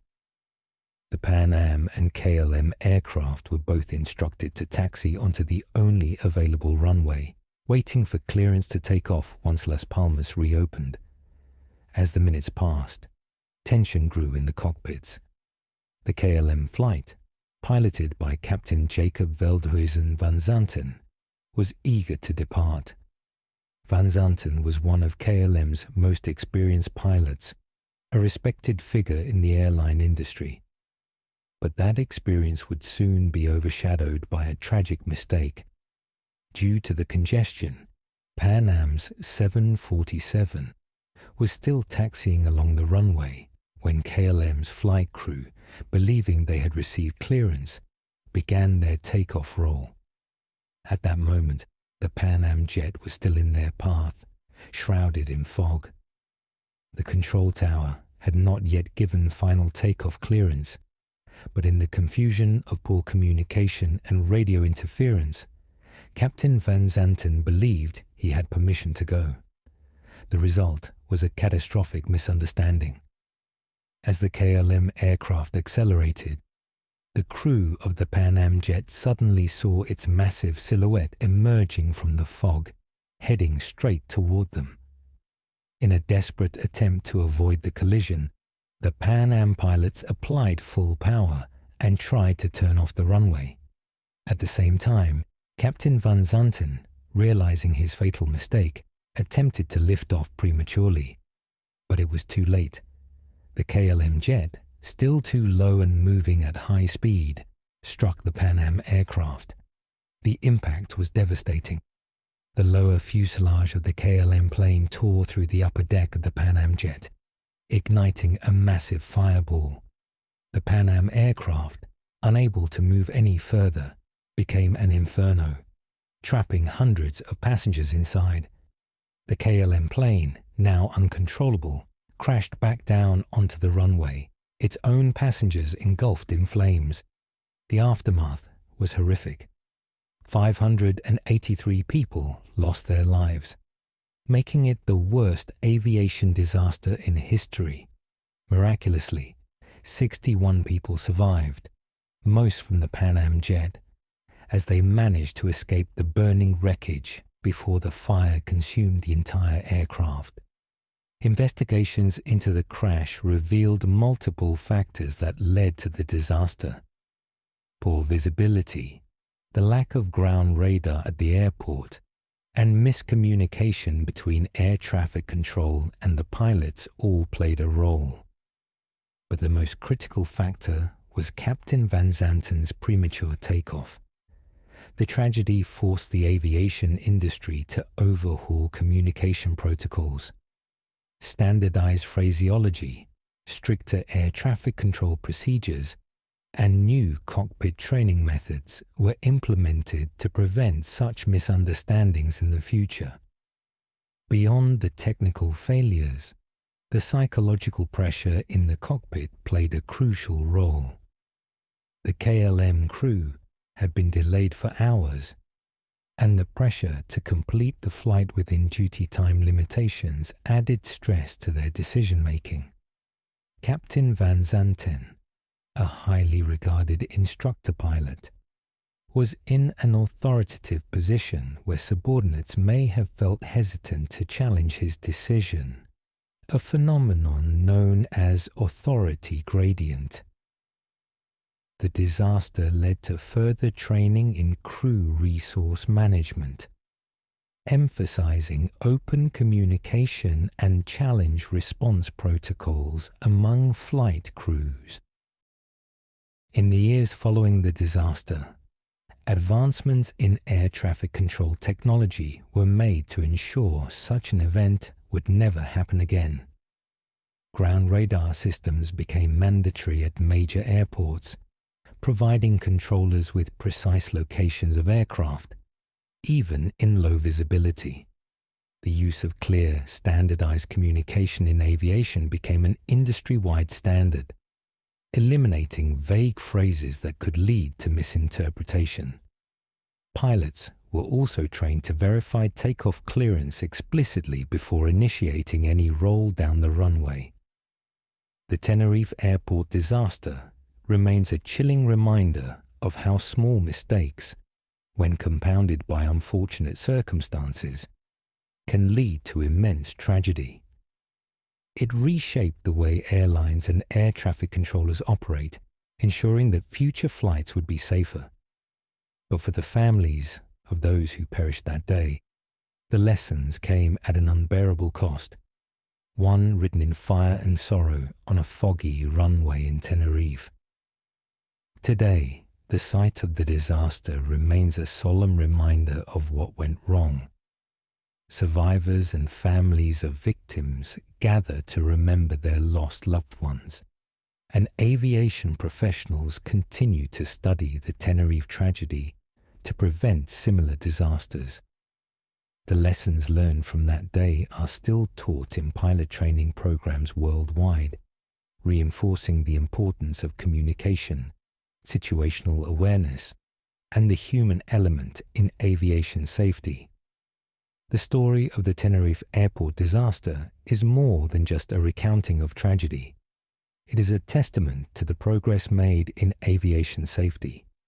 It stands as a reminder that even in a field built on precision and discipline, human error remains a powerful force. And it is a stark warning that in an industry where every second matters, there is no room for miscommunication, assumption, or haste. The world may never forget the disaster on that fog-covered runway, but from its ashes, air travel has become safer, ensuring that such a tragedy will never happen again.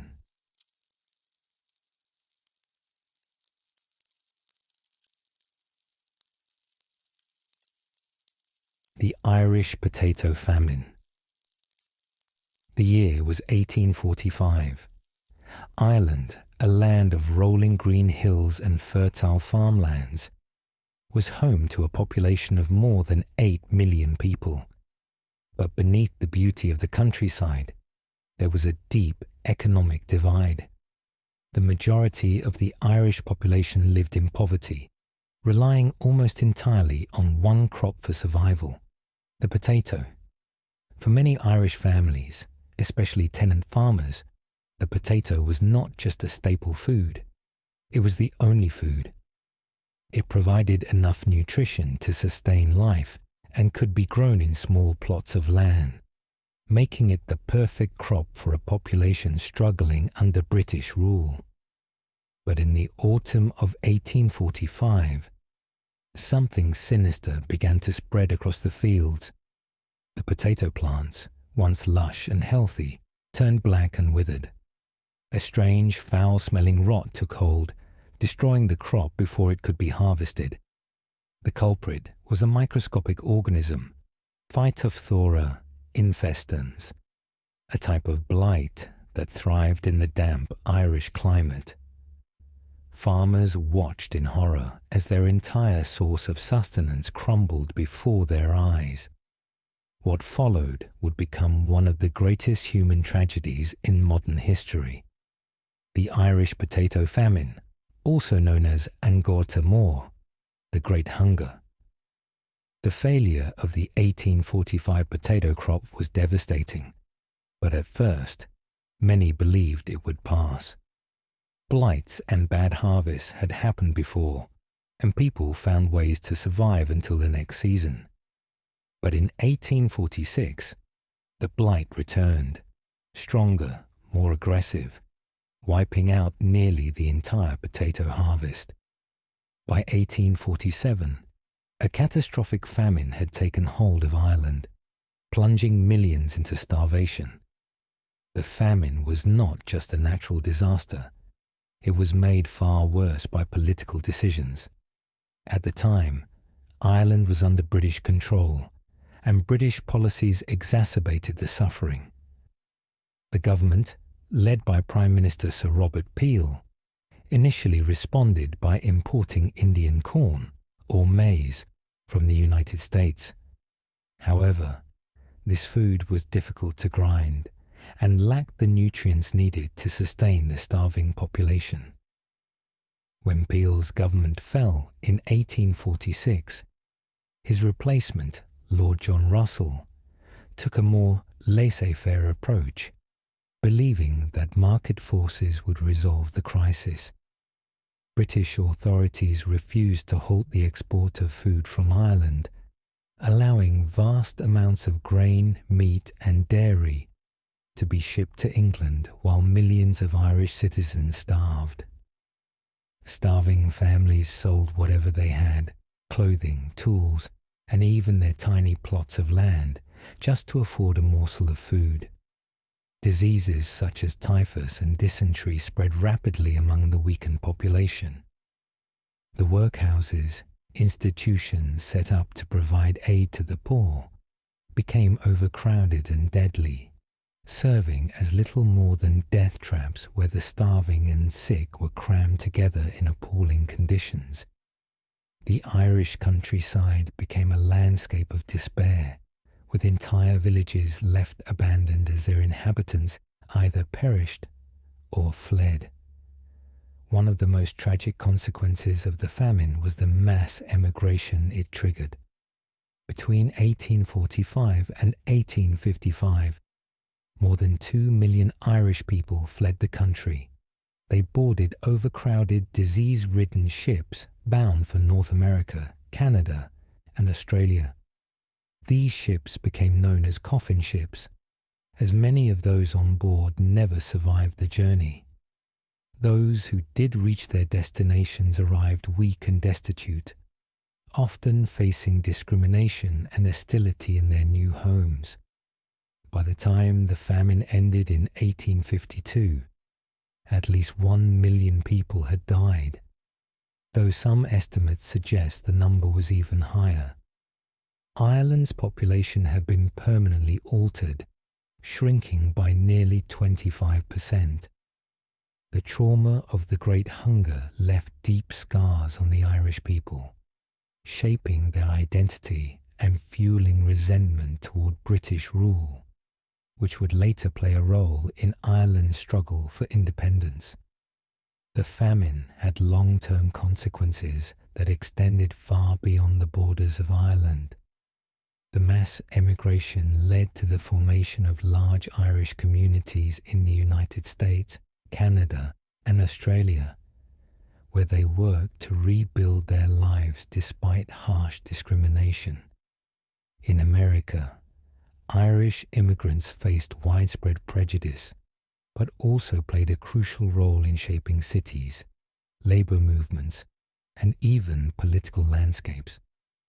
The influence of the Irish diaspora would be felt for generations, contributing to the cultural and political identity of nations around the world. Economically, Ireland struggled to recover for decades. The loss of such a significant portion of its population meant that many rural areas were left barren, with farms abandoned and entire regions depopulated. The famine also deepened Ireland's economic dependence on Britain, reinforcing the colonial system that had already exploited Irish land and labour for centuries. The resentment that grew from this period would fuel nationalist movements, eventually leading to Ireland's independence in the 20th century. The political response to the famine was widely criticised, both at the time and in later years. While some British officials recognised the severity of the crisis, others saw it as a natural population control mechanism, a grim reflection of the prevailing attitudes toward the Irish people. The British government's failure to act decisively in providing relief and its continued prioritisation of economic policies over humanitarian needs cemented a deep mistrust between Ireland and Britain that would last for generations. Even today, the Great Hunger remains a defining moment in Irish history.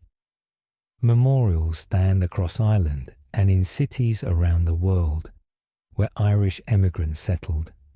The famine is studied not only as an ecological disaster, but also as a case study in the consequences of political negligence and economic mismanagement. It is a reminder of how vulnerable entire populations can be when food security is undermined, and how government policies can either alleviate or exacerbate human suffering. The Irish potato famine was more than just a food crisis. It was a tragedy worsened by political neglect, economic exploitation, and social injustice.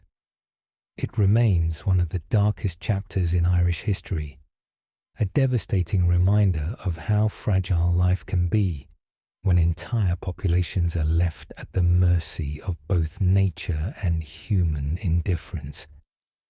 The legacy of the famine endures, a solemn lesson in the devastating consequences of hunger, mismanagement, and inequality.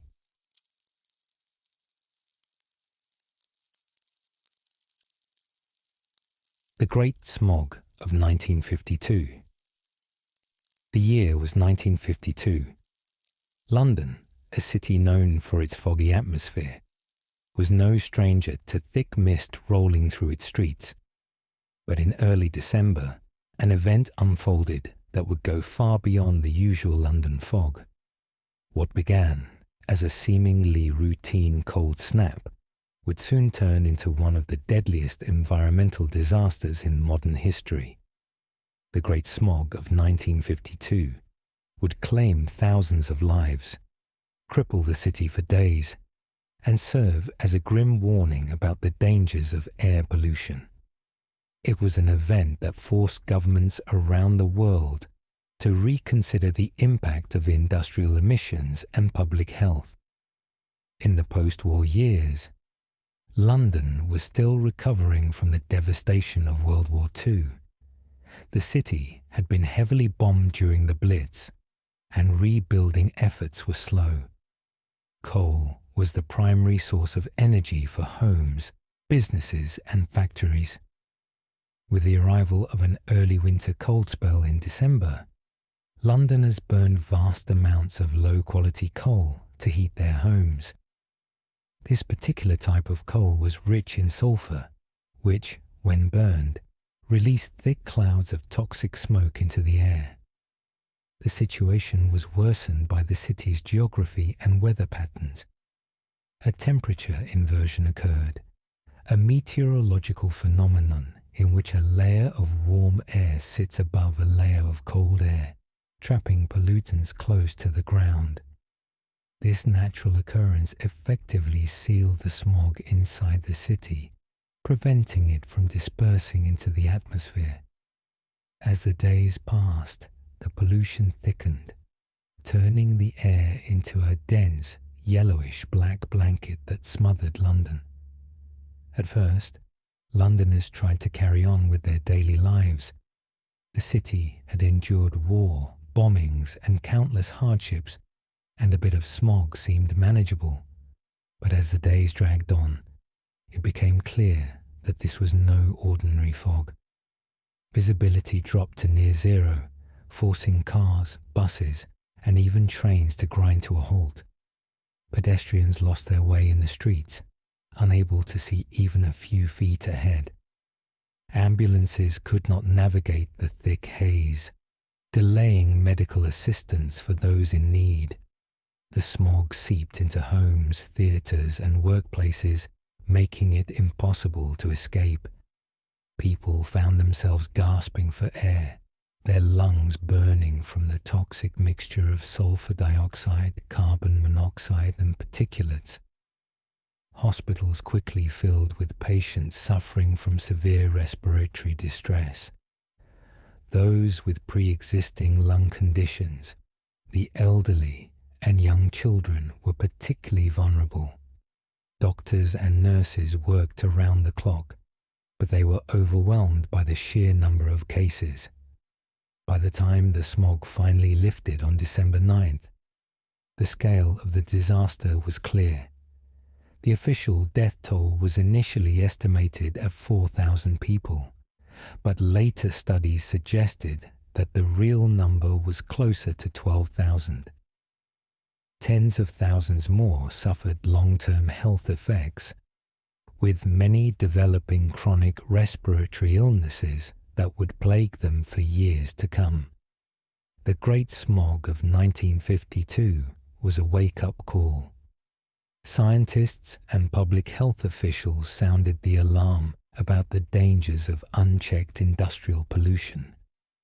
The British government, under immense public pressure, was forced to act. 4 years later, Parliament passed the Clean Air Act of 1956, which introduced regulations to reduce coal burning and encourage the use of cleaner energy sources. Over the following decades, further environmental policies were enacted to prevent a repeat of the disaster. But the impact of the Great Smog extended far beyond Britain. It sparked a global movement toward air quality regulation. Cities around the world took note, implementing their own environmental policies to curb pollution. The lessons learned from the tragedy influence future legislation on industrial emissions, energy production, and public health measures. The Great Smog of 1952 remains one of history's most significant environmental catastrophes. It was a disaster born of human activity, an unintended consequence of industrial progress and urbanization. Yet, it also marked a turning point, a moment when society recognized the need for change. It served as a stark reminder that the air we breathe is not limitless or invulnerable, and that without responsible stewardship, progress can come at a devastating cost. Even today, as cities continue to battle air pollution and climate change. The memory of those 5 days in London lingers.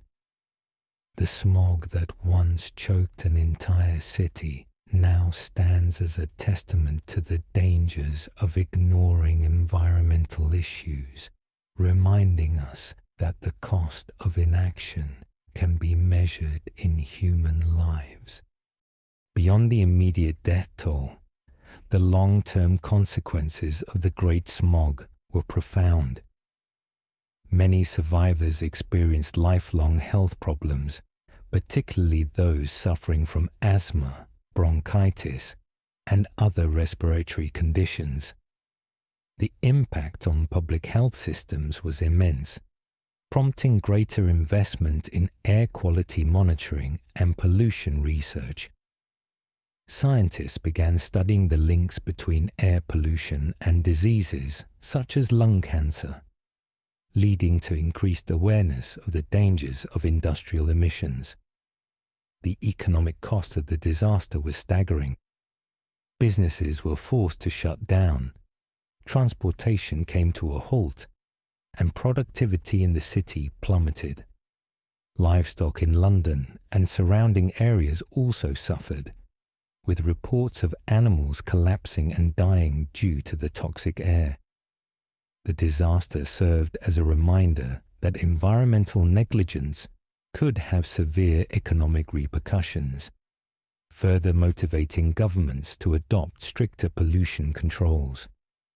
In the wake of the smog, urban planning in London underwent significant changes.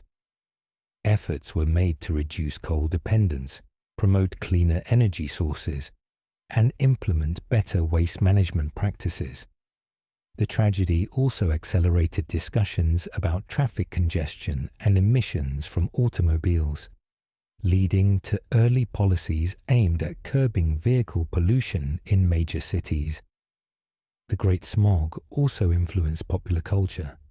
It became a symbol of industrial excess, appearing in literature, films, and television as a cautionary tale about the dangers of ignoring environmental issues. The haunting images of a city engulfed in darkness, people stumbling through toxic air, and the sheer helplessness of the situation left a lasting impression on generations to come. Perhaps the most significant legacy of the Great Smog is the recognition that air pollution is not just an environmental issue, it is a public health crisis. The disaster demonstrated that unchecked industrial growth and lack of regulation could lead to deadly consequences. It reinforced the importance of clean air as a fundamental human right, paving the way for future environmental activism and policy changes worldwide. The Great Smog of 1952 was not just a freak event, it was a warning about the dangers of short-sighted industrial policies, the consequences of neglecting public health, and the urgent need for sustainable urban planning. It remains a reminder that history should not be forgotten, and that the lessons of the past must guide the decisions of the future. For those who lived through it, the memory of those dark days lingers, a time when the air turned deadly and the cost of progress was paid in human lives.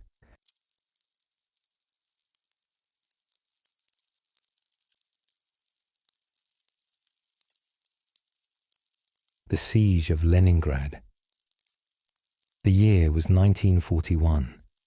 As World War II raged across Europe, the German military, under the command of Adolf Hitler, launched Operation Barbarossa, the invasion of the Soviet Union.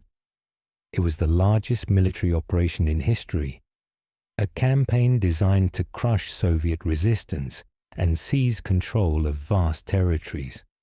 One of Hitler's most significant objectives was the city of Leningrad, a critical industrial hub and the symbolic heart of the Soviet Union's revolutionary history. But rather than a swift capture, what followed was one of the longest and most brutal sieges in human history. For nearly 900 days, the people of Leningrad would endure unimaginable suffering, starvation, and devastation, turning their city into a battleground of survival against all odds. Leningrad, now known as St. Petersburg, was one of the Soviet Union's most vital cities. It was home to more than 3 million people and served as a major industrial center, producing tanks, weapons, and ammunition for the Red Army. It was also a city of immense cultural significance, the birthplace of the Russian Revolution, and a symbol of Soviet strength. Hitler, determined to bring the Soviet Union to its knees, ordered his forces to encircle the city and starve its population into submission. On September 8, 1941, the Germans completed their encirclement of Leningrad, cutting off all major supply routes. Hitler issued a chilling directive. The city was not to be taken by direct assault, but rather left to wither and die. Leningrad must be erased from the face of the earth, declared. The plan was simple: bombard the city with relentless artillery, prevent supplies from reaching its people, and let starvation do the rest. From the beginning, the siege was a humanitarian catastrophe. The people of Leningrad quickly realized they were trapped. Food supplies dwindled, rationing became extreme, and winter arrived with brutal force. With no means of resupply, hunger set in. Daily rations were reduced to a few hundred grams of bread per person, often mixed with sawdust to stretch supplies.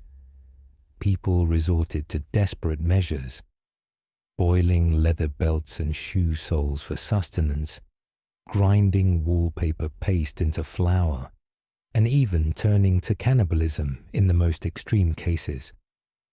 The harsh winter of 1941–42 was one of the coldest on record, with temperatures plummeting to -40 degrees Fahrenheit.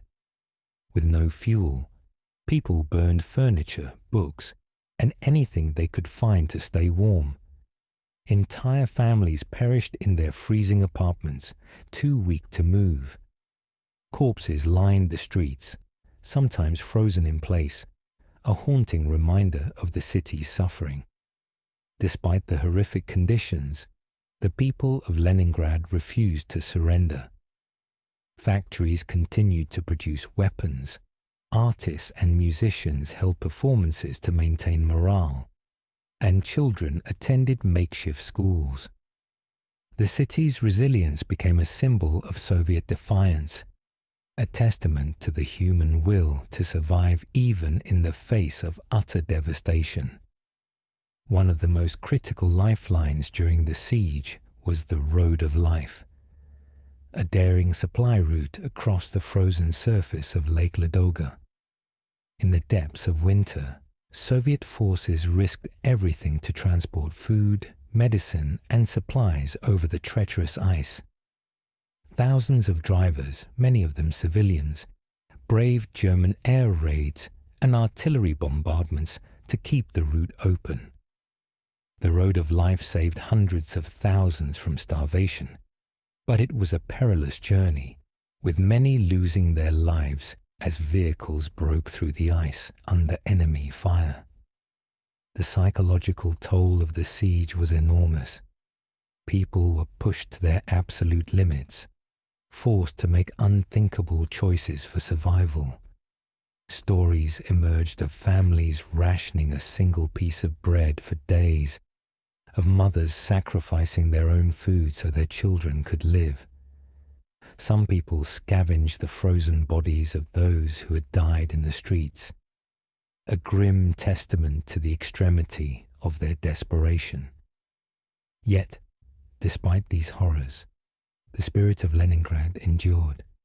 Even in the darkest moments, the people found ways to resist and fight back.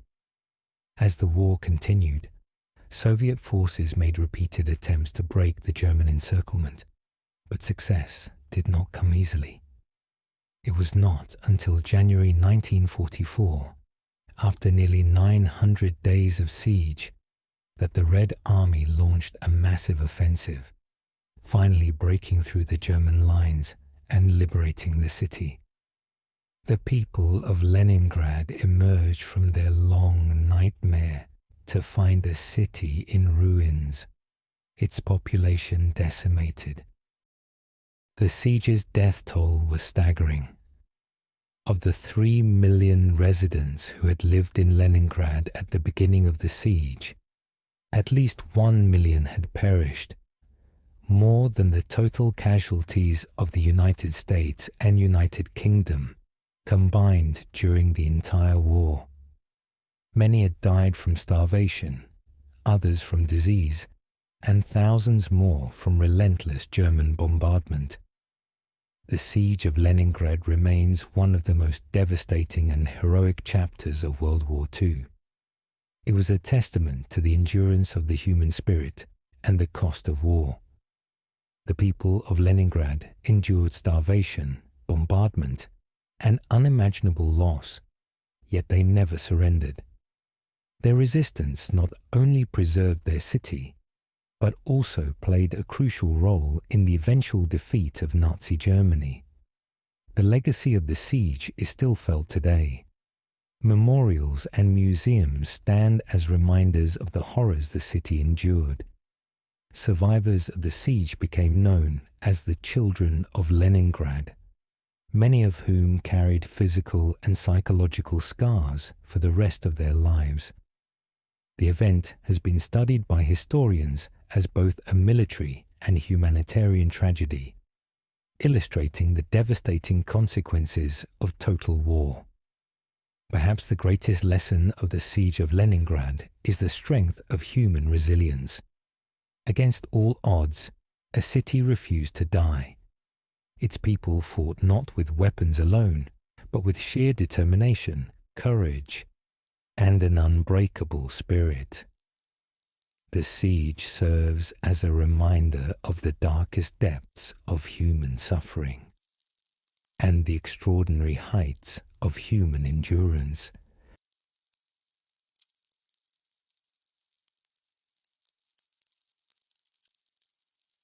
The Boston Molasses Flood. The year was 1919. Boston, Massachusetts, was a city alive with industry, commerce, and the hustle and bustle of a rapidly modernizing America. Factories churned out goods, horse-drawn carriages and automobiles shared the streets, and war had just ended, bringing both relief and economic opportunity. But in the heart of Boston's North End, an unusual industrial disaster was brewing, one that would defy belief. It would come not from fire or explosion, nor from war or disease, but from something as seemingly harmless as molasses. On January 15th, 1919, an enormous storage tank filled with 2.3 million gallons of molasses suddenly burst, unleashing a massive wave of thick, sticky liquid that tore through the streets. In mere moments, buildings were flattened, vehicles crushed, and unsuspecting pedestrians swept away in a swirling, suffocating tide. By the time the flood subsided, 21 people were dead, more than 150 were injured, and the city was left with one of the strangest yet deadliest disasters in American history. The molasses tank belonged to the United States Industrial Alcohol Company, which used the substance in the production of industrial alcohol, a key ingredient in munitions and other wartime supplies. The massive steel structure, standing 50 feet tall and 90 feet in diameter, loomed over the North End waterfront. It had been hastily constructed in 1915 to meet the increasing demand for alcohol during World War I. But from the moment it was built, problems arose. Residents reported hearing ominous creaks and groans from the structure, and molasses regularly leaked from its seams. Instead of addressing these warnings, the company simply painted the tank brown to hide the leaks. The disaster struck just after noon. The temperature had been fluctuating in the days prior, warming significantly after a cold snap. The sudden rise in temperature likely caused the molasses inside the tank to expand, increasing the internal pressure to a catastrophic level. Without warning, the weakened steel gave way. A thunderous explosion echoed through the streets as rivets shot from the tank like bullets. Then, the massive wave of molasses surged forward at 35 miles per hour. A force so powerful it lifted a train off its tracks and leveled entire buildings. The streets of Boston's North End were instantly transformed into a scene of horror. The thick, fast-moving wave trapped horses, crushed people against walls, and filled basements with an inescapable, suffocating mass. Survivors struggled desperately to free themselves, only to find that the more they fought, the deeper they became entangled in the viscous molasses. Firefighters and police arrived quickly, but the sticky substance made rescue efforts nearly impossible. Some rescuers became trapped themselves, and it took hours to pull victims from the thick mess. In the days that followed, the true extent of the devastation became clear. Bodies were recovered slowly, many found encased in molasses, frozen in time, as if caught mid-struggle. The cleanup was an enormous undertaking. Molasses coated every surface, seeped into buildings and stuck to shoes, hands and hair. Crews used salt water and sand to scrub the streets, but for months afterward, the smell of molasses lingered in the air. The Boston molasses flood became the subject of extensive legal battles. Survivors and families of the victims filed lawsuits against the United States Industrial Alcohol Company, arguing that the tank had been poorly constructed and improperly maintained. The company initially blamed anarchists, claiming that the explosion was the result of sabotage, but investigations revealed otherwise. Engineers and experts determined that the tank had been built with substandard materials and had been filled beyond its capacity. The court ruled against the company, awarding $625,000 in damages, one of the largest settlements for an industrial accident at the time. The disaster led to stricter regulations on industrial construction, influencing safety codes across the country. It forced companies to take greater responsibility for the integrity of their structures and contributed to advancements in engineering standards. Though the event remains an oddity in history, its impact on industrial safety is still felt today. The flood also had a long-term impact on the local economy. The destruction of warehouses, businesses, and infrastructure disrupted commerce in Boston's North End for months. Workers lost jobs, and industries reliant on molasses, including rum distilleries, faced shortages. The cleanup alone cost the city thousands of dollars, straining public resources. In the aftermath, public confidence in industrial oversight waned, leading to a shift in how large-scale storage projects were regulated. Beyond Boston, the disaster resonated across the country. Newspapers sensationalized the event, reporting on the bizarre nature of the catastrophe with a mix of horror and fascination. Scientists studied the molasses flood to understand the fluid dynamics involved, leading to further research in industrial storage safety. The incident became an early case study in corporate negligence, influencing future lawsuits against companies that failed to uphold public safety. Over a century later, the Boston molasses flood remains one of the most peculiar disasters in history.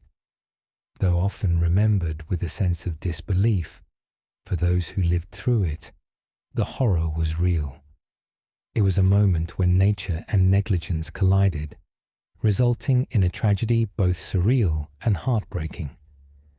Even today, in the north end of Boston, some residents claim that on hot summer days, the faint scent of molasses still lingers in the air, a ghostly reminder of the day the city drowned in sugar.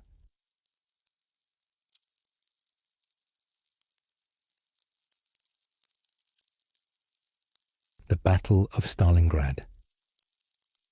The year was 1942. World War II was at its peak, with the Axis and Allied powers locked in a brutal struggle for dominance. On the Eastern Front, Nazi Germany's war machine had pushed deep into Soviet territory, advancing toward the Volga River and a city that bore the name of the Soviet leader, Stalingrad. It was here, on the banks of the Volga, that one of the bloodiest battles in human history would unfold. Lasting from August 1942 to February 1943, the Battle of Stalingrad would change the course of the war, sealing the fate of Nazi Germany and forever etching itself into history as a testament to both human resilience and the horrors of total war. Hitler viewed the capture of Stalingrad as both a strategic and symbolic victory. The city was a major industrial hub, producing weapons and supplies for the Soviet war effort. But more than that, its name carried weight. Defeating the city would be a direct humiliation of Joseph Stalin. Confident in victory, Hitler ordered his forces to take Stalingrad at all costs. What followed was a battle of unimaginable destruction, fought street by street, building by building, and in some cases, room by room. The German Sixth Army, led by General Friedrich Paulus, began its assault in August, bombarding the city with relentless air raids. Thousands of civilians were killed in the initial attacks, and much of Stalingrad was reduced to rubble. But what the Germans failed to anticipate was the sheer determination of the Soviet defenders. The Red Army, under the command of General Vasily Chuikov, adopted a brutal strategy of urban warfare, turning the city's ruins into a deadly labyrinth of snipers, ambushes, and booby traps. Soviet soldiers clung to every inch of Stalingrad, often fighting with knives and bayonets when ammunition ran out. As the months dragged on, the battle became a test of endurance. The cold Russian winter set in, turning the Volga into a frozen barrier. Supplies ran low for both sides, but the Soviets, familiar with the harsh conditions, endured. In November 1942, the tide of the battle turned when the Red Army launched Operation Uranus, a massive counter-offensive that encircled the German Sixth Army, cutting them off from supplies and reinforcements. The once mighty invaders were now trapped. Desperation set in among the German forces. Hunger, frostbite, and disease ravaged the encircled troops. Hitler, unwilling to accept defeat, ordered Paulus to fight to the last man, but the situation was hopeless. On February 2nd, 1943, after months of suffering, Paulus defied Hitler's orders and surrendered. Of the 330,000 German soldiers who had entered Stalingrad, only 91,000 survived to become prisoners of war. Many would never return home. The Battle of Stalingrad was a turning point in World War II. It shattered the illusion of Nazi invincibility and marked the beginning of the Soviet Union's relentless push westward, ultimately leading to the fall of Berlin in 1945. The cost of victory, however, was immense. The battle claimed the lives of over 2 million people, including soldiers and civilians alike. Stalingrad was left in ruins, its people forever scarred by the horrors they had witnessed. Beyond the staggering death toll, the psychological toll of the battle was immense.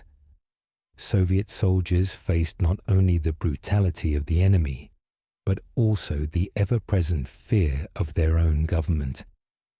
Stalin's orders were clear: not a step back. Soviet troops who retreated or were suspected of cowardice were often executed by their own commanders. This policy created an atmosphere of desperation where survival depended on absolute obedience and ruthless determination. For the Germans, Stalingrad became a symbol of overreach and failure. Hitler's insistence on holding the city at all costs doomed the Sixth Army, which could have withdrawn before being encircled. The loss shattered German morale and weakened their position on the Eastern Front, leading to further defeats as the Soviet Union launched a series of counter-offensives that pushed the Nazis back toward Berlin. The siege also had a profound impact on the civilians trapped in the city. Despite the Red Army's determination to defend Stalingrad, many civilians were caught in the crossfire. The city's population, estimated at 400,000 before the battle, was reduced to a mere fraction by the time the siege ended. Families lived in makeshift shelters beneath the ruins, scouring for food in a city where supplies had all but disappeared. Disease spread rapidly due to unsanitary conditions, and thousands perished not from bullets or bombs, but from hunger and exposure. In the aftermath, the Soviet government hailed the victory as a defining moment in their war effort. Medals were awarded. Propaganda posters celebrated the resilience of the Red Army, and Stalingrad became a symbol of Soviet strength and sacrifice. After the war, the city was rebuilt, and today, Volgograd, its modern name, stands as a living monument to those who endured one of the darkest chapters of World War II. The Battle of Stalingrad remains one of the most studied military engagements in history. It was a battle that exemplified the brutality of war, the resilience of the human spirit, and the high cost of victory. It stands as a reminder of the sheer destruction that modern warfare can bring, and the sacrifices made by those who fought and died on the banks of the Volga. It is a battle that shaped the course of history, one that ensured the eventual downfall of the Nazi regime and the triumph of the Allied forces.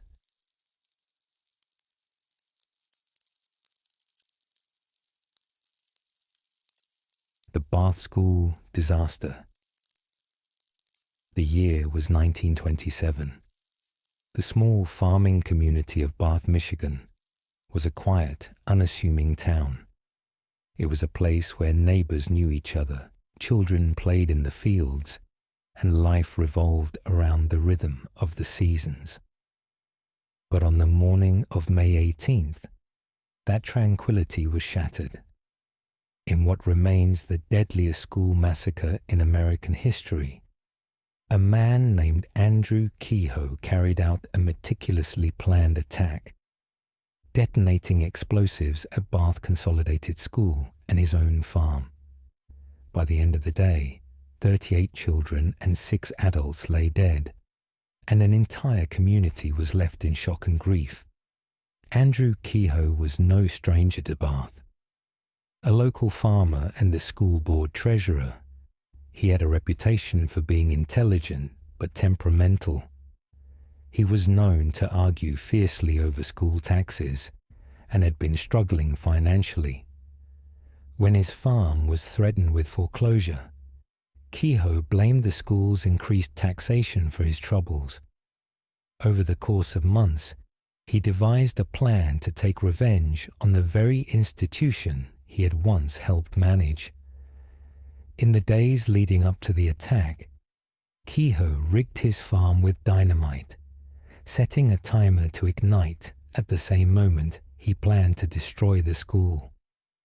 Unbeknownst to the teachers and students of Bath Consolidated School, he had been sneaking into the building for weeks, placing explosives in the basement beneath classrooms filled with young children. The morning of May 18th began like any other. Students arrived at school, teachers prepared for lessons, and the town went about its business. But at 8:45 a.m., a massive explosion ripped through the school building. The blast was so powerful that it sent debris flying for hundreds of feet. Walls crumbled, the roof collapsed, and children were buried beneath the rubble. Screams of pain and terror echoed through the wreckage as stunned townspeople rushed to the scene, digging frantically with bare hands to free the trapped victims.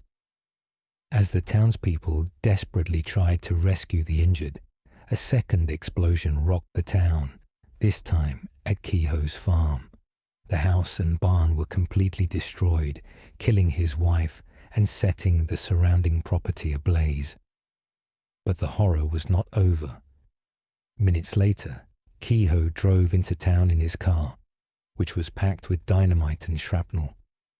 As rescuers gathered around the school, he triggered the final detonation, killing himself and several others in a final act of calculated violence. The aftermath was one of unimaginable sorrow. Entire families were devastated, with some parents losing multiple children.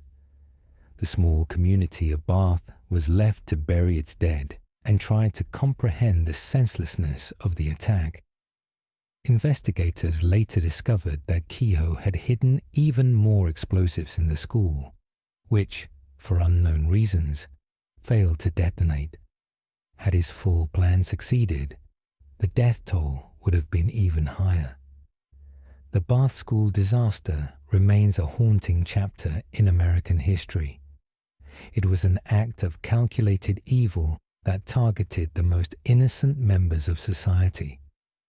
The tragedy led to conversations about school safety and mental health, but the sheer scale of the horror was so unprecedented that few lessons were immediately learned. Even today, as school violence continues to plague the nation, the memory of that dark day in 1927 serves as a stark reminder of how one individual's rage can lead to unfathomable destruction. The town of Bath has never forgotten. A memorial now stands where the school once did, honoring the lives lost. The legacy of the Bath School disaster is not just one of sorrow, but also of resilience. The survivors rebuilt their town, their school, and their lives, proving that even in the face of tragedy, a community can come together and find a way forward.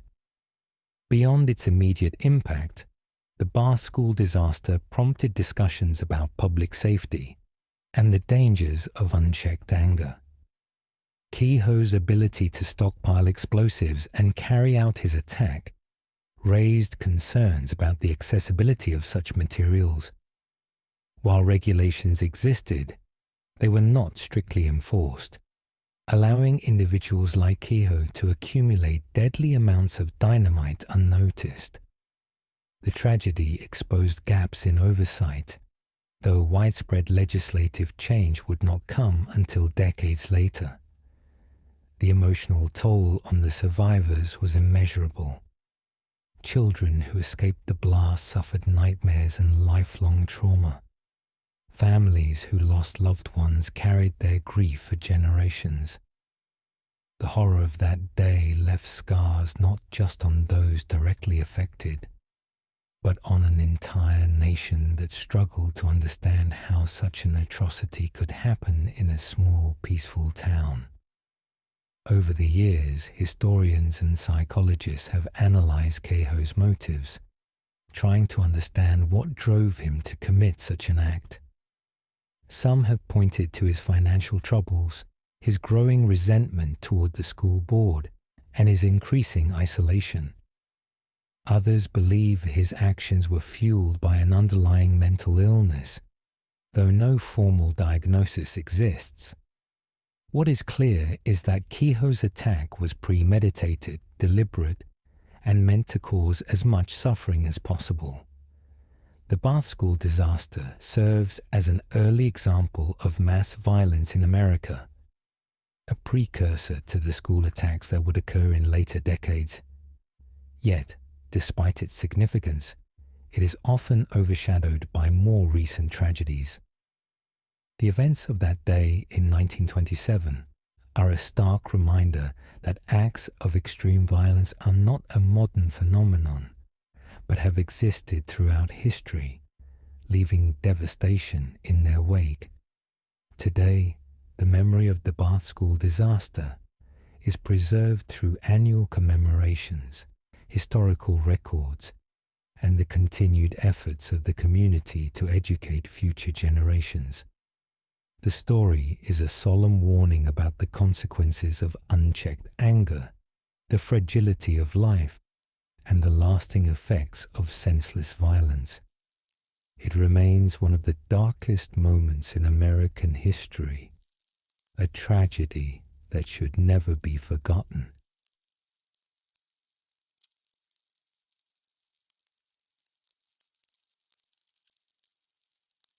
The Hurricane Katrina disaster. The year was 2005. The United States had faced hurricanes before, but nothing could have prepared the nation for what was about to unfold. On August 23rd, a tropical depression formed over the Bahamas. Within days, it intensified into a monstrous hurricane, growing stronger as it churned through the warm waters of the Gulf of Mexico. By August 28th, Hurricane Katrina had reached Category 5 status, packing winds of 175 miles per hour. It was heading straight for the Gulf Coast, and among its prime targets was the city of New Orleans. New Orleans, a city famed for its rich culture and vibrant history, sat in a precarious position. Much of it lay below sea level, protected only by a system of levees and flood walls. As the storm approached, meteorologists warned of catastrophic flooding, urging residents to evacuate. Some heeded the warnings, but many, particularly the elderly, the disabled, and the poor, had no means to leave. When Katrina made landfall on August 29th, it unleashed a disaster of unimaginable scale. The storm itself was devastating, but it was the levee failures that turned the situation into a catastrophe. As Katrina passed, the city's flood protection system crumbled under the pressure. The levees broke in multiple locations, allowing billions of gallons of water to pour into the streets. Within hours, 80% of New Orleans was underwater. Entire neighborhoods were swallowed, homes were swept away, and thousands of people were left stranded on rooftops, waiting for rescue. The response to the disaster was painfully slow. Emergency services were overwhelmed, and communication failures paralyzed rescue efforts. The Louisiana Superdome, designated as a shelter of last resort, became a symbol of the crisis, as thousands of displaced residents crammed into the stadium with little food, water, or medical aid. Stories of desperation and suffering fill the news, families wading through waist-deep water, elderly residents perishing in the heat, and the sick and injured left without care. By the time the floodwaters receded, the devastation was staggering. More than 1,800 people had lost their lives, making Katrina one of the deadliest hurricanes in American history. Over 1 million people were displaced, and entire communities were wiped off the map. The financial toll was equally catastrophic, with damages exceeding $125 billion, making it one of the costliest natural disasters ever recorded. In the aftermath, investigations revealed severe failures at every level of government. The Federal Emergency Management Agency, FEMA, faced harsh criticism for its delayed response, and the U.S. Army Corps of Engineers was blamed for the flawed levee system. The disaster highlighted deep racial and economic inequalities, as many of those left behind were from the city's most vulnerable populations.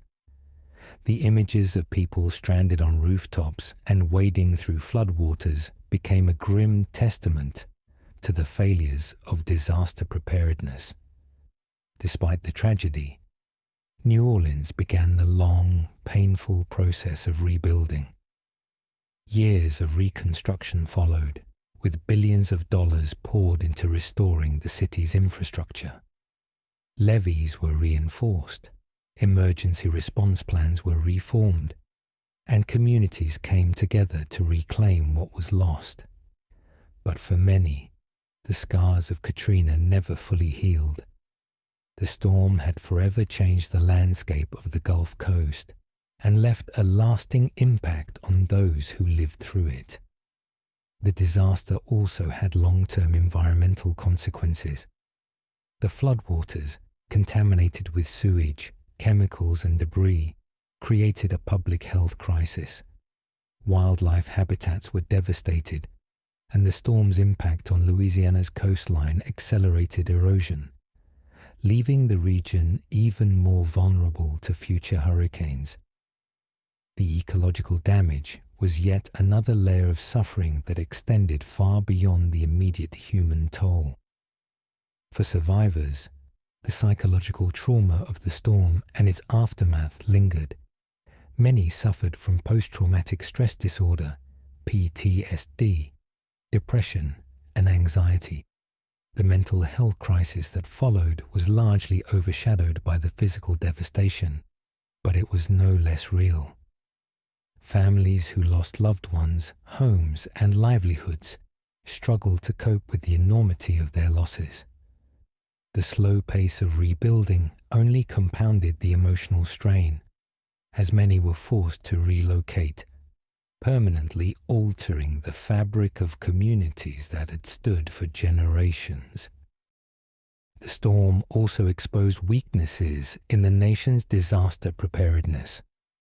Questions arose about why evacuation plans had failed so many people, why emergency aid was so slow to arrive, and why the federal response was marred by confusion and bureaucracy. The government's failure to act swiftly and decisively led to calls for sweeping reforms in emergency management policies.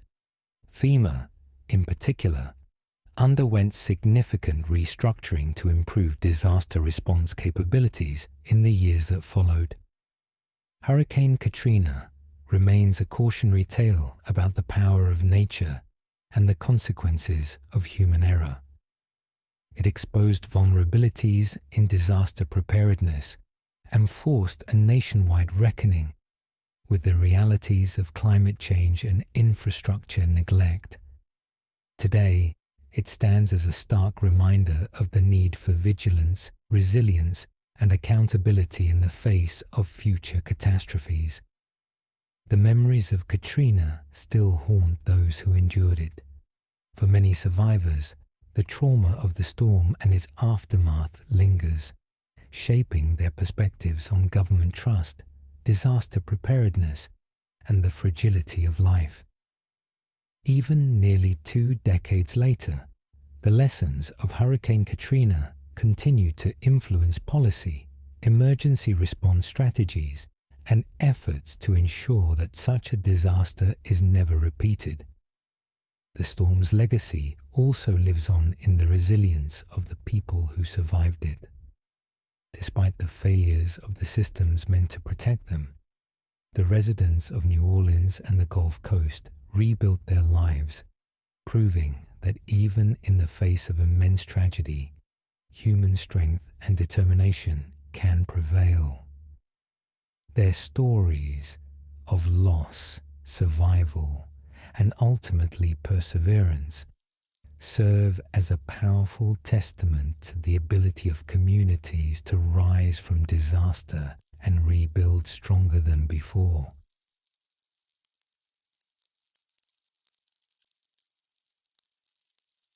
The Mecca Tragedy. The year was 2015. Every year, millions of Muslims from around the world gather in Mecca, Saudi Arabia, for the Hajj pilgrimage, a sacred religious duty that every Muslim is required to undertake at least once in their lifetime, if they are able. It is a time of deep spiritual devotion, reflection, and unity. But on September 24th, what was meant to be a moment of religious fulfillment turned into one of the deadliest disasters in Hajj history. In the heat of the midday sun, amid a dense and overwhelming crowd, a horrific stampede broke out in the town of Mina, just outside Mecca. In the chaos that followed, at least 2,431 people lost their lives, making it the deadliest stampede in recorded history. The Hajj is one of the largest gatherings of people in the world, with over 2 million pilgrims converging on Mecca each year. The rituals involve a series of movements between holy sites, and managing such an immense crowd requires careful organization.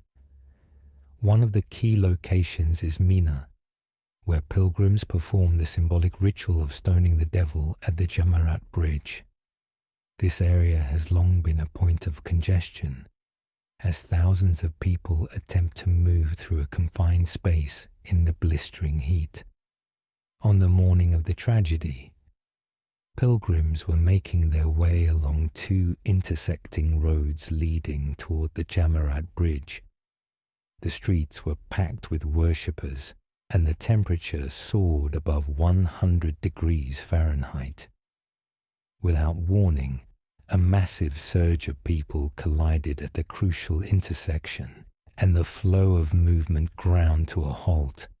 In moments, panic set in. People were pushed and crushed from every direction. Those at the front had nowhere to go, while those at the back continued moving forward, unaware of the disaster unfolding ahead. Within minutes, the pressure became unbearable. Men, women, and children were trapped, struggling to breathe as they were pressed against one another. Many collapsed from exhaustion and suffocation.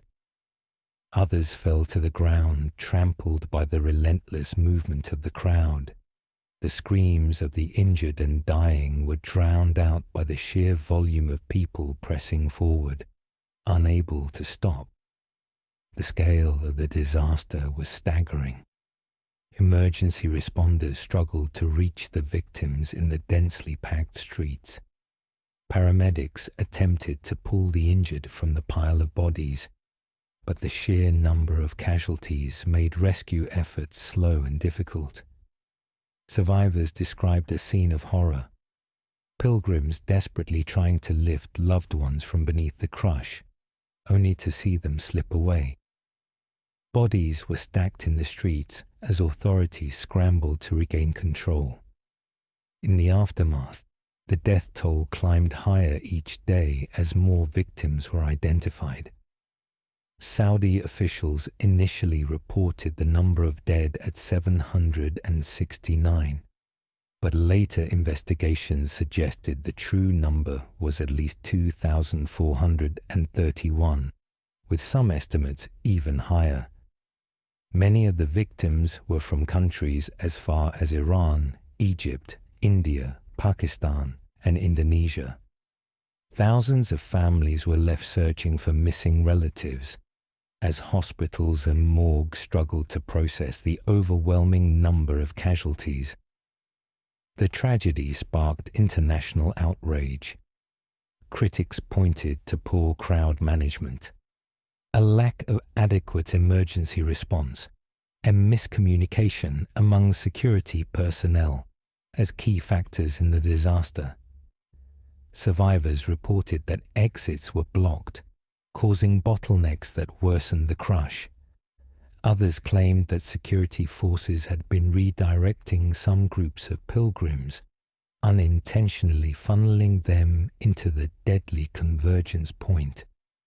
Saudi authorities launched an investigation into the disaster, but their response was met with skepticism. While officials promised safety improvements, families of victims demanded greater accountability. The incident strained Saudi Arabia's relations with several nations, particularly Iran, which lost the most citizens in the tragedy, and openly blamed Saudi mismanagement for the disaster. Despite the horror of the event, the Hajj pilgrimage continued the following year. Authorities implemented new safety measures, including improved crowd control systems, better emergency access routes, and electronic tracking devices to monitor pilgrim movements. However, for many, the tragedy of 2015 remains a painful reminder of the dangers of massive gatherings when safety protocols fail. The Mecca stampede stands as one of the worst human crush disasters in history. It serves as a chilling example of how an ordinary moment can spiral into catastrophe when crowds become unmanageable.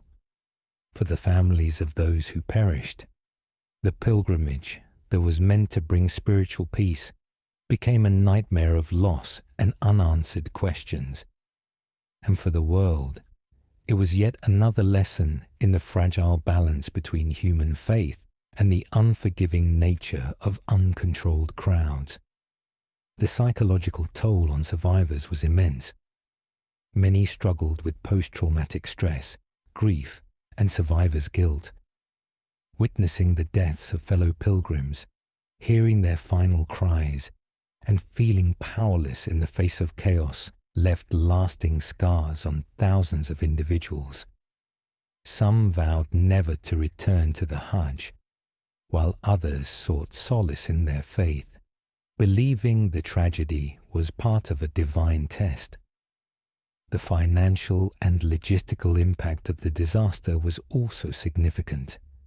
Saudi Arabia, which hosts millions of pilgrims each year, faced immense pressure to improve its infrastructure. Billions were invested in modernizing Hajj facilities, increasing emergency response personnel, and enhancing communication between security forces. Despite these changes, concerns about crowd control at future pilgrimages remained a topic of debate in the years that followed. The disaster also forced other countries to re-evaluate their own large-scale event safety measures. Nations that hosted massive gatherings, whether for religious events, concerts, or sporting events, began studying the Mecca stampede as a case study in crowd management failures. Universities and safety organizations examined the physics of crowd movement, seeking to understand how bottlenecks form and how to prevent deadly surges. The Mecca stampede was not the first tragedy of its kind, but it was a stark reminder that even in a highly organized event, unforeseen failures can turn a peaceful gathering into a deadly disaster. It serves as a solemn lesson for event organizers worldwide emphasizing the need for continuous improvement in crowd safety measures. For the victims and their families, however, no amount of reform can undo the pain of that fateful day. The pilgrimage that was meant to be a journey of faith and renewal became a moment of devastation, one that will be remembered as one of the deadliest human stampedes in history.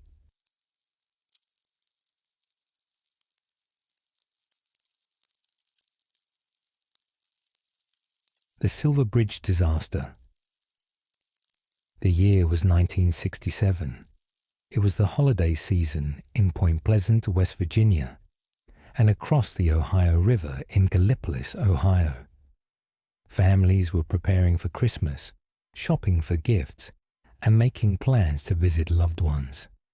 The Silver Bridge, a critical artery between the two states, was bustling with traffic.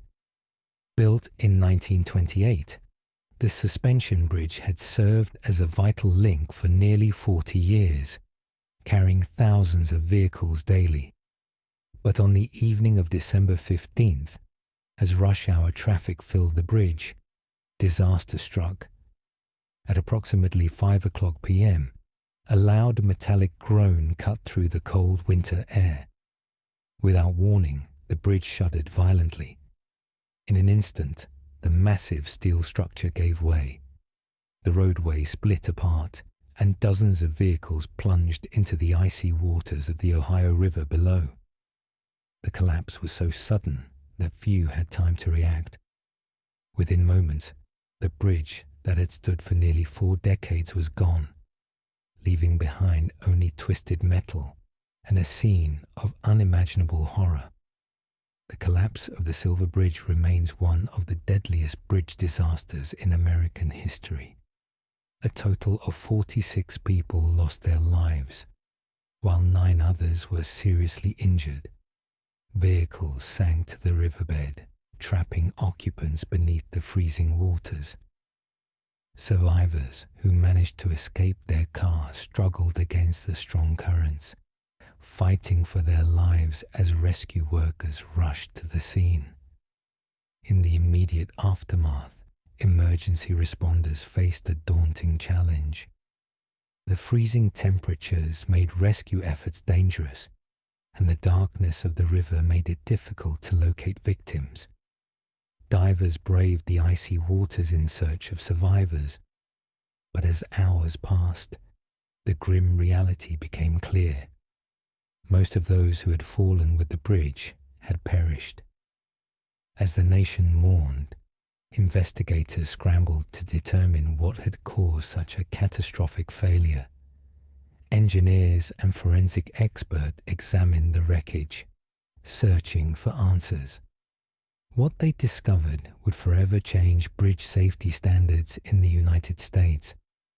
The collapse was traced to a single faulty eye-bar, a crucial component of the bridge's suspension system.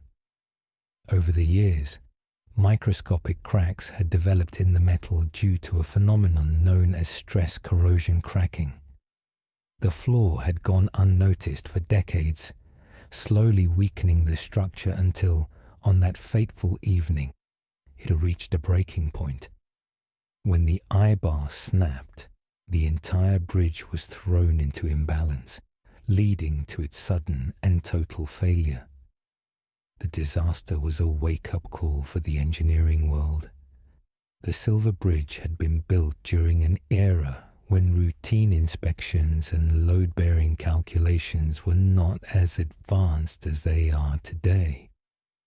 At the time of its collapse, the bridge was carrying far more weight than it had been originally designed to handle. The increasing size and weight of modern vehicles had placed excessive stress on the aging structure, hastening its failure. In response to the tragedy, the Federal Aid Highway Act of 1968 was enacted, mandating nationwide bridge inspections and rigorous safety protocols. For the first time, the United States implemented a standardized system for evaluating the structural integrity of bridges, engineers developed new methods for detecting fatigue cracks, corrosion, and other warning signs that could lead to catastrophic failures. The Silver Bridge disaster directly influenced modern bridge safety regulations, helping to prevent similar tragedies in the future. For the residents of Point Pleasant and Gallipolis, the loss was deeply personal. The bridge had been more than just a roadway. It had been a symbol of connection between two communities. Families who had lost loved ones struggled to cope with the sudden and shocking nature of the disaster. Memorials were erected in honor of the victims, ensuring that their names would never be forgotten. Beyond the immediate grief and technical investigations, the Silver Bridge disaster became the subject of local folklore. In the months leading up to the collapse, numerous residents had reported sightings of a mysterious winged creature known as the Mothman. Some believed that the eerie figure was a warning of impending doom. While the legend remains a topic of debate, it has since become an inseparable part of the disaster's history, drawing visitors and paranormal enthusiasts to the region to this day. The collapse of the Silver Bridge was a tragedy that shook the nation, but it also led to critical advancements in infrastructure safety. It stands as a reminder of the importance of proper maintenance, engineering oversight, and the need for continuous improvements in public safety. Though the bridge itself is gone, its legacy lives on in the lessons learned and the measures put in place to prevent future disasters. And for the families who lost loved ones, the memory of that December evening remains a solemn chapter in their history, one that will never be forgotten. The psychological impact on survivors and families was immense. Many struggled with post-traumatic stress disorder, PTSD, grappling with the terror of that night and the sudden loss of loved ones. The shock of witnessing vehicles disappear into the icy river, the desperate cries for help, and the overwhelming sense of helplessness left deep emotional scars on those who lived through the tragedy. For weeks, the town was draped in mourning, as funeral after funeral was held for those who had perished. The once bustling streets of Point Pleasant and Gallipolis felt eerily silent, overshadowed by the weight of the disaster. Economically, the loss of the bridge was devastating. Businesses that relied on the steady flow of traffic suffered significant losses. Local merchants, gas stations, and restaurants all felt the impact as customers were forced to take long detours. The absence of the Silver Bridge disrupted commerce and daily life, creating hardships that lasted for years. The construction of a replacement bridge, the Silver Memorial Bridge, was expedited, but for many, the new structure could never fully replace what had been lost. The Silver Bridge collapse also led to a broader conversation about America's aging infrastructure. In the decades that followed, engineers and policymakers took a closer look at the thousands of bridges across the nation, many of which had been built in the early 20th century and were now facing similar risks. Inspections increased, funding for maintenance projects grew, and public awareness of infrastructure safety became a priority. Yet, despite these improvements, concerns about bridge safety remain a pressing issue to this day, with aging structures still in use across the country. The Silver Bridge disaster was more than just a structural failure. It was a tragedy that reshaped the way America approached engineering safety. It highlighted the unseen dangers lurking beneath aging infrastructure and served as a harsh lesson in the cost of neglect. While advancements in technology and engineering have since improved bridge safety, the haunting memory of that December evening remains a reminder that vigilance is always necessary. For those who lost loved ones, the pain never truly faded. Each year, on the anniversary of the collapse, the community comes together to remember those who were taken too soon. Candlelight vigils, memorial services, and moments of silence are held to honor their memory.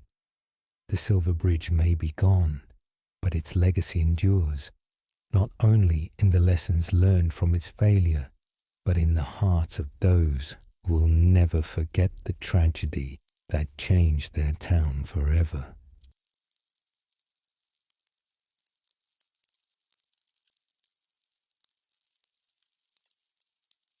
The Battle of Verdun. The year was 1916. The world was engulfed in the brutal conflict of World War I, a war that had already claimed millions of lives and transformed the battlefields of Europe into landscapes of devastation. The Western Front, a line of trenches stretching from the North Sea to Switzerland, had become a symbol of the war's horrific stagnation. But in early 1916, Germany launched an assault that would become one of the longest and bloodiest battles in human history. The Battle of Verdun, fought between the German and French armies, would last for nearly 10 months, claiming hundreds of thousands of lives and leaving an indelible mark on the course of the war. The German High Command, led by General Erich von Falkenhayn, believed that the war could be won not by direct territorial gains, but by inflicting maximum casualties on the French. His strategy was simple yet brutal. Draw the French into a battle of attrition at a location they could not afford to lose. Verdun, an ancient fortress city in northeastern France, was chosen as the target. It was not only of strategic importance, but also held deep symbolic value for the French people. Falkenhayn believed that the French would pour all available resources into its defense, allowing the Germans to bleed them dry. On February 21st, the German army unleashed an unprecedented artillery bombardment on the French positions around Verdun. Over 1,000 guns rained shells down on the French lines for hours, reducing entire forests and villages to rubble. The intensity of the bombardment was unlike anything seen before. When the German infantry advanced, they encountered a battlefield that had been utterly transformed. Trees splintered into matchsticks, trenches obliterated, and the very earth churned into a wasteland of mud and craters. The French defenders, commanded by General Philippe Pétain, faced impossible odds. Outnumbered and under relentless fire, they held their ground with fierce determination. The French motto, "They shall not pass," became the defining spirit of the battle. Pétain organized a system of continuous reinforcements, ensuring that fresh troops cycled in to replace the exhausted. This system, known as the Sacred Way, kept the French army supplied and reinforced despite the chaos of battle. For months, the fighting raged on with no decisive breakthrough.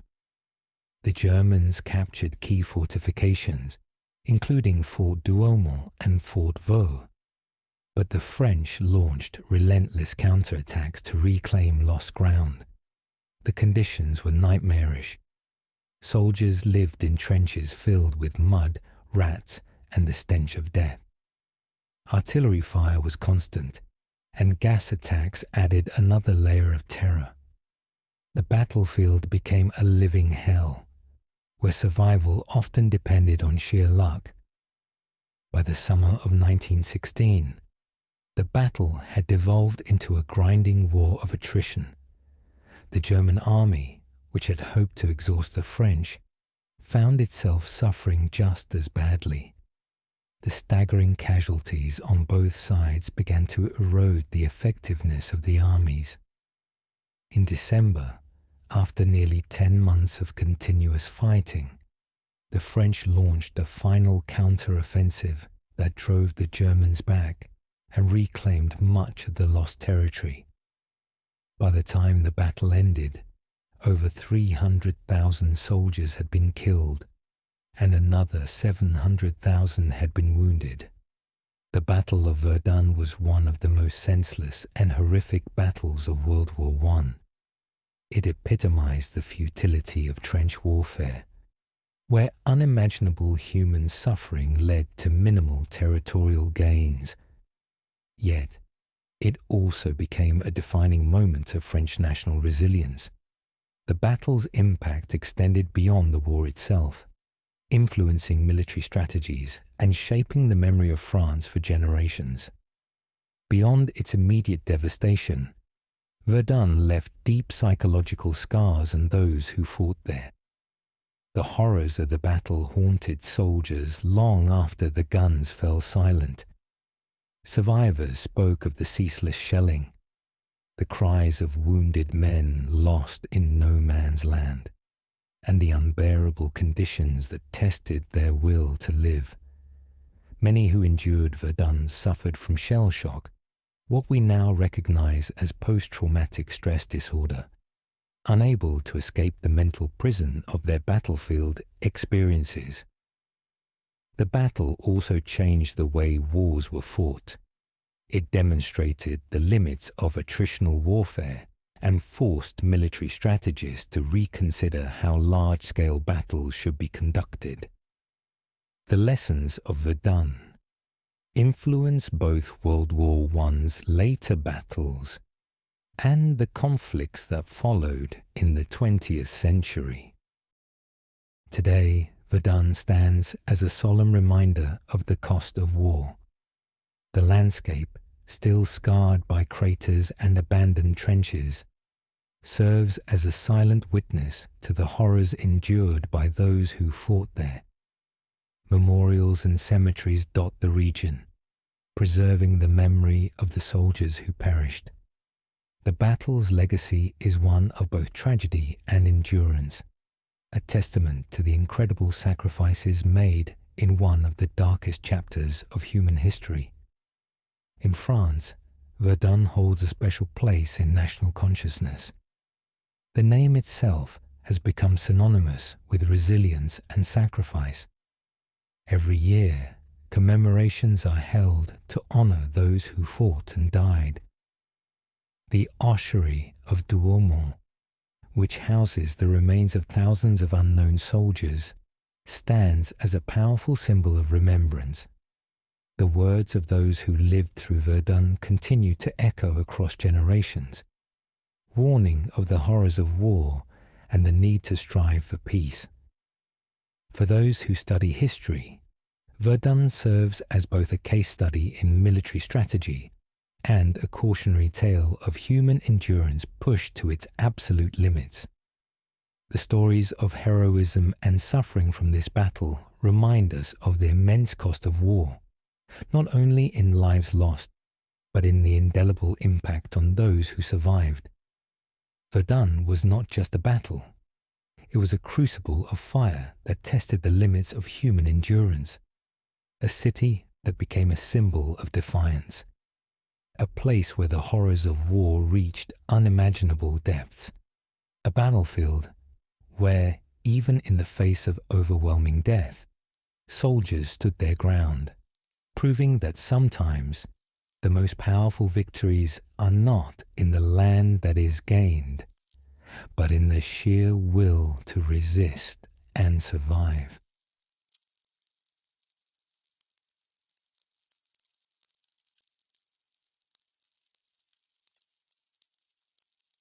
The Norway Attacks of 2011. The year was 2011. Norway, a country known for its peaceful society, progressive values, and low crime rates, was about to experience one of the most shocking and devastating terrorist attacks in modern history. On July 22nd, 1977, innocent people lost their lives in a meticulously planned assault that combined a bombing in Oslo with a mass shooting on the island of Utøya. The attacks, carried out by a lone right-wing extremist, shook the nation to its core and left an indelible mark on the global fight against extremism and terrorism. The attack began in the heart of Oslo, Norway's capital. At approximately 3:25 p.m., a powerful explosion tore through the city's government district. A van loaded with over 2,000 pounds of homemade explosives parked near the office of Prime Minister Jens Stoltenberg detonated with immense force. The blast shattered windows for blocks, sent plumes of smoke into the sky, and left 8 people dead. Buildings were left in ruins, and emergency responders scrambled to rescue those trapped in the rubble. At first, authorities suspected an international terrorist group, given that Norway had participated in NATO operations in Afghanistan and Libya. However, they soon realized that the perpetrator was not linked to any foreign organization. While police and emergency crews were dealing with the aftermath of the bombing, the attacker, Anders Behring Breivik, was already en route to Utøya Island, about 25 miles northwest of Oslo. On the island, the Workers' Youth League, AUF, affiliated with Norway's Labour Party, was hosting its annual summer camp, attended by over 600 teenagers and young adults. Many of the campers were aspiring politicians and activists, spending their time discussing democracy, social issues, and the future of their country. They had no idea that their peaceful retreat was about to turn into a nightmare. Disguised as a police officer, Breivik arrived at Utøya around 5 p.m. He claimed to be conducting a security check in response to the Oslo bombing. Trusting his uniform and apparent authority, camp organizers allowed him onto the island. Minutes later, he pulled out his firearms and opened fire on the unsuspecting campers. Panic spread instantly as gunshots echoed across the island. Teenagers ran for their lives, some trying to hide in tents, others attempting to swim across the freezing lake to the mainland. Breivik moved methodically, hunting his victims, luring some out of hiding by pretending to be a rescuer. He showed no remorse, executing young men and women at point-blank range. For over an hour, he stalked the island, killing a total of 69 people, many of them teenagers. Meanwhile, back in Oslo, authorities were scrambling to respond. Initially, there was confusion over whether the shooting was related to the bombing. The complexity of Norway's geography and the fact that Breivik had sabotaged transportation routes delayed police arrival at Utøya. By the time elite police units reached the island, Breivik surrendered without resistance. He had achieved his gruesome goal and wanted to survive to explain his motivations. In the aftermath, Norway was left in mourning. The scale of the tragedy was unprecedented in a country that prided itself on safety and openness. Families grieved their lost children, and the nation struggled to comprehend how such an atrocity could occur. Breivik, an extremist with a deep-seated hatred for multiculturalism and immigration, claimed that his attack was meant to prevent what he saw as the Islamization of Europe. He had meticulously planned his assault, documenting his ideology in a 1,500-page manifesto that he had sent to thousands of individuals just before the attacks. His trial, which began in 2012, was widely covered and controversial. Breivik showed no remorse, using the courtroom as a platform to promote his extremist views. Norway's justice system, known for its focus on rehabilitation rather than harsh punishment, sentenced him to 21 years in prison, the maximum sentence possible under Norwegian law, though it can be extended indefinitely if he is deemed a continued threat. The Norway attacks had far-reaching consequences. The nation, rather than responding with fear and authoritarian crackdowns, chose unity, democracy, and resilience. Vigils were held, and the slogan, "We will answer hatred with love," became a defining message. The tragedy also sparked intense global debates about far-right extremism, online radicalization, and the balance between security and civil liberties. In the years since the attacks, Norway has continued to grapple with the lessons of July 22nd. Memorials stand in honor of the victims, ensuring that their lives are never forgotten. The attack served as a grim reminder that extremism can thrive in even the most peaceful societies, and that the fight against hatred requires constant vigilance. Beyond Norway, the attacks influenced counter-terrorism policies across Europe. Authorities began taking online radicalization more seriously, monitoring forums where extremist ideas spread. The event also exposed weaknesses in law enforcement response times, prompting improvements in police training for rapid crisis situations. Survivors and families of the victims have continued to speak out, advocating for tolerance and awareness of the dangers of far-right extremism. Some survivors entered politics, determined to uphold the values their fallen friends stood for. Others struggled with lifelong trauma, haunted by the memories of that day. The Norway attacks of 2011 were not just an attack on a country. They were an attack on the ideals of tolerance, democracy, and peace. The legacy of those lost lives continues to shape Norway's national identity, reinforcing the importance of remembering, learning, and standing against the forces of hatred and division.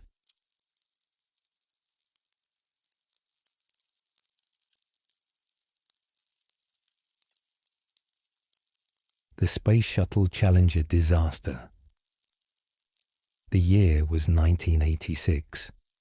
The United States space program, once the pinnacle of human achievement, was preparing to launch another mission into orbit. The Challenger space shuttle, one of NASA's most celebrated spacecraft, had completed 9 successful missions, carrying astronauts and scientific equipment into space. But on the morning of January 28th, tragedy struck. In just 73 seconds, Challenger was gone, lost in a catastrophic explosion that horrified the world and left an indelible mark on space exploration.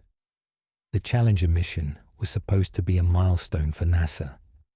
It was the 10th flight of the shuttle and included an unprecedented crew, featuring Krista McAuliffe, a school teacher from New Hampshire who was selected for NASA's Teacher in Space program. Her inclusion was meant to inspire students and educators worldwide, proving that space travel was not just for astronauts, but for dreamers from all walks of life. The excitement surrounding the launch was immense, with school children across the country preparing to watch history unfold. However, from the beginning, there were warning signs. The launch had already been delayed multiple times due to weather and technical issues. On the morning of January 28th, the temperature at Kennedy Space Center in Florida had dropped to an unusually low level. well below what NASA engineers had previously deemed safe for launch. The cold snap had caused ice to form on the launch pad, and many engineers expressed concern about how these temperatures might affect the shuttle's components, particularly the rubber O-rings that sealed the joints in the solid rocket boosters. Despite these warnings, NASA proceeded with the launch. At 11:38 a.m., the shuttle Challenger lifted off into the clear blue sky. The initial ascent appeared flawless, and Mission Control reported no immediate problems. But just 73 seconds after liftoff, disaster struck. A plume of smoke emerged from the right solid rocket booster, signaling that the O-ring seal had failed. Hot gases began escaping, weakening the shuttle's structural integrity. Within moments, a massive explosion engulfed the spacecraft, tearing it apart in mid-air. The iconic twin boosters spiraled off course, and debris rained down into the Atlantic Ocean. For the 7 astronauts aboard, the exact moment of their deaths remains uncertain. Some evidence suggests that the crew survived the initial breakup of the shuttle and remained conscious for a brief period as their cabin plummeted toward the ocean. However, with no escape system in place, there was no chance of survival. The world watched in horror.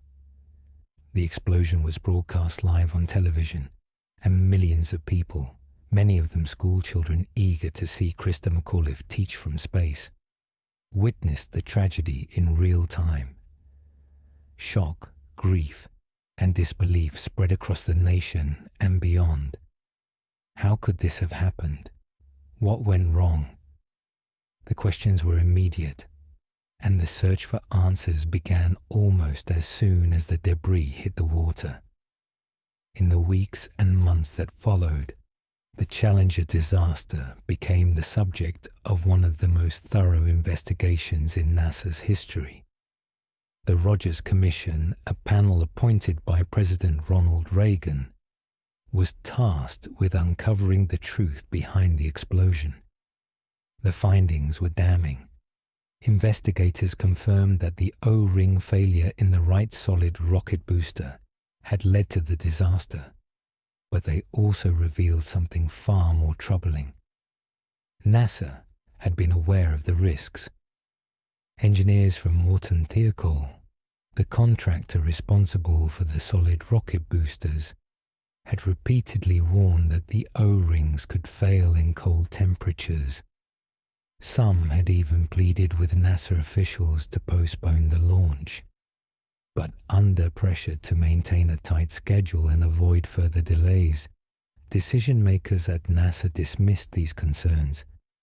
The report exposed a deeply flawed culture within NASA, one where bureaucratic pressure, unrealistic expectations, and a failure to prioritize safety had contributed to the deaths of 7 astronauts.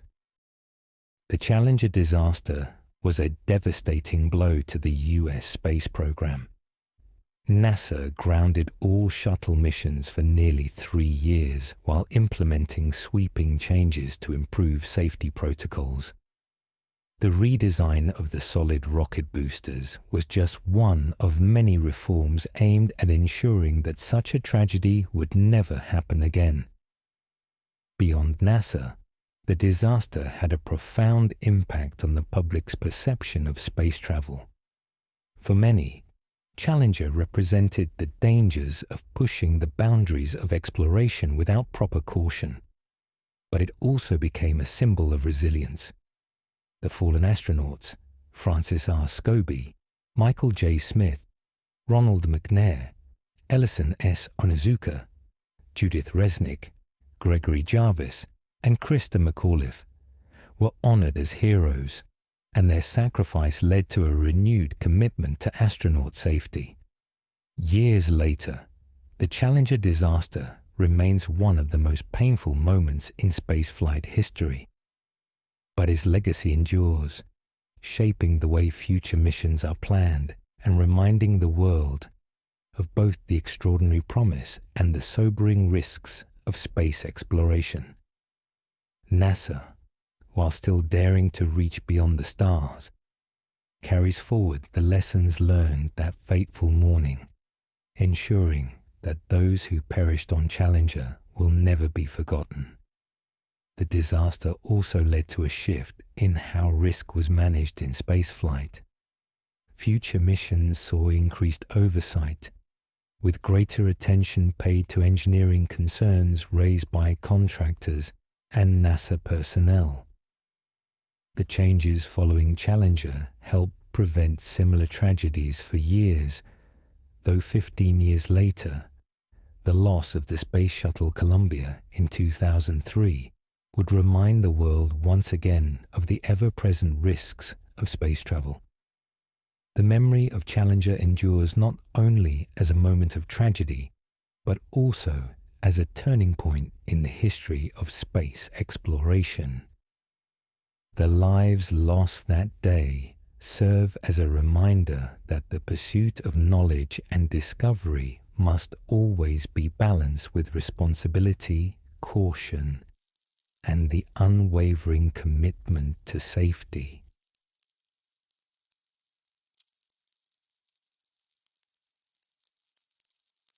The War of the Triple Alliance. The year was 1864.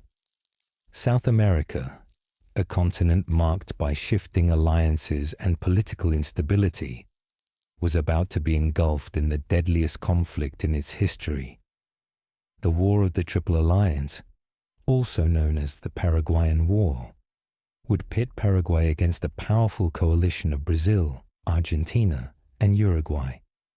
It would devastate an entire nation, reshape the region's political landscape, and leave a legacy of destruction and suffering that still lingers today.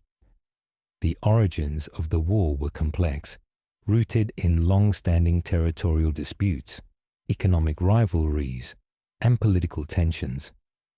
Paraguay, under the rule of President Francisco Solano López, was a small but fiercely independent nation. Unlike its neighbors, Paraguay had developed largely in isolation, building a strong economy and military without heavy reliance on foreign investment.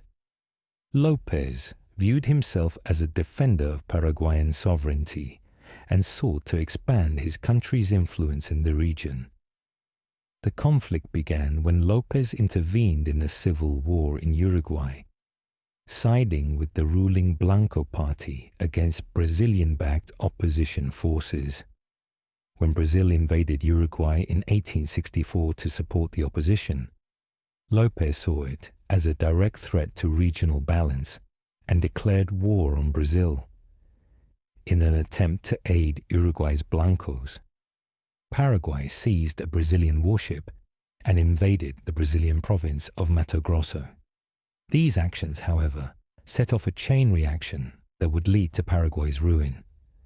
Argentina, wary of López's ambitions and pressured by Brazil, soon joined the war against Paraguay. Uruguay, now under a new government aligned with Brazil and Argentina, also entered the conflict. The three nations formalized their alliance in 1865, pledging to fight until López was removed from power. Paraguay, surrounded and vastly outnumbered, was now at war with the most powerful military forces in South America. The war quickly turned into a disaster for Paraguay. Despite early victories, López's forces were overwhelmed by the superior numbers and resources of the Triple Alliance. The Paraguayan army, initially well-trained and disciplined, suffered immense losses in brutal battles such as the Siege of Uruguayana and the Battle of Riachuelo, a decisive naval engagement that crippled Paraguay's ability to control its waterways. As the war dragged on, the Paraguayan population bore the brunt of the suffering. The conflict became a war of attrition, with the Triple Alliance relentlessly pushing deeper into Paraguayan territory. Disease, famine, and relentless fighting decimated Paraguay's army and civilian population. Entire towns were destroyed, and vast swathes of farmland were left in ruins. Men, women, and even children were conscripted into the military, as Paraguay's desperate attempts to resist led to increasingly dire measures. The final stages of the war were nothing short of catastrophic. By 1869, Paraguayan resistance had collapsed, and the Allies advanced toward the capital, Asunción. The city fell in January, marking the effective end of the war. Lopez, however, refused to surrender. He fled into the countryside with a small band of loyal followers, continuing a hopeless guerrilla campaign, until he was finally killed in battle on March 1st, 1870. The cost of the war was staggering. Paraguay's population was reduced by at least half, with estimates suggesting that up to 70% of its adult male population was wiped out. The country's economy was shattered, its cities and farmlands lay in ruins, and its government was left in disarray. The once proud nation, which had stood as a model of economic independence, was reduced to a shadow of its former self, struggling to recover for decades to come. The victors, despite their military success, faced their own challenges. Brazil, Argentina, and Uruguay had expended vast resources in the war, and the occupation of Paraguay proved difficult and costly. Political disputes over territorial claims and post-war governance led to tensions among the Allies. Brazil, having played the largest role in the war effort, emerged as the dominant power in South America, but the cost of the conflict contributed to economic difficulties that would later lead to political instability. The legacy of the War of the Triple Alliance remains deeply ingrained in Paraguayan national identity. The war is remembered as a tragic but heroic struggle, a symbol of Paraguay's resilience in the face of overwhelming odds. In the broader scope of history, the war serves as a grim reminder of the devastating consequences of unchecked militarism and geopolitical rivalry. Today, the scars of the war are still visible in Paraguay. Memorials to the fallen stand as solemn testaments to the immense loss suffered by the nation. The war's impact continues to shape Paraguay's political and social landscape, serving as a cautionary tale about the costs of war and the fragility of national sovereignty in the face of larger, more powerful neighbors.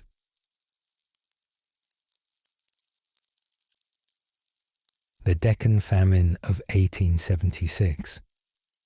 The year was 1876, and the Indian subcontinent was still under British colonial rule. The British Raj had established its dominance over much of India, transforming its economy, agriculture, and governance. But as monsoon rains failed across the Deccan Plateau, a vast region encompassing parts of present-day Maharashtra, Karnataka, Andhra Pradesh, and Tamil Nadu, disaster loomed. What followed was one of the deadliest famines in history, a catastrophe that exposed the brutal realities of colonial rule, economic mismanagement, and the consequences of climate variability. The Deccan Famine of 1876 to 1878 would claim the lives of between 5 and 10 million people, leaving an indelible scar on Indian history. The roots of the famine lay in a combination of natural and human factors. The failure of monsoon rains in 1875 had already weakened food production. and when the rains failed again in 1876, the region was plunged into a full-scale agricultural crisis. Crops withered in the fields, water sources dried up, and food supplies dwindled. But while drought was the trigger, British economic policies turned a natural disaster into a humanitarian catastrophe. Under British rule, India's agricultural economy had been restructured to serve imperial interests. Traditional subsistence farming, which had allowed communities to withstand periodic droughts, was replaced with cash crop cultivation. Farmers were encouraged, often forced, to grow commercial crops like cotton, indigo, and opium for export to British markets, rather than staple grains needed for local consumption. This shift made rural populations highly vulnerable to food shortages, as they no longer had reserves of essential grains to fall back on during droughts. As famine took hold, grain prices soared beyond the reach of ordinary people. British officials, adhering to the economic principles of laissez-faire, refused to intervene in the market. Viceroy Lord Lytton, a staunch believer in free market policies, insisted that government relief efforts should be minimal to avoid distorting the economy. Instead of distributing food to starving populations, the British administration continued exporting grain from India to Britain, worsening the crisis. Ships laden with wheat left Indian ports while millions of Indians perished from starvation and disease. The British response to the famine was marked by indifference, inefficiency, and cruelty. Relief efforts, when they did exist, were woefully inadequate. Work camps were set up where starving Indians were forced to perform hard labor in exchange for meager food rations. Conditions in these camps were appalling. Laborers were given barely enough food to survive, and thousands succumbed to exhaustion, disease, and malnutrition. In some areas, relief was withheld altogether, as officials argued that providing aid would encourage dependency and weaken the moral fiber of the Indian people. The famine was further exacerbated by the outbreak of diseases such as cholera, dysentery, and smallpox, which swept through weakened populations.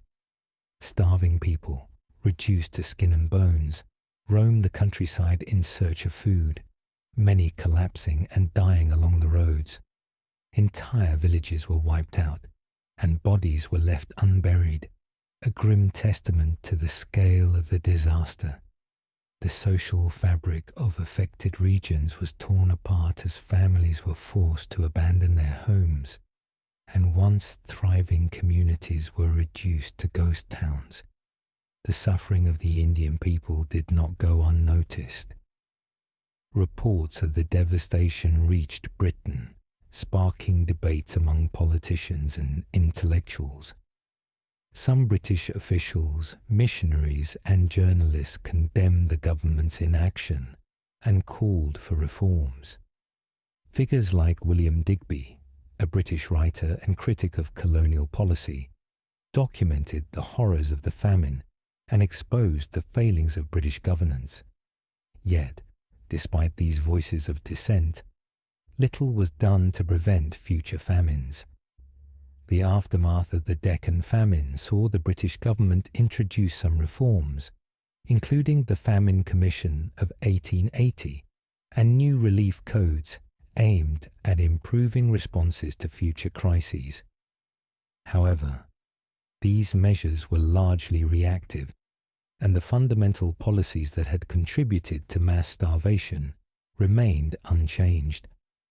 Famines would continue to ravage India in the years to come, culminating in the Bengal famine of 1943, which claimed an estimated 3 million lives.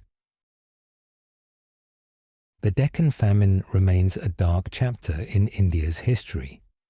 a symbol of colonial exploitation and the devastating consequences of economic policies that prioritized imperial profits over human lives. The millions who perished were victims not just of drought, but of a system that saw them as expendable. Today, the famine is remembered as one of the many tragedies that fueled India's struggle for independence, a reminder of the human cost of colonial rule and the enduring impact of policies that ignored the suffering of the most vulnerable. The psychological toll of the famine was immeasurable. Survivors carried the trauma of starvation and loss for generations, and the breakdown of traditional rural communities altered the social structure of the region. Many families who had once been self-sufficient were forced into debt and servitude, a cycle of poverty that persisted long after the famine had officially ended. Economic consequences rippled beyond agriculture. The British focus on extracting wealth from India without reinvesting in local infrastructure deepened economic disparities. While British industrialists and merchants profited from India's raw materials, millions of Indians faced worsening conditions, contributing to growing resentment against colonial rule. The famine also exposed the stark inequalities of British governance. While relief was denied to millions of Indians, extravagant expenditures continued for colonial ceremonies and events. During the height of the famine, the British government hosted a lavish banquet to celebrate Queen Victoria's proclamation as Empress of India. The contrast between suffering masses and opulent colonial celebrations fueled anti-colonial sentiment, strengthening nationalist movements that would eventually lead to India's independence. Today, historians look back on the Deccan Famine as a stark example of how political and economic policies can turn natural disasters into humanitarian catastrophes. The famine was not just a failure of rainfall, it was a failure of governance, a failure of empathy, and a failure to prioritize human lives over economic theories. The lessons of the famine continue to resonate, serving as a reminder of the devastating impact of unchecked colonial exploitation and the need for responsible governance in times of crisis.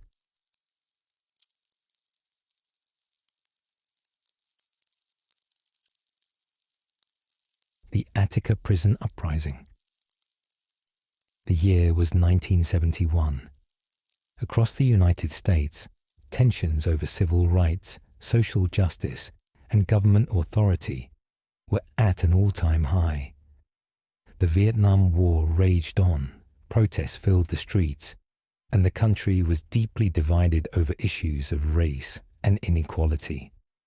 Inside the walls of Attica Correctional Facility in upstate New York, those same tensions simmered among the inmates.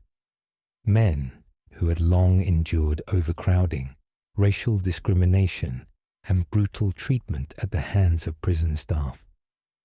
On September 9th, frustration reached a boiling point, and the most infamous prison uprising in American history began. Attica Correctional Facility, built in the 1930s, was designed to hold around 1,200 prisoners. By 1971, it housed over 2,000 men, the majority of whom were Black and Latino. Conditions inside were deplorable.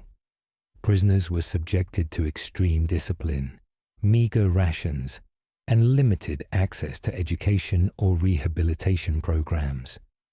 Medical care was inadequate, and the racial tensions between white prison guards and minority inmates created a volatile atmosphere.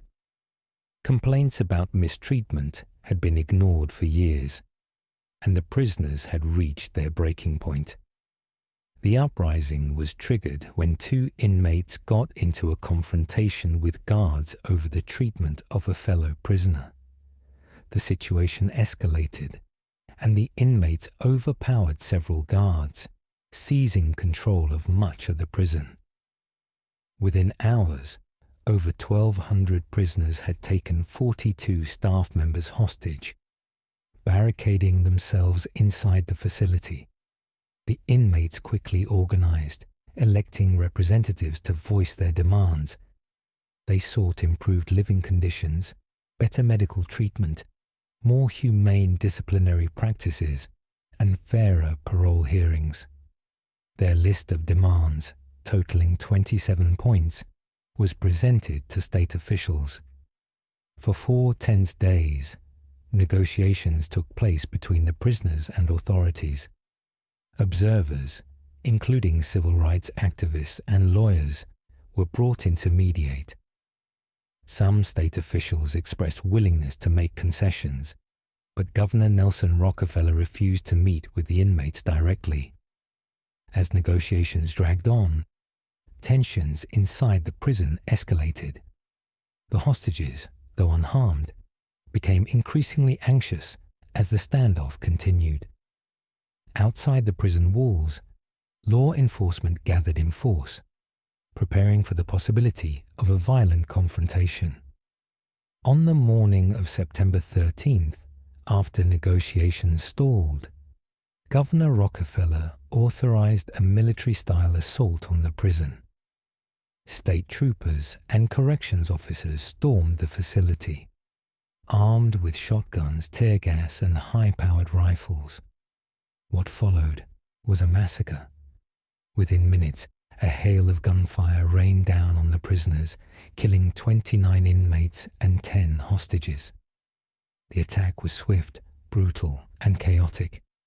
Inmates who had surrendered were beaten, tortured, and subjected to horrific abuse in the aftermath.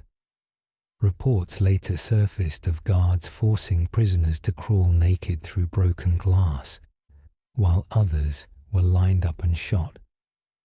The official justification for the raid was that inmates had begun executing hostages, but autopsies later revealed that all 10 hostages had been killed by law enforcement gunfire, not by prisoners.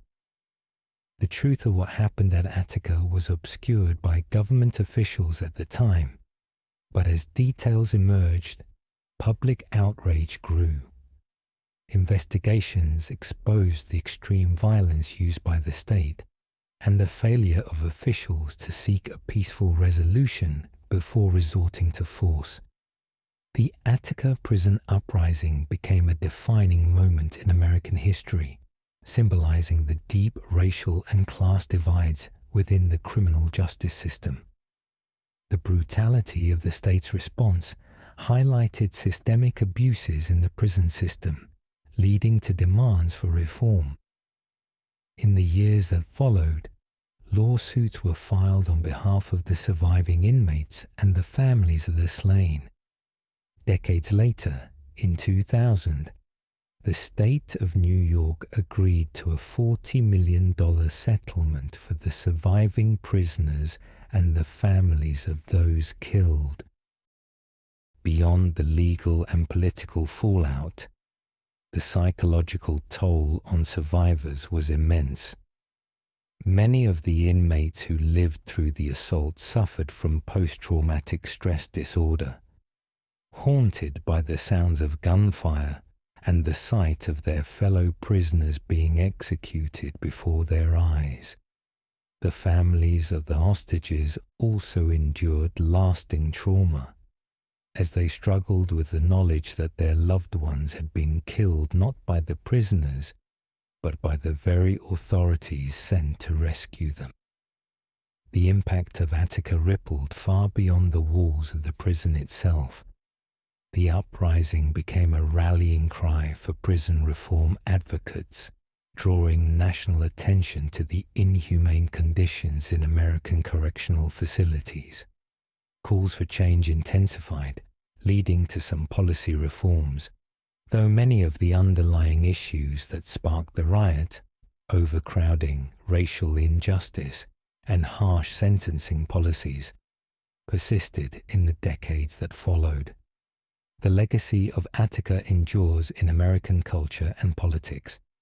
Books, documentaries, and films have examined the uprising, keeping its memory alive as a cautionary tale of what happens when systemic injustices are ignored for too long. The lessons of Attica continue to inform debates about criminal justice, police brutality, and the role of government power in maintaining order. Attica remains a powerful reminder of the dangers of unchecked government force, the urgent need for prison reform, and the lasting consequences of social injustice. The voices of those who suffered at Attica still echo in conversations about mass incarceration, police brutality, and human rights within the prison system. The uprising was more than just a riot. It was a desperate cry for dignity, one that ended in bloodshed but left behind a legacy that still shapes debates about justice in America today.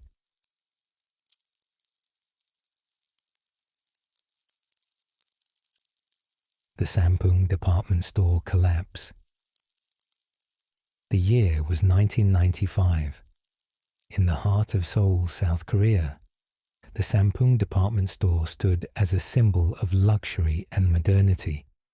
Shoppers flocked to the massive pink-hued building, enjoying its high-end boutiques, gourmet restaurants, and entertainment facilities. It was one of the most popular shopping destinations in the city, a landmark of prosperity in South Korea's rapidly growing economy. But beneath its polished exterior lay a series of structural flaws and shortcuts that would soon turn the department store into the site of one of the deadliest building collapses in history. On June 29, 1995, in a matter of seconds, the entire structure crumbled, burying hundreds of people in rubble and exposing the deadly consequences of corruption and negligence in the construction industry.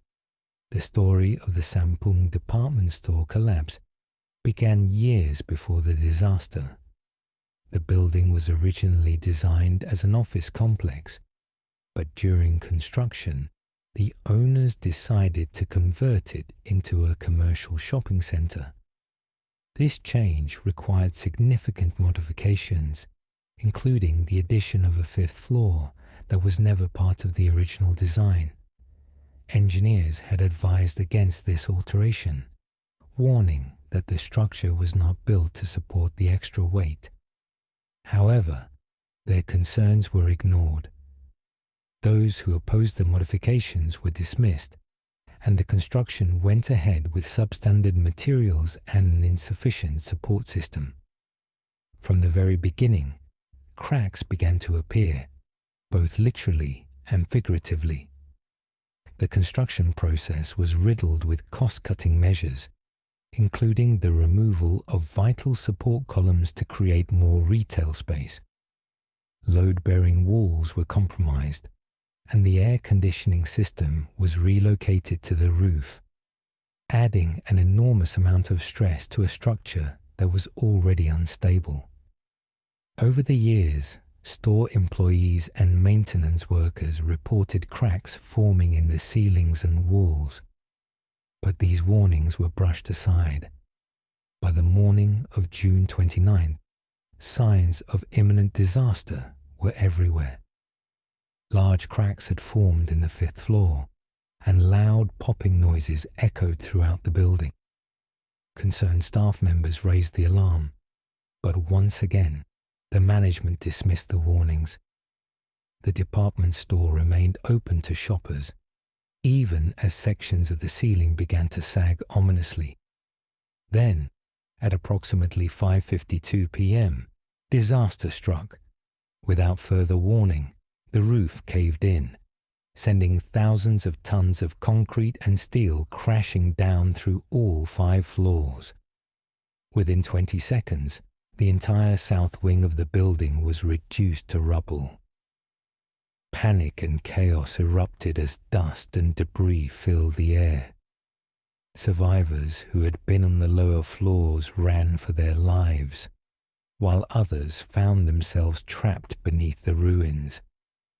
The collapse had buried over 1,500 people inside the structure, and the scene outside quickly turned into a frantic rescue operation. Emergency responders, volunteers, and soldiers worked tirelessly, digging through the wreckage in search of survivors. The sight was horrifying.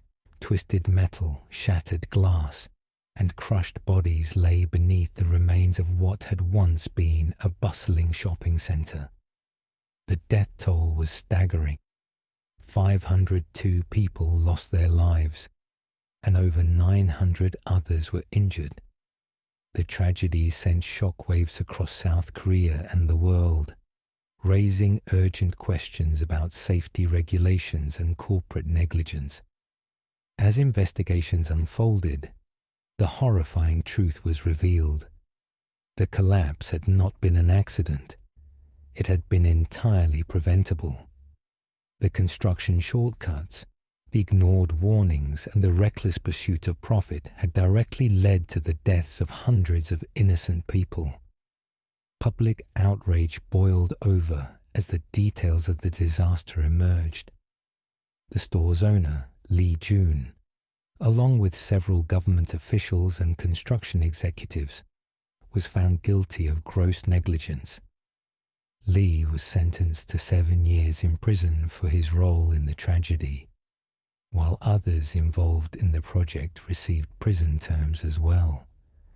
The scandal exposed deep flaws in South Korea's construction industry, leading to sweeping reforms in building safety standards and regulatory enforcement.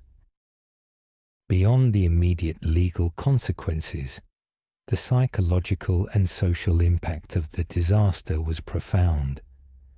Families of the victims struggled with grief, survivors dealt with trauma, and the nation was forced to confront the dangers of unchecked corporate greed.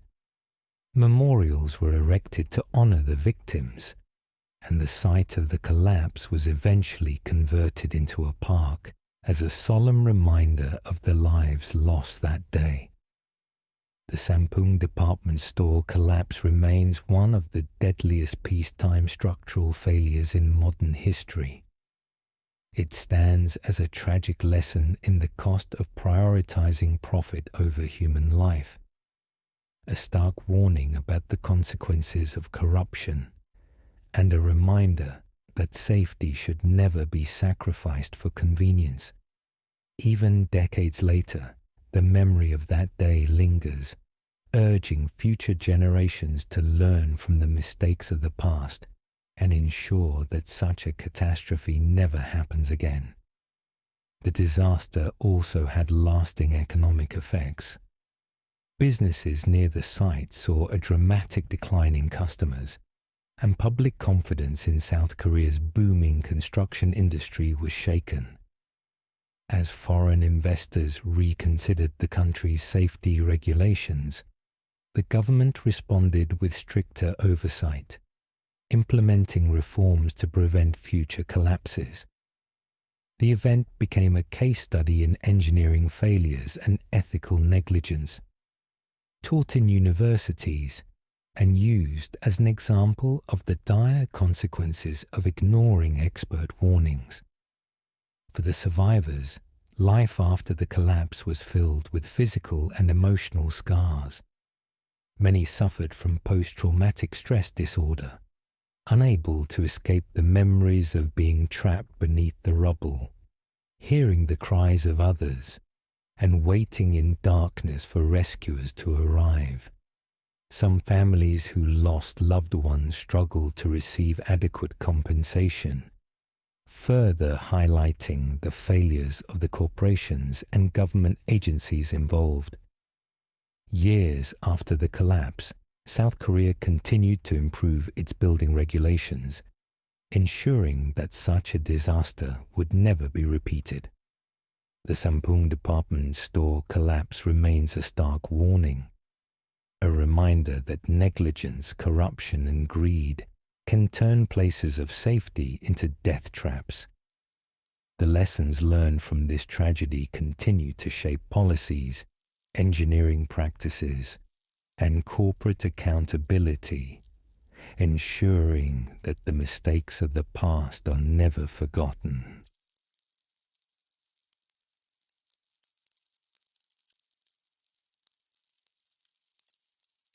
The sinking of the Wilhelm Gustloff. The year was 1945, and World War II was in its final months. The Third Reich was collapsing, and the Soviet Red Army was advancing westward with unstoppable force.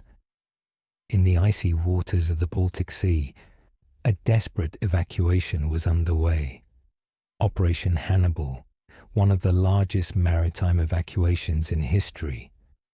Among the many vessels carrying German soldiers and civilians fleeing the Eastern Front was the Wilhelm Gustloff, a former luxury cruise liner turned military transport ship.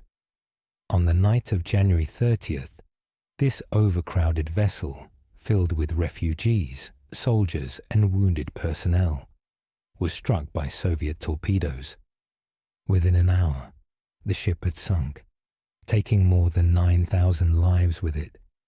It remains the deadliest maritime disaster in recorded history, yet for decades, it was largely forgotten.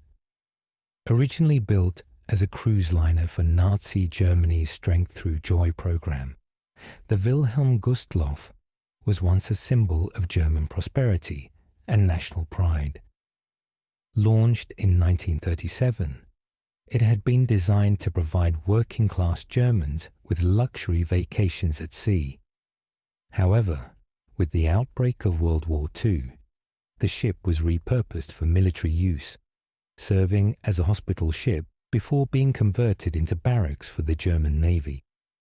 By early 1945, as Soviet forces advanced into East Prussia, the Wilhelm Gustloff was assigned to aid in the evacuation of German civilians and military personnel, desperate to escape the encroaching Red Army. As part of Operation Hannibal, the ship left the port of Gottenhafen, modern-day Gdynia, Poland, on January 30th, carrying thousands of evacuees, including women, children, wounded soldiers, and naval personnel. Officially, the ship's capacity was around 1,800 passengers, but in the chaos of the evacuation, it was packed with over 10,000 people, far beyond its limits. Many of the passengers were crammed into every available space, including hallways, storage rooms, and even the ship's swimming pool. The exact number of those on board remains unknown, but estimates place it between 10,000 and 11,000. As night fell, the Wilhelm Gustloff sailed through the frigid waters of the Baltic, attempting to navigate towards safer territory. The ship's captain, Friedrich Petersen, faced difficult choices. To avoid detection by Soviet submarines, he needed to sail without lights. However, given the risk of colliding with other vessels in the crowded evacuation route, he ultimately decided to illuminate the ship. This decision would prove fatal. Lurking beneath the waves was Soviet submarine S-13, commanded by Captain Alexander Marinesko. Spotting the illuminated Wilhelm Gustloff, Marinesko saw an opportunity to strike a devastating blow against the fleeing Germans. At approximately 9 p.m., he ordered the launch of 3 torpedoes, each striking the ship in critical areas. The first torpedo hit the bow, the second struck near the swimming pool where hundreds of naval personnel were housed, and the third detonated near the engine room. causing catastrophic damage. Panic spread instantly. The ship began to list, and freezing seawater rushed in. Within minutes, chaos consumed the decks. Families were torn apart in the scramble for lifeboats, but with far too few available. Most passengers had no chance of escape. Many were trapped below deck, unable to reach the surface as icy water flooded the corridors. Those who managed to jump overboard faced an equally grim fate, plunging into the sub-zero waters of the Baltic, where hypothermia claimed victims within minutes. The screams of thousands filled the air, only to be silenced by the overwhelming cold. Rescue efforts were limited. A few nearby vessels managed to pull survivors from the water, but they could only save a fraction of those on board. Within an hour, the Wilhelm Gustloff disappeared beneath the waves, taking over 9,000 lives with it. Of the estimated 10,000 passengers, fewer than 1,000 managed to survive. The sinking of the Wilhelm Gustloff was an unparalleled maritime tragedy, yet for decades it received little attention in historical narratives. Unlike the Titanic or the Lusitania, which were memorialized in popular culture, the Wilhelm Gustloff's fate was overshadowed by the context of World War II.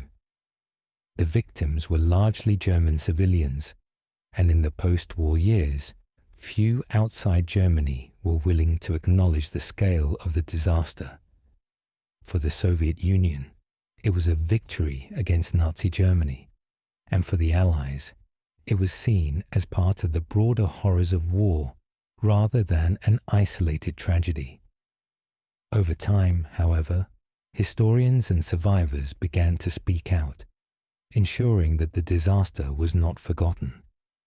The sinking of the Wilhelm Gustloff serves as a reminder of the human cost of war, not just in battle, but in the desperate flights of those trying to escape its devastation. Today, memorials exist to honor the victims, and the wreck of the ship remains on the ocean floor as a silent testament to the tragedy. The loss of the Wilhelm Gustloff remains the deadliest maritime disaster in history, a catastrophe that claimed more lives than the Titanic and Lusitania combined. It stands as a stark reminder of the horrors of war, the desperation of civilians caught in its wake, and the enduring need to remember the forgotten tragedies of the past. The long-term impact of the disaster extended beyond the immediate loss of life. Survivors, many of whom were children at the time, carried the trauma of that night for the rest of their lives. The disaster also raised ethical questions about targeting civilian ships during wartime, though the Soviet Union maintained that the Wilhelm Gustloff was a legitimate military target due to the presence of German troops on board. The sinking of the Wilhelm Gustloff remains an underreported tragedy, but efforts continue to bring awareness to its victims. Documentaries, books, and survivor testimonies have shed light on the horrors of that night, ensuring that the thousands who perished are not forgotten. As time moves forward, the ship's fate serves as a lesson in the tragic cost of war and the immense suffering endured by those caught in its crossfire.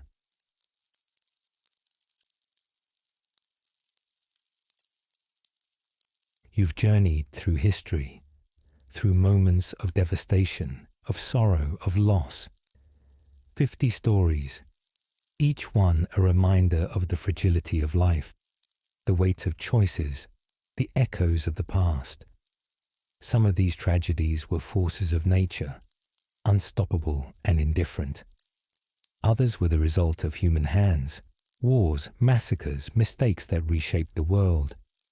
But all of them left behind lessons, memories, voices that refuse to be forgotten.